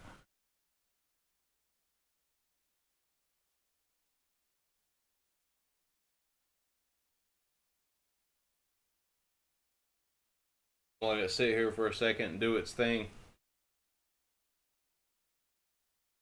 because I definitely don't want the stream freezing up and stuff. That's not fun for me or you.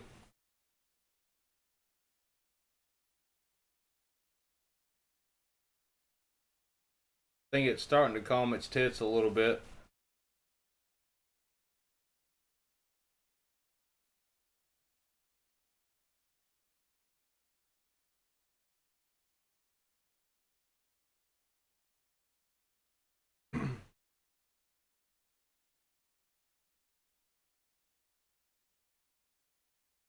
Almost out of beer again.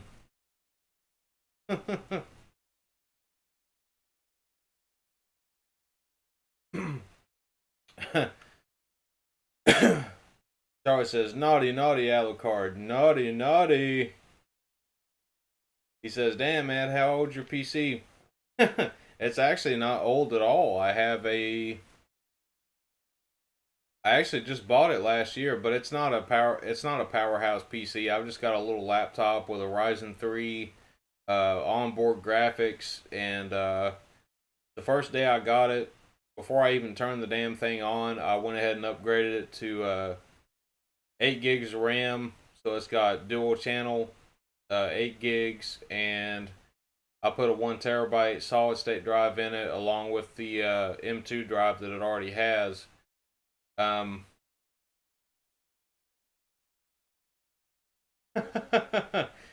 Charlie says, "Oh yeah, I forgot to ask. Did you get a good night's sleep? You seemed cream crackered yesterday." Yeah, I ain't gonna lie. I was pretty damn trashed by the end of the stream yesterday. But yeah, I passed out and I didn't get up till like 4:30 today. But that's why I'm not gonna go too long tonight, so I don't do that again. um, Excuse me. Red 7 even says Gekrlindun is a great game. Another Taito F3 game that has been ported to the Saturn. I hate to do it, but I think I'm going to have to go grab another beer because I got to have something to drink while I'm doing this. Especially because I'm talking a lot too, you know, my throat gets dry. So, I think I will take a quick break. I'll be back in like 1 minute, less than 1 minute.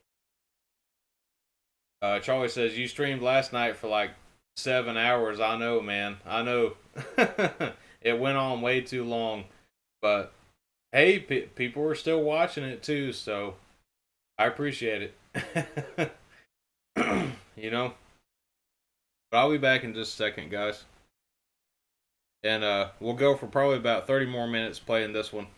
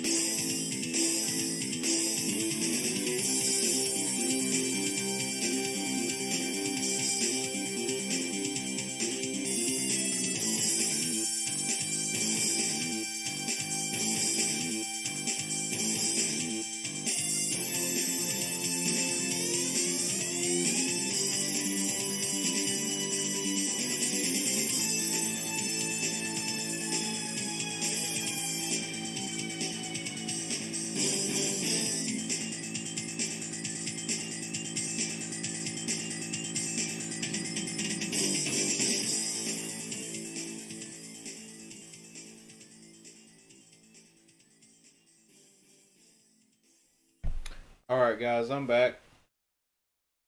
And we're going to get into some Gekrlindun. And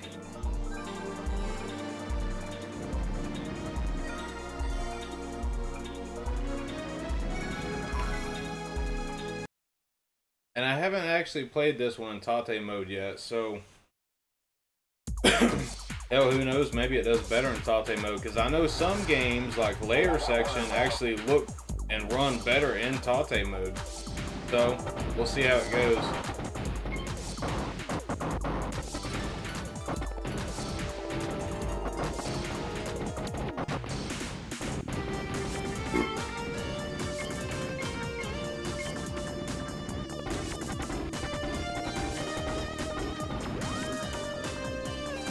Gotta turn this down a little bit.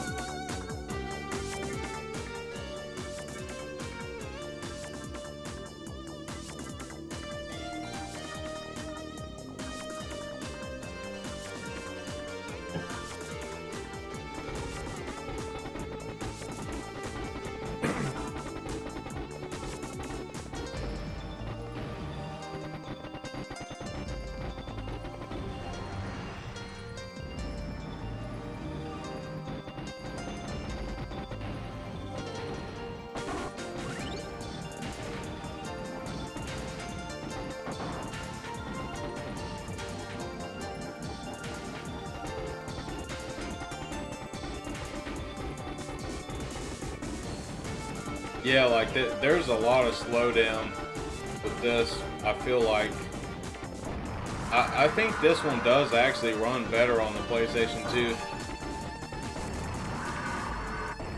But on the PlayStation 2, you don't get the option for Tate Mode as well. So there's that.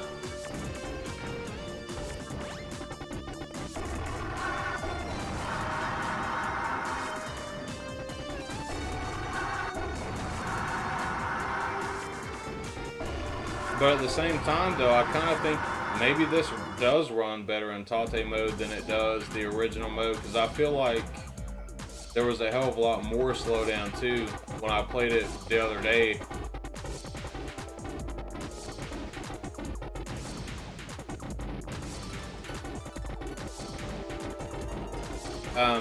One other comparison I want to bring up is Metal Black.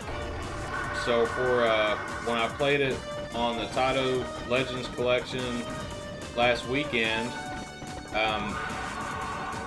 it runs just as good on the Saturn than it does on the PlayStation 2. So that's a really good port of Metal Black, is on the Saturn and the PlayStation 2.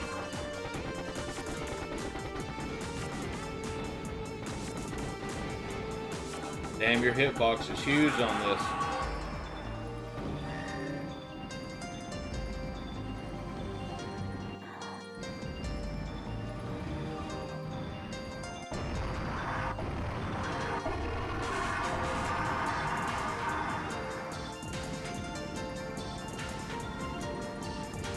And now he's gonna run away into Rainbow Land.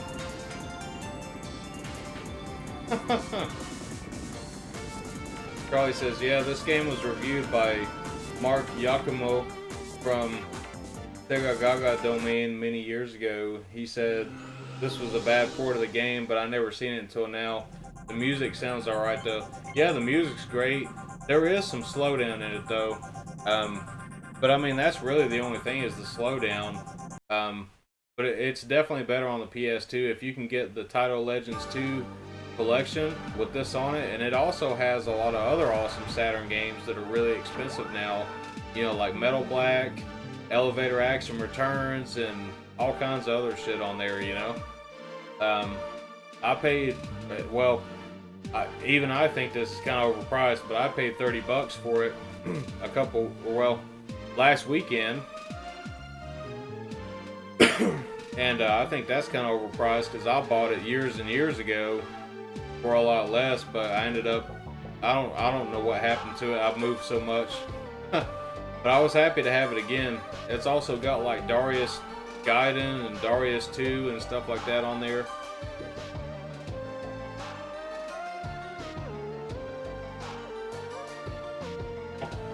G Darius.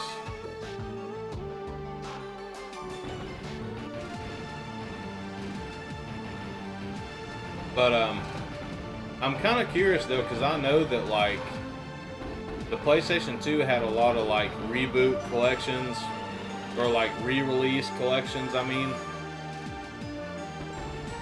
you know, like for Gunbird and some of the Psycho shooters and stuff like that. And I kind of wonder what the Gunbird games run like on the PlayStation 2.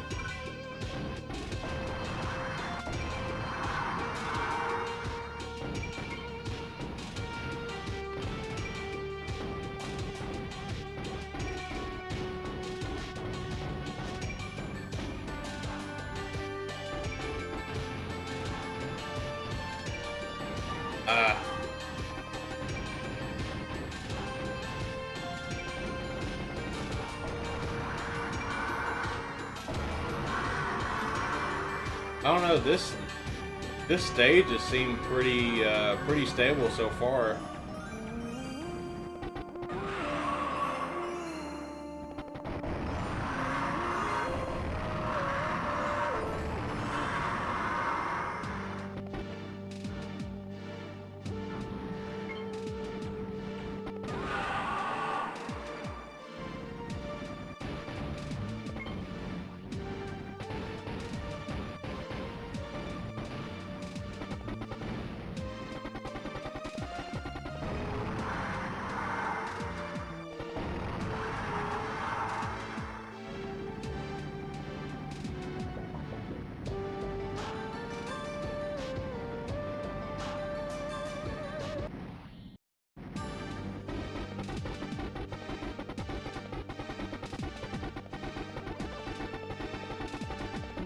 Alright.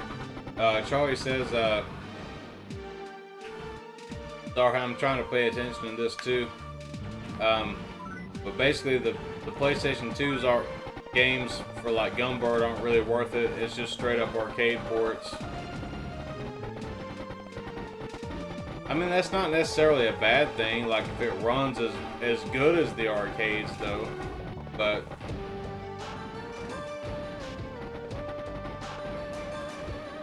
shit, I need to be paying more attention.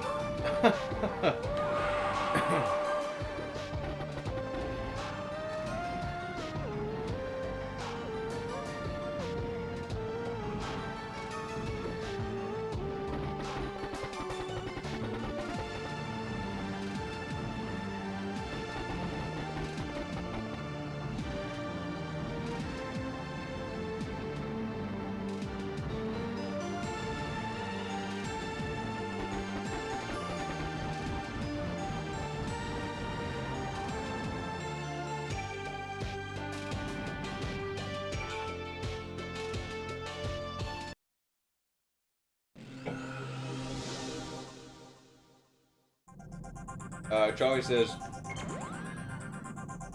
just stick to Switch for the best arcade port and portability aspect, and Saturn versions for added extras like animated intros and extra playable characters, etc. Yeah, no, I do like the Switch version, and that's actually the only ones that I own in particular are the Satiator collections for the Switch. But I really want Gunbird 1 for the Saturn. I really, I kind of got attached to that one, I guess. I got really good at it, and, you know, it's one of my favorite ones to play. I wish we could have played it tonight. But, I'll have to replace the ROM and stuff on my Satiator. Red 7 even says they don't even seem to be good ports. They seem a bit off. Charlie says nothing wrong with the PS2 ports. As I said, just pointless owning when you have the Switch and Saturn versions. Yeah, that is true. Yeah. Red 7 even says Gunbird Special PS2 was not released in the US, right? Just Europe and Japan, I think. Charlie says Gunbird 1 and 2 collection for the PS2 was Europe 50 Hz only and Japan only, no USA release. Yeah, I know it didn't come out in the USA because I've looked at it before and thought about getting it, but I'm like, yeah, I'd probably rather have the Saturn and Dreamcast version of it, the originals.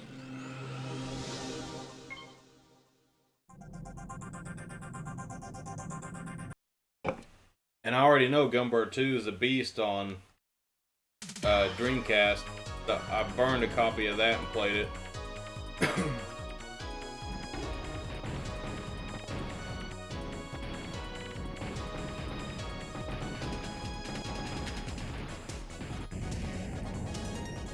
I like this song.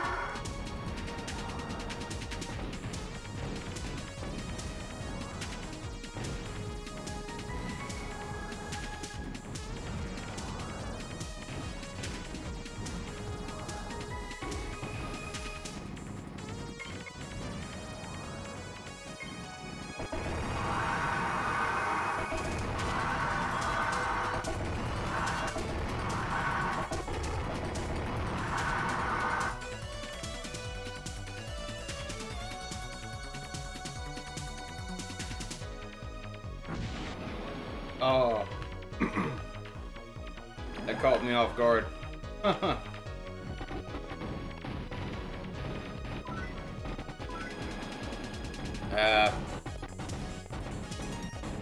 I guess this is another game. If you run into enemies, you get killed. Oh, napalm. I haven't seen this one yet. Okay, well, I don't know what happened there, but it kind of skipped a little bit.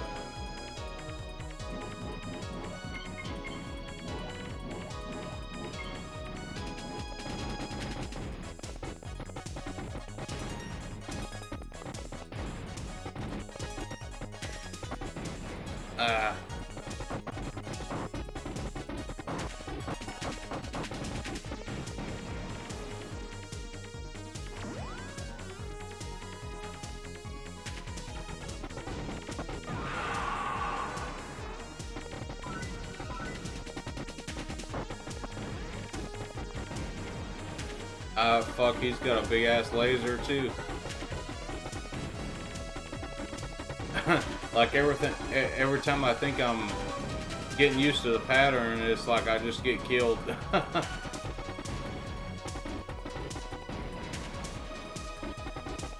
You got a big hitbox on this too, like basically the whole front end of your ship, the wings and all is your hitbox.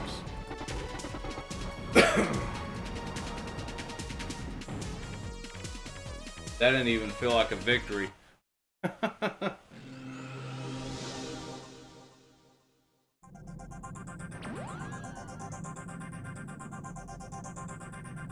Charlie says, or wait, I'm sorry, I already read that. Daniel F says, when are you playing Steam Hearts? I might do it eventually on one of the PC Engine streams. Charlie Ward says, not trying to seem like a know-it-all, but I'm honestly very educated on various ports and versions of many games, not just shmups, as I buy and sell a lot of games and archive lots of info to help others.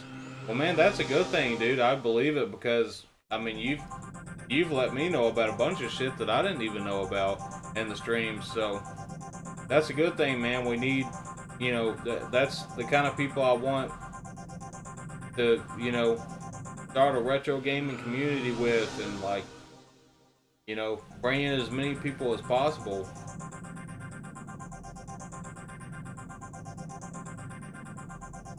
And you know, Shmup Junkie's channel is a lot like that too.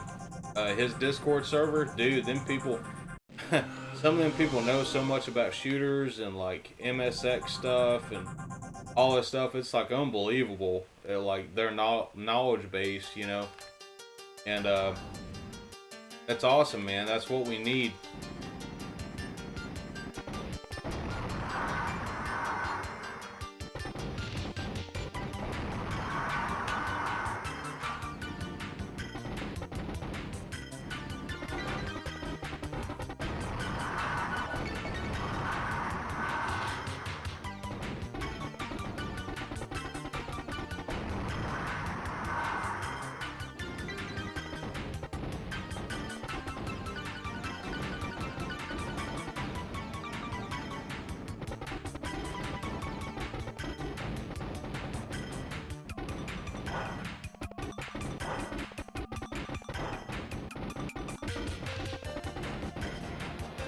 Ah, man.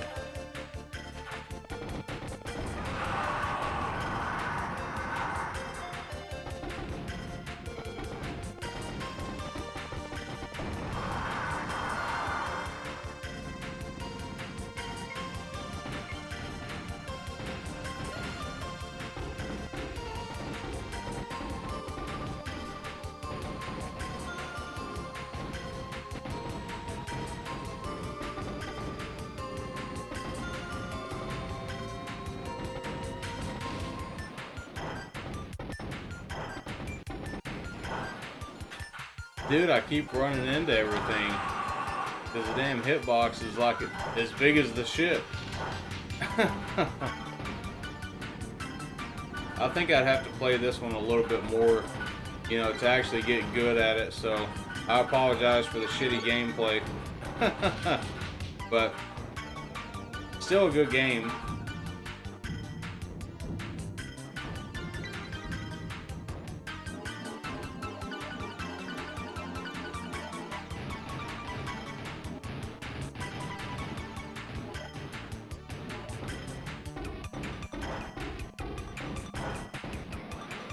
Damn, man. I couldn't even dodge through that because my hitbox is so big. And I immediately died afterwards.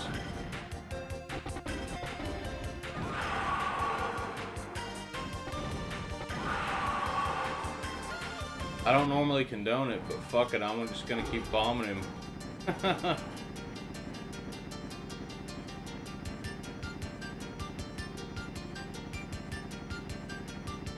Look at all the cannons on this ship here in the front of it.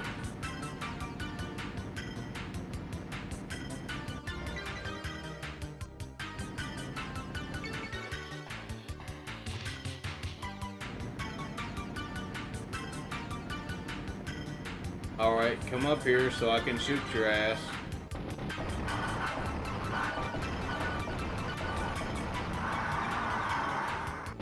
Are you fucking kidding me?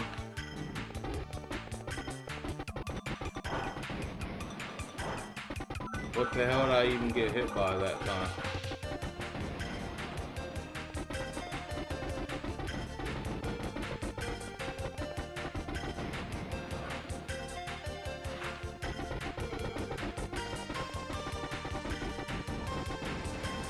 God damn, dude.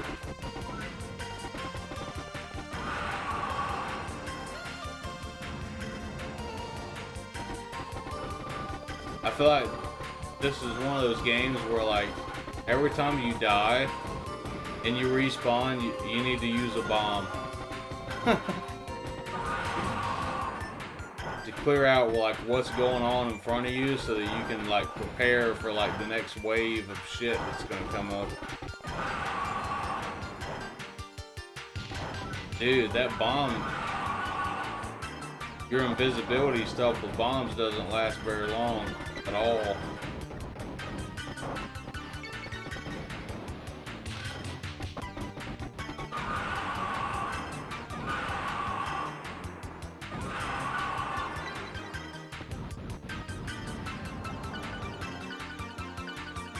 Finally, he's dead. I had to use 3 bombs on him at the very end of it.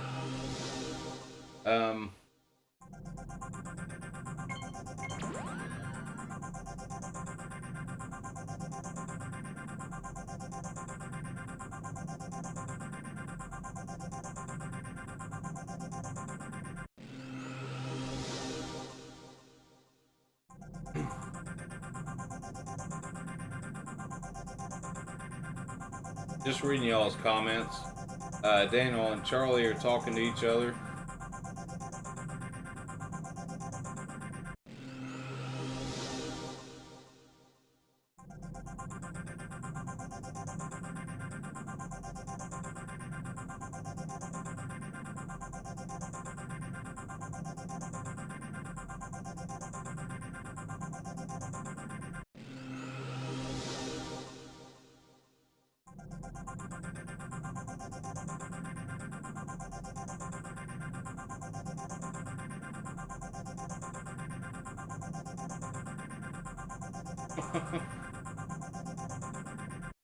I don't know, it's kind of semantics at this point, Daniel.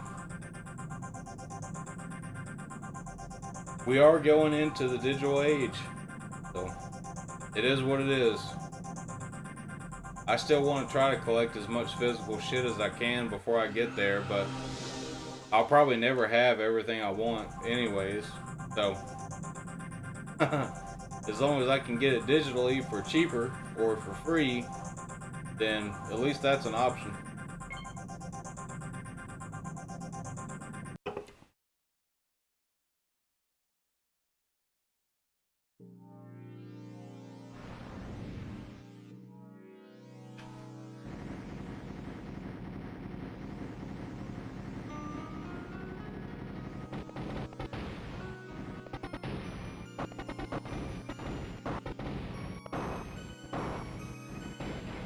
Damn, man.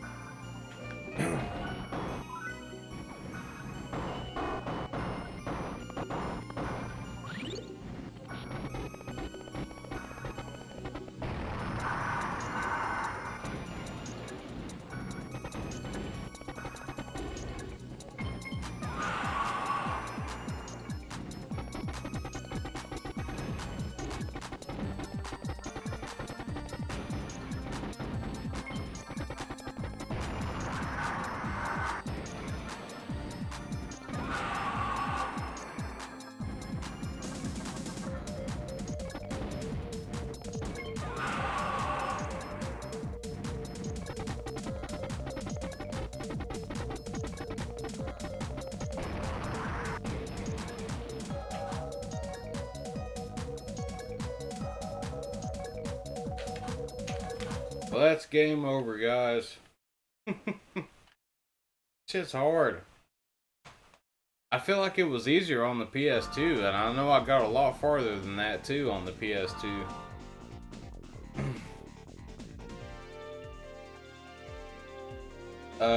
Charlie says, to be honest, Alucard Switch is fantastic to physically collect for. When you buy limited run style cards, they contain all the game on the cart, but it's pointless being a physical collector for PS4 and Xbox. The installs are normal now, and you still play the game from a hard drive. The disc is just a security bypass code. I definitely agree, man. I've actually talked about that too a lot on my streams, especially in some of the other few streams that went on for like 5, 6, 7 hours. Like last night, I kind of went on a rant about that one time. But it's true though. It's like, why do we even fucking have discs anymore, you know, for these consoles? Because there's no reason to even have one. They have to download everything anyways, and it's because it's a Blu-ray disc, okay? Because it's a Blu-ray.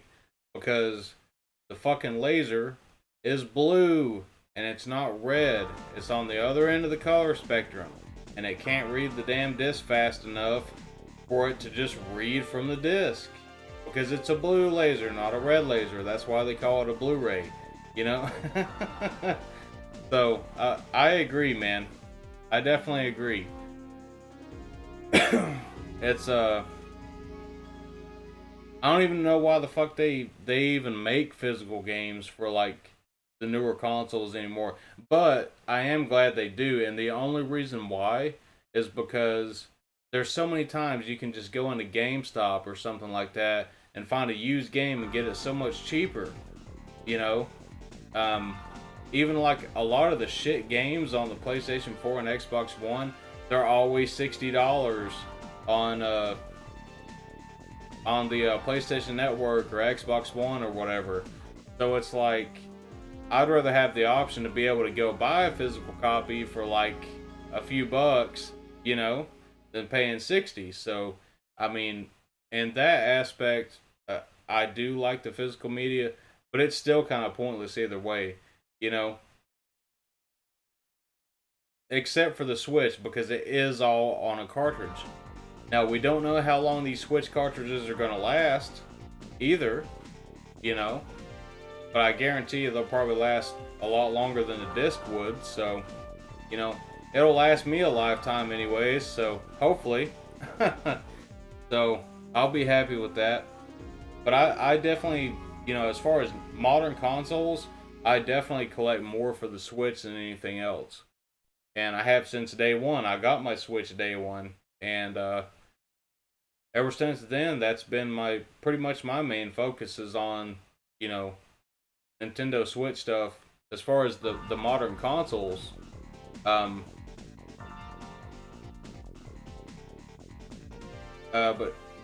Charlie's, his second part to this says, then when it comes to retro stuff, it's true when you say that games are way too expensive now.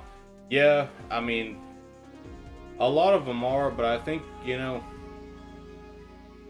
you could even have the same argument about like cartridge games versus CD games, you know, even for retro stuff, because, I mean, to be fair though, there's shit that can go wrong with cartridges and discs, but eventually the discs are gonna rot at some point, you know, but there's still stuff that can go wrong with the cartridges, you know. Daniel F says, we need more Alucard rants. Maybe. It might depend on how many people want to see it, because I don't know. It might not be too good of a thing long term. But there'll probably be some more rants at some point. Charlie says, not to mention, you're not giving your money to the developer. The money goes to an eBay scalper, so why do it? I say this and I'm a reseller myself. It is what it is, man. You know, I understand what you're saying. I definitely do, you know. And I've sold a lot of shit on eBay myself as well, even recently. Um, you know, so I understand, you know, how all of it goes, but you know, in some ways it is kind of dumb to collect some retro stuff. You know, it's like insanely priced, but at the same time though, it's like if it's something that means a lot to you personally, you know, then it's worth the price, you know, that you put into it because it's something that you just absolutely love, you know. So I can't really knock it because, you know, like I was saying earlier, um, even though I have the Satiator now and things, you know, other similar things like the EverDrives and all that stuff, it kind of just makes me want to collect more for the systems. You know, I love having them all in one place, and it's great for streaming and all that type of stuff too. But I want the real version, you know. So it's not going to keep me from collecting at all. Um, but most of my import collecting does come from Kid Shoryuken's game box. So, you know, with a lot of this stuff, I'll just let Jim send me games, you know.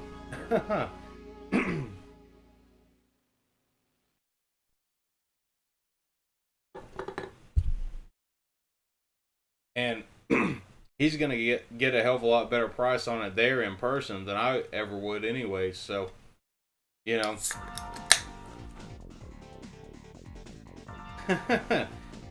Charlie Ward says if he rants too hard, he'll be Alpha Omega Sin's brother. Probably. I don't think he really does a lot of content anymore. You know, I used to watch him like several years ago, and I don't think he does a whole lot of content anymore, from what I understand. I'm still subbed to him. Daniel says, I don't give a fuck. I like to collect retro games. Just bought Sylphia, Nexter, Spriggan, and Terraforming. Yeah, man, and I saw the pictures of it too.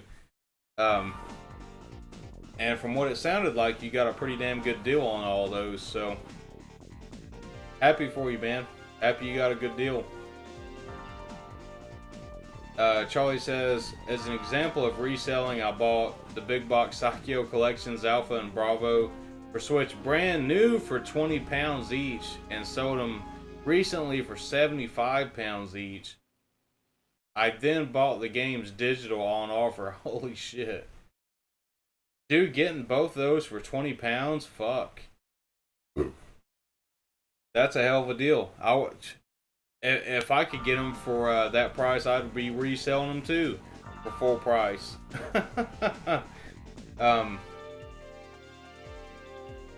Charlie Ward says, call me a shitty reseller if you want, but we gotta make our money one way or another. Exactly, man. You know, it's like, hey, this is what the game is worth. You know? Even my retro store, my local retro store, like you can buy like those collections on Amazon and stuff like that, but they're selling it for like 20 bucks more than what it's worth, and they've been doing it for months, but they probably haven't sold any of them either for the Switch, because I highly doubt anybody around here even knows what the hell it is, you know. They usually get some business from me when I go in there, but I usually buy like the weirdest fucking thing they would ever have, you know? And it's kind of funny because a lot of that type of shit is like they're more willing to give me a deal on, or somewhat of a deal, because it's been sitting there forever, you know, and they just want to sell it. But I don't really go in there too often because, you know, my favorite retro store closed down, unfortunately, about a year ago. And I really love that store. I love the people working there too. And, you know, I haven't seen them since then, but they had a really good store. And I kind of miss all that stuff, you know. I miss going in there and talking to them and hanging out and actually, you know, buying some games. A lot of times they didn't have like heavy hitter stuff, but the longer I stayed in the store and looked around, the more I found like something that I would want, you know. and I'd end up coming home with a badass game that I only paid a few bucks for, you know? And with this other store in the mall, it's like, you know, kind of the opposite, actually. That they got a lot of shit, and they got a lot of Japanese import stuff, a lot of cool figures and stuff like that, Gundam figures, Final Fantasy figures, all kind of fucking stuff that they've imported, but they want a lot of money for it too. It'd probably be cheaper to import it yourself, to be completely honest, than what they want for it. They want a lot of money for everything. So that's why I don't really go there a whole lot. But for some things that I really need, like right now, and if I know that they have it, then I might just go there just for the convenience, you know, of getting it and not having to worry about it getting shipped to me or whatever, you know.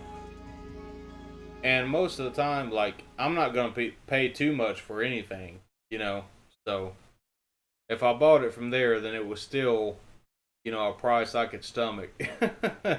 You know, basically is how it goes. Daniel says, 1 sapphire for $3, please.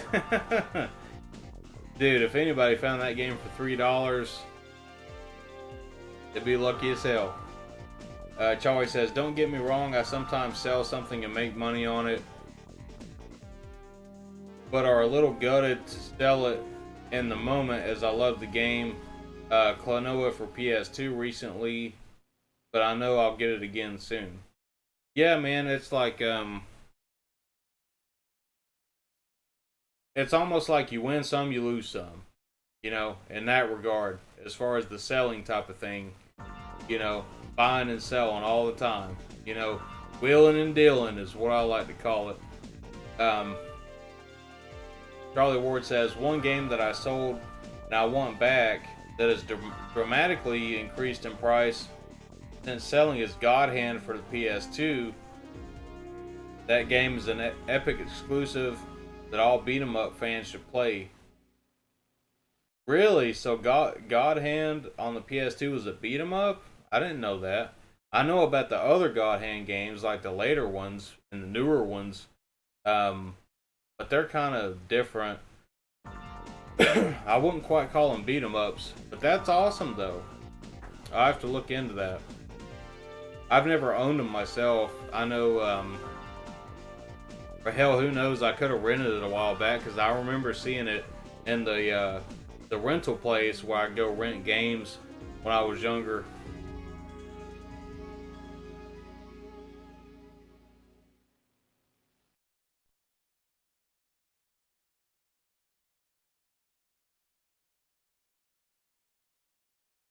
Not God of War, God Hand. Yeah, that's, well, I think that's what I said. Unless I said something else. But yeah, I know what you're talking about though for God Hand. But oh no, I'm thinking of God Eater. That's what I was thinking of. God Eater. And that's a totally different game too. So I know what you're talking about. That's even completely different from those two. There was and can only be one God Hand. Or two. I know I saw it in the rental stores. I remember it on the PlayStation 2. And I remember what the cover looks like too. Of the game. But I don't remember what the game's like. But I'm kind of interested in it now that you're talking about it. But that's another thing I want to collect a lot for too, is like PS1 and PS2 type of shit. But, you know, I know I've said this in other videos, but I want to go more into like PS1 imports, because, dude, they want too fucking much for like US PS1 games now. Especially for anything good, like really good, you know, they want way too much money for it. So if I was going to get it, I'd probably just get the Japanese version. But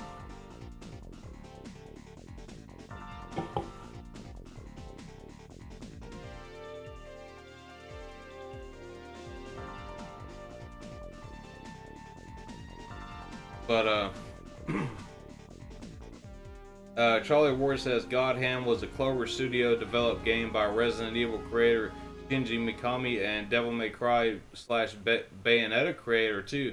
Damn, I didn't know that. I have to check it out.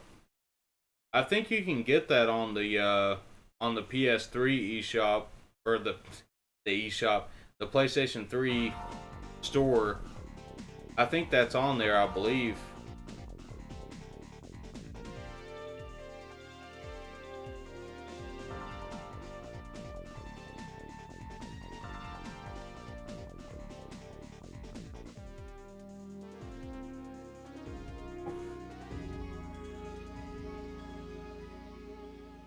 But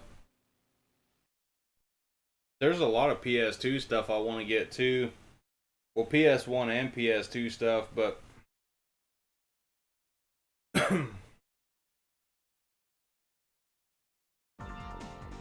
there's a lot of import exclusive stuff like that I want to get, like Japanese exclusive games, and really that's my main focus in general. Is like I'm interested in the import games, and that's what I want.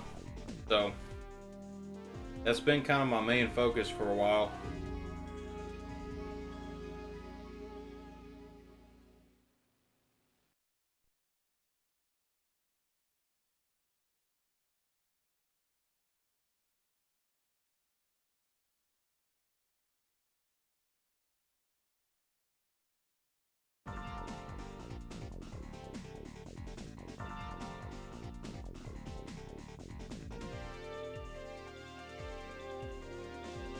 Charlie says you can get it digitally on PS3, yes, but I don't own a PS3. Yeah, I don't use mine a whole lot anymore, and I think a lot of it is because when I did try to stream it, God, that's a pain in the ass. And I'd still have to get like a very, very specific HDMI splitter to even be able to do it properly. They made it a pain in the ass to stream PS3 stuff. But one day we might have to do a Xbox 360 shoot 'em up stream. I've only got 2 or 3 of them so far. I've got Death Smiles and Otomedius Excellent and Akai Katana, and I don't have like a lot of the other good games, but shit, you need a Japanese 360 to play a lot of them anyways.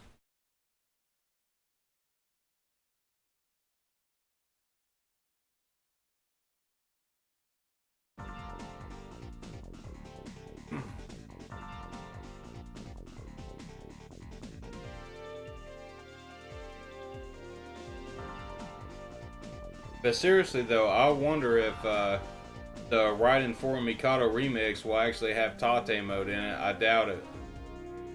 Just because it's, the only thing they add is the arranged soundtrack from Mikado, from what I understand. But I think it's kind of dumb that for Raiden 4 and 5 they didn't include Tate Mode support. Because those games will be so awesome to play in Tate Mode.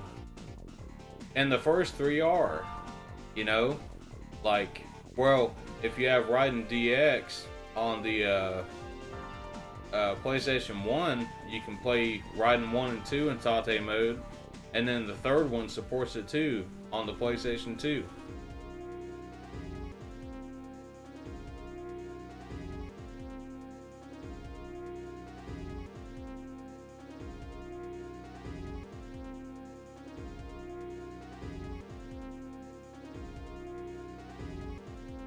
I think the game's freezing up on us, guys. Like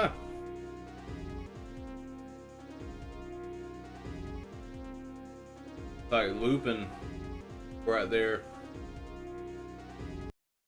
I'm kind of done playing games tonight anyways. I'm just I've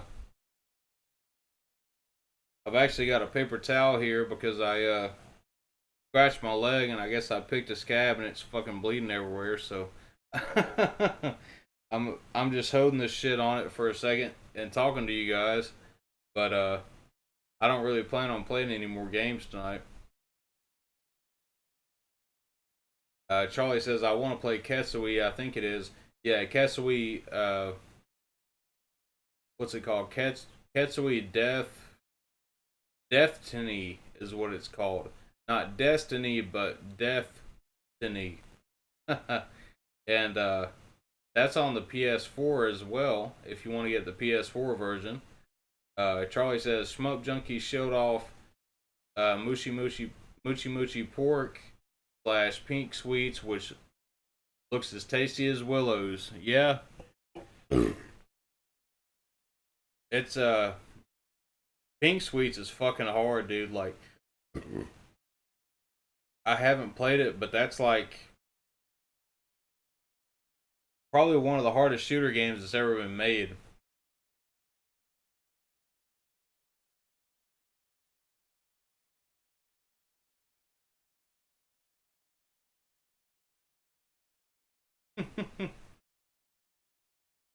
But Katsui's a good game too. I think I can't remember if it's that game or not. But Katsui, I think no, I'm thinking of another game. Um, I was thinking it was related to Battle Garaga, but it's not. It's a totally different game that I'm thinking of. Sweet Like Sugar says, I'm headed to bed. Thank you for the stream tonight. Thank you, Sweet Like Sugar. I hope you have a good night. And I'm going to be ending it here in a second. I'm just dealing with something else real quick here for a second. Charlie Ward says, Death Smiles 2. Yeah, I don't have that one, but that one looks awesome, though. I do have called Darius Blaze on the Switch, which was actually originally one of the 360 shooters, and really loved that game. Called Darius Blaze is a fucking awesome game, and that's another one that I haven't streamed yet, so we might have to do that one. I think I've talked about this before, but currently I have close to 60 shooters right now on my Nintendo Switch. And I would say probably 80% of them are really good. There are some crap ones here and there, but most of them are really good. So I can't complain.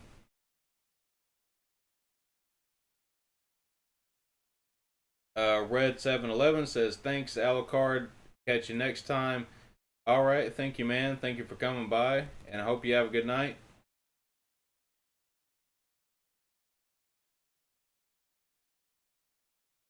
Oh, yeah, it's not sorry, Charlie, it's not Darius. It's Caldarius. So it's Caldarius. Caldarius Blaze. Um, on the Xbox 360, and it's kind of like Death Smiles. It's kind of like one of those type of games, but it's a vertical shooter though. But it looks like Death Smiles essentially, or like that same kind of style. But it's really good, and they have a physical edition as well. If you go on Play Asia and check it out, there is a physical version that you can get from them. I think it's exclusive to Play Asia, I believe. Um,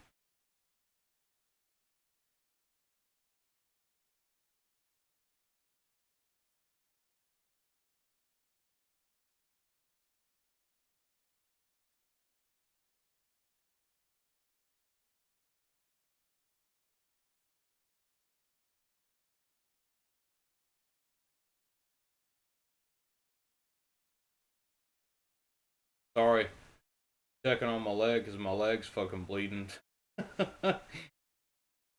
I like scratched it or something and it's like bleeding everywhere. um, but yeah, there's so many shooters coming out that I want to check out this year, and stuff I've kind of missed out on, like the Alest collection and Esperade and stuff like that. So I'll have to get those so we can stream those pretty soon. Charlie says, was Sorrow here earlier? Yeah, he was here for probably about 30 minutes or an hour, I'd say. I don't know if he's streaming tonight or not. I checked when I went on, took a break, and I didn't see any streams up, so I don't know if he's streaming tonight or not.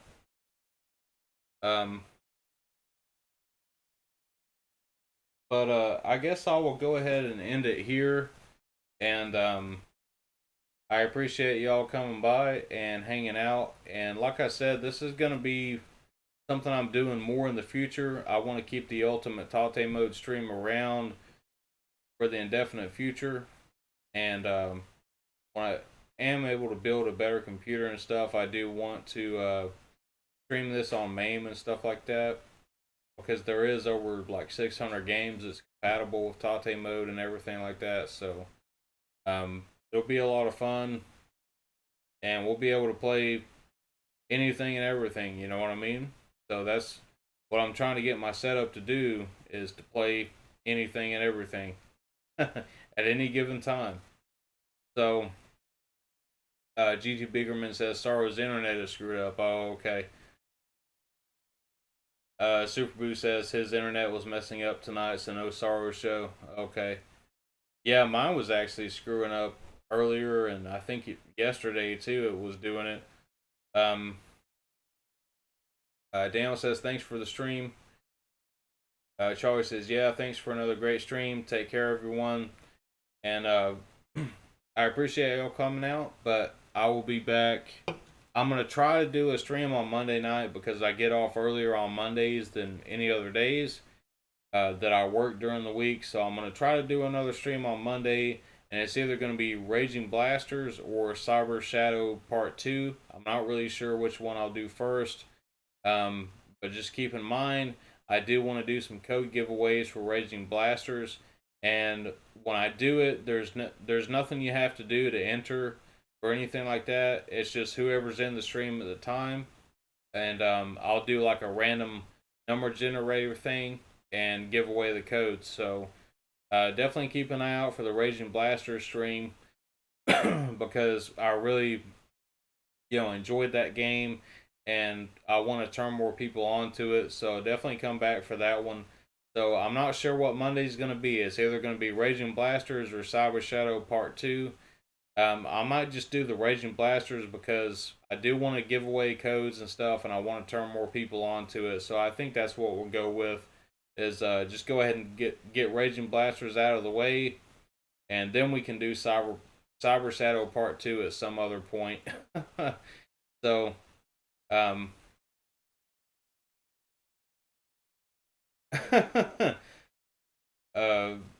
Brandon says, great stream, man. Look forward to it. Charlie says, are you off now to feed on your own blood? Yes. But anyways, I appreciate y'all coming out and watching the stream, and I will be back on Monday with something else, as long as everything works out okay. So I typically start my streams at 9 p.m. Eastern Standard Time, and I try to strive to do that, just because, if you stream at the same time, everybody knows when you're streaming, and can know when to expect, turn their phone on or their computer on or whatever and get ready for the stream themselves. So I should be back at 9 p.m. on Monday night and playing some Raging Blasters. So I hope to see y'all there, and I hope that y'all have a good rest of your weekend, and have a good rest of your night. And I'm gonna have a few more beers and crash myself. And I hope y'all enjoyed the Ultimate Tate Mode stream, and we're gonna be back with a million more of those in the future. So I'll see y'all next time, and have a good one. Bye.